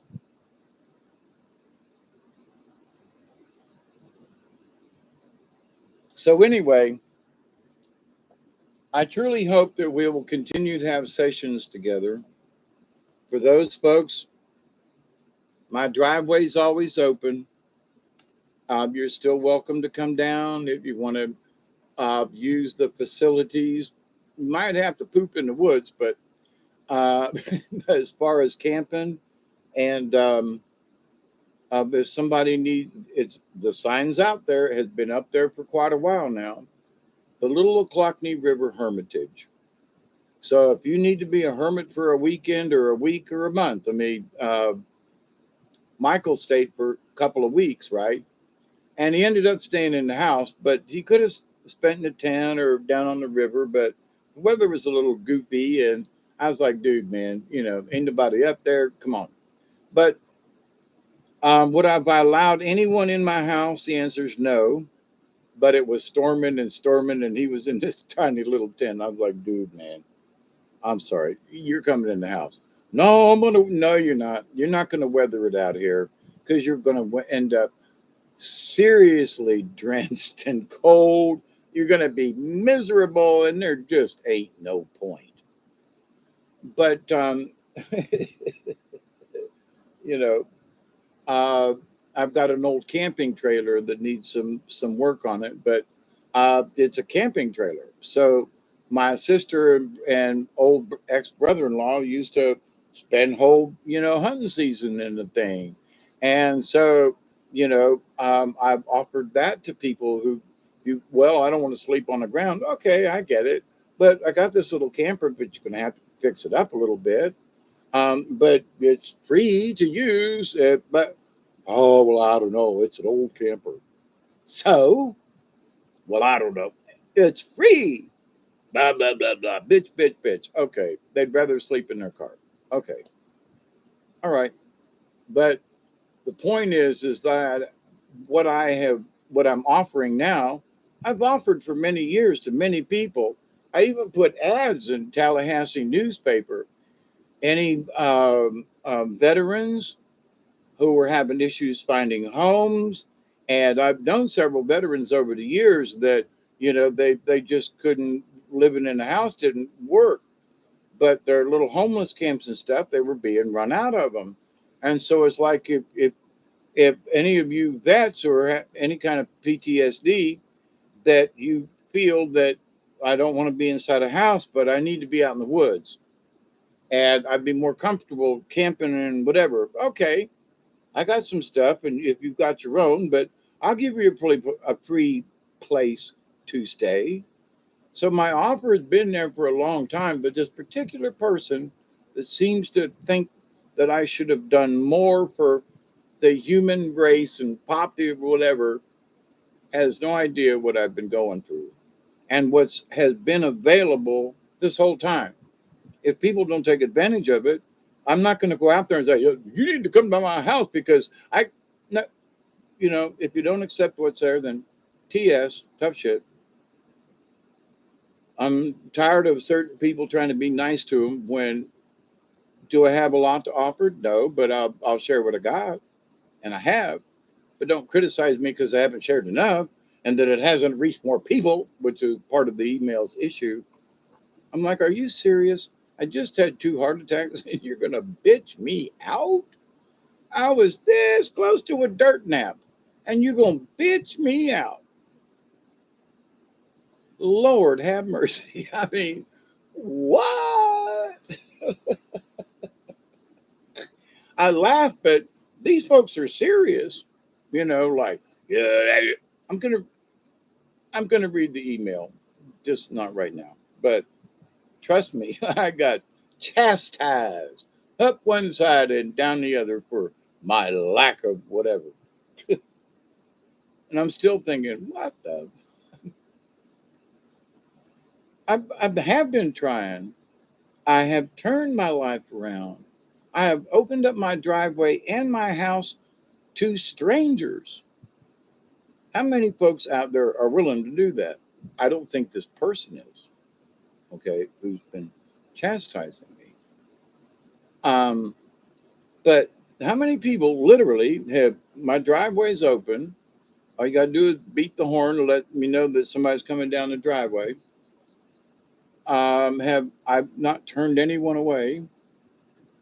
I've had to throw some people out after a couple of weeks because of their, reluctance to follow what few rules there are, like clean up after yourself. Uh, you pay me by helping me. If you're a strong young buck and can mow the grass, and here's a weed eater, spend 10 minutes and weed eat around my house. Well, I don't know. It seems like too much work, but you got a free place to live, and I've been feeding you at least one meal a day, and you ain't gave me shit except all you've given me is shit. You've only complained. I'm thinking of a particular person. Had two dogs that did this. Oh my God. Bitched about that he didn't have internet, that the speed was too slow. You've got internet. It ain't costing you nothing. And I'm sorry that it's slow. It ain't my fault because I'm a third of a mile from the road. And they've updated my DSL line as such since then. But none of us had a good connection back then. And the fact that he had a connection and that he could watch his Netflix in his little laptop over there was like, dude, why are you complaining to me? Will you not take the gifts that are here for free? I'm not knocking on your trailer door every day and going, get up. We've got you've got work to do for the rest of this trip. Earn your no. He bitched because he had to help me an hour a day. He bitched because of the signal was bad. He bitched because of this. He bitched because of that. And it's like, bitch, get out of here after 2 weeks. You know? But I was the one at fault because I wasn't compassionate enough for his needs. I'm a broke motherfucker that's on Medicare and on a limited income, and I offered to let you come here to give you a chance to, and all you're going to do is wish that I had done more. And how come I just don't get it. So, but these incidents has happened. I would expect at some point, probably, I'll let somebody come and stay because I'm just that way, and they may take advantage of me. And I've had, what if they take advantage of you? Well, then they do. I'm going to do my best to keep an eye on some folks because somebody snuck in my house when they were supposed to be outside. and I lost a lot of silver that I had collected over the years. It just disappeared. And I'm like, well, I caught him upstairs. What the hell are you doing in my bedroom? Nothing, just looking out the window. And then when they left that afternoon, because they did have some clothes stored up there to be out of the way from down here. Did not know that they had been rifling through my stuff up there and had really done some digging because that silver, you just didn't put your hands on it. They went digging.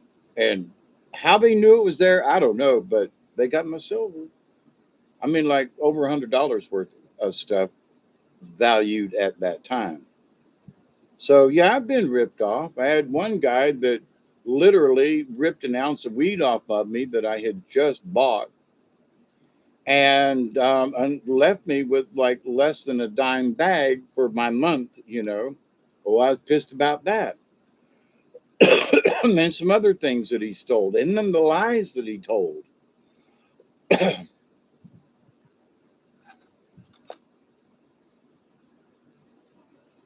And then there's a relative of mine that left a trailer up there and his camper shell, and I've been trying to get rid of this shit for years, and it was all for free. He never paid a dime. My brother, who never paid a dime in rent or anything for the property, abandoned his trailer, all his crap, an old motor home, and now it makes my place look like hell. I didn't do it, but I have to live with it all these years later. I have to look at it. I have to deal with it. I got to come up with somebody to help get this shit off my property because I am not as active as I did. We got rid of some of it, but I've helped a lot of people out over the years, and they have left me stranded with, you know, a 65-foot trailer that's falling apart and I mean, there's stuff out in my yard that's like, Dave, where'd you get? I didn't do it. That's not mine. Somebody brought it here and left it. And now I'm trying to get rid of it. So I've been dealing with that. I have brought enough crap here myself, but then there are those other people that have brought crap here. And I turn around and go, you're supposed to take that with you. Well, I can't buy it, and just abandon it. And now I'm still trying to deal with it. So this idea that somehow I haven't done enough for humankind or whatever, I'm still open for business. Anybody wants to come, the sign's still up there by the road. I'm listed in the Moultrie directory.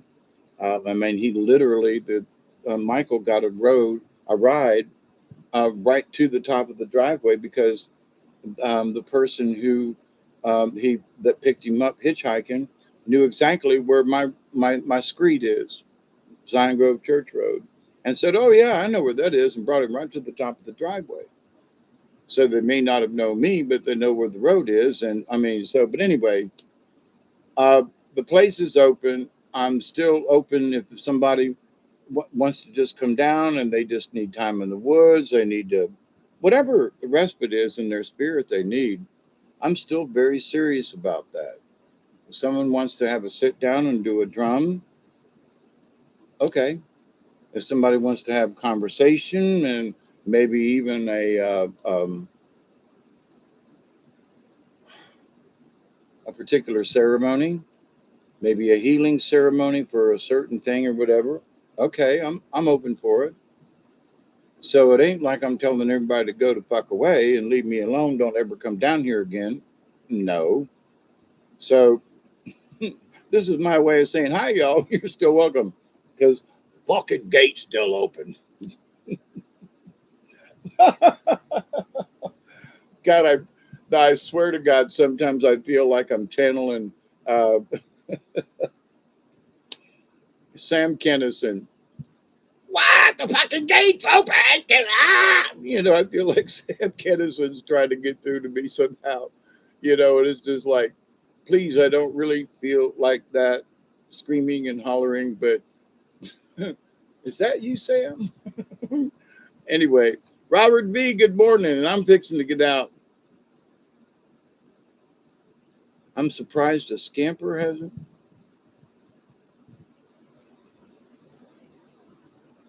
Oh, I've had a lot of ungrateful people. But see, so some other folks they would have that we I've talked with folks, and they go, well, then how come the sign's still up there if you've had this bad deal and that bad deal and this bad deal? And because I have to have an open spirit. I can't let a few crummy bums. They did need help, and for despite the fact they had nowhere to go at the time. Hey, Travis, they had no place to go. So they stayed here 2 weeks or whatever, hated the accommodations, hated the Wi Fi connection. They didn't pay anything. I didn't ask anything of them untoward that they couldn't handle or do on their own, that they had agreed upon. Do you agree to help me around the house and for your stay here? Yes. And then the next day, nope, sorry, changed my mind. You know. But anyway, it's been 5 hours that I've been on here. Good morning, Robert. Yeah, getting ready for work, and I'm getting ready to lay down. Me and Doug are going to go outside and go for a tiny walk. But doing the best I can here, man. Just bitching out some stuff this morning. Not able to sleep, and anyway. And some of these folks that have been here with me tonight, they wanted me here anyway. So that my excuse is they wanted me here tonight, and I'm here.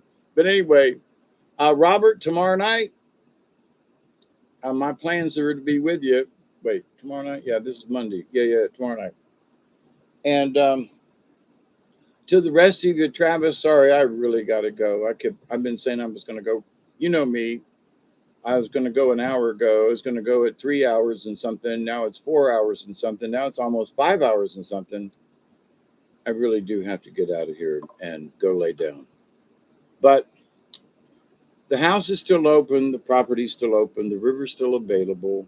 And so, for those folks who might think that somehow, Hawkeye Two Feathers and Uncle Dave has not done enough for humankind, that's because humankind hasn't taken the advantage of it.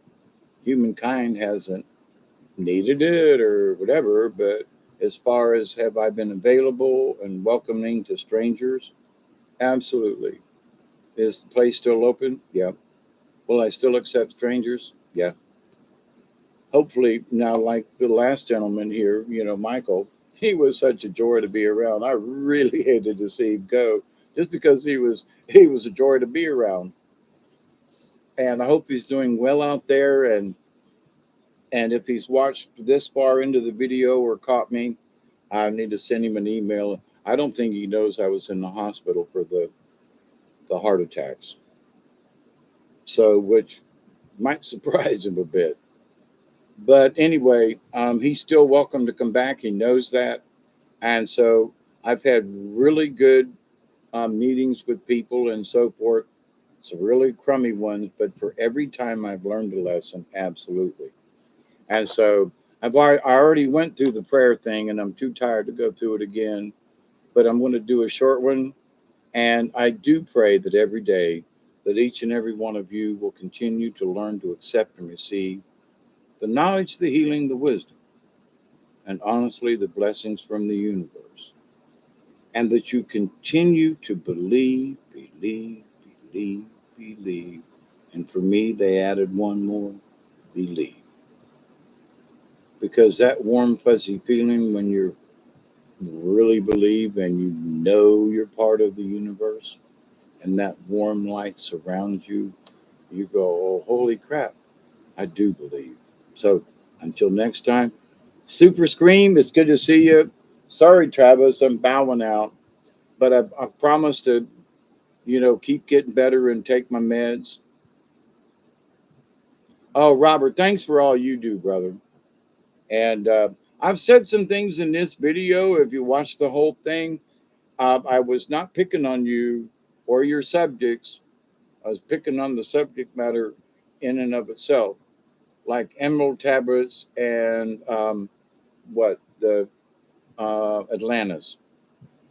If you listen back to this, please don't be shocked because there are folks who are taught. And maybe you and I should have a conversation as, as part of the Emerald Tablets and that. But anyway, I was not picking on you or your subject matter. I'm talking about people on other channels with thousands of subscribers and points of view. And yeah, because if you listen to what I was talking about, I beat the subject up pretty bad.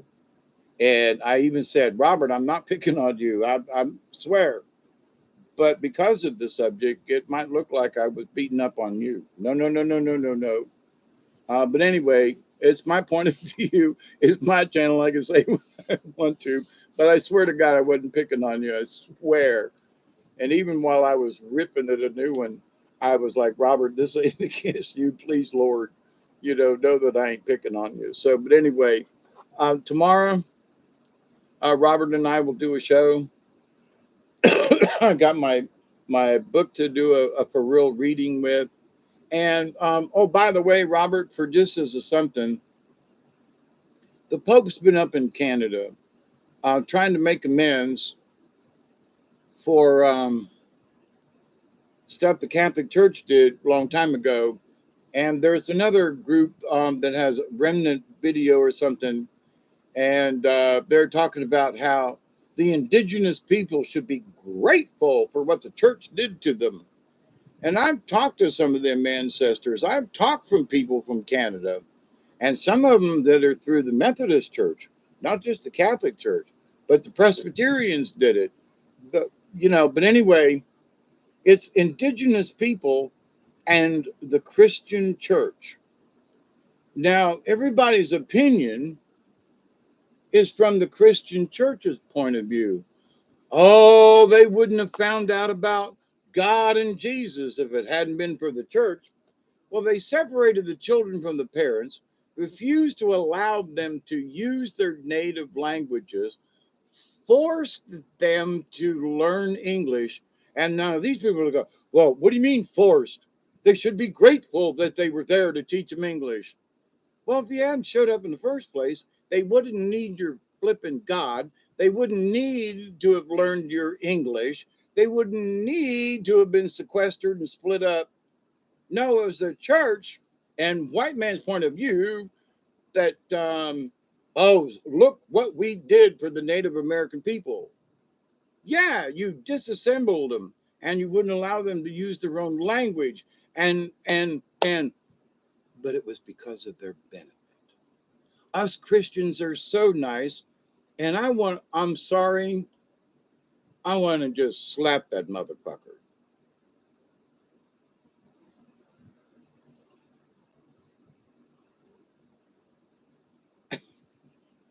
I don't know how else to put it. I want to slap him and go, oh, so you in the church, oh, especially the Catholic Church.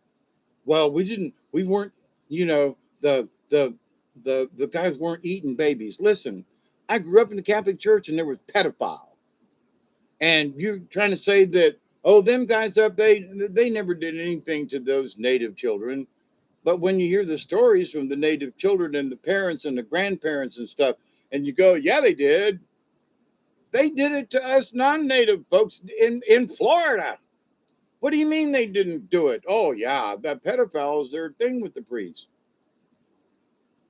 But for these people to say the church is, we did them a favor by making them go to school. Otherwise, wait a minute, they're indigenous people. They didn't see the need for going to school. But they bitched at us for sending us. Yeah, okay. But they were indigenous people. They knew all about this natural stuff. You made them cut their hair. You made them don't not do any ceremonies. You made them forget their culture because you taught them how to be a Christian. And look what we did for those indigenous people.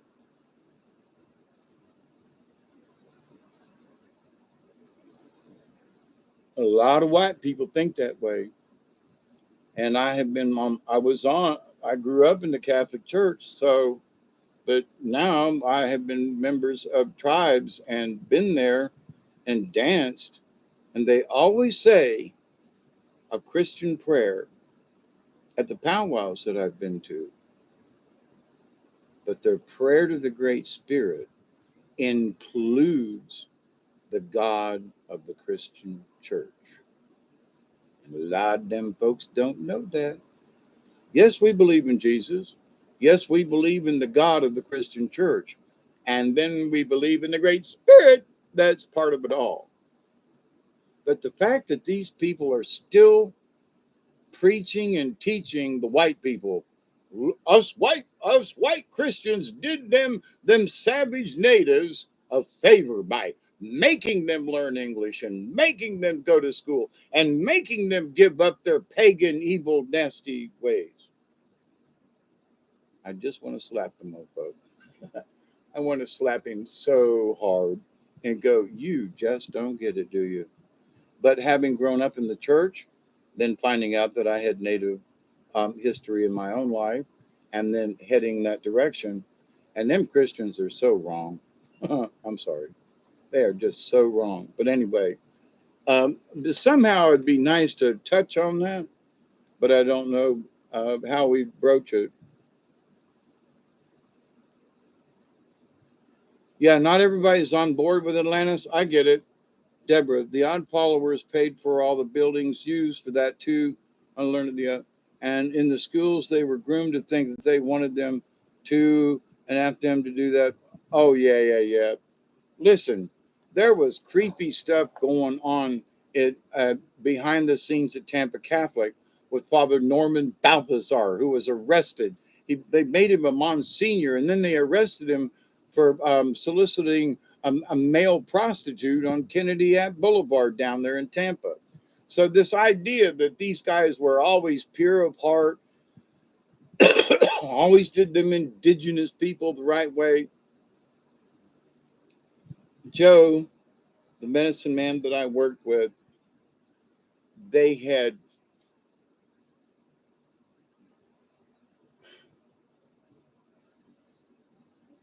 trying to they messed up his genitals. They messed up his genitals.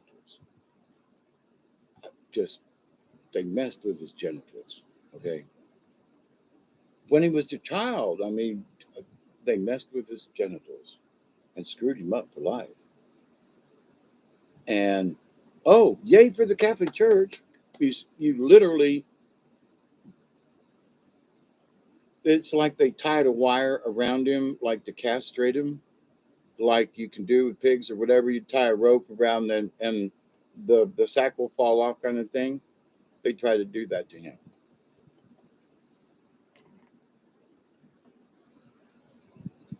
But the church was right in doing so because he was a pagan and he's uh, you know, he's a savage and he was from the Lakota tribe in South Dakota. And they mutilated his genitals. Just, yay for the church. So, Deborah, yeah. So, this idea that Matt Hauer, or whatever his name is, on the Remnant video thingy, there's a lot of stuff I would agree with him on as far as how the Catholic Church is and what the Pope's up to. But the idea that he's trying to explain to us folks for the crimes that happen not only with the Catholic Church, but all of the different Christian churches, because how they felt against the indigenous peoples because they were all savages. And now we're learning they were probably more right than wrong. But anyway, I love you all. 5 hours and 5 minutes and 22 seconds. Maybe it's another record. I'm tired, I'm hungry, and I got to lay down. I love you all. Deborah, Robert V., and all y'all back up that post. It's really, really, really, really great for y'all to see me. And it's almost daylight. So time to go. And Robert, I'll see you tomorrow. And Deborah and everybody, thank you for all the prayers. And keep yourselves healthy. And hopefully we can do this soon, okay? My spirit guides were like, I promise that I need to do a card reading. Just in general, just one night. Just I might only do two. I might do five, but they want me to do a card reading, and so I'm like, okay, if I got the strength, I'm up for it. So ain't gonna be tomorrow though. Now we'll do a card for tomorrow with Robert, but as far as doing an evening of card readings, I need to get my strength back and sit here a little bit and get used to this. So have a great Monday, everybody. I will see you tomorrow with Robert. Please be safe. Please take care of yourself. And God, I can't get it across enough. The Anthony Hopkins thing with on Dante's channel. Believe, believe, believe, believe. When you have that faith ingrained in your soul, believe it's just there. It just is. And it was so nice to know it was there. So thank you, Deborah. Till next time, adios, my friends. TTFN from South Georgia. And we'll do this again sometime soon, I hope. And Amanda, love you too. Thank you for being here and comments, and Deborah and all y'all. Thank you. I mean it. I mean it. I mean it. And I will continue to pray for you today and tomorrow, the next day, the next day. See you. Bye.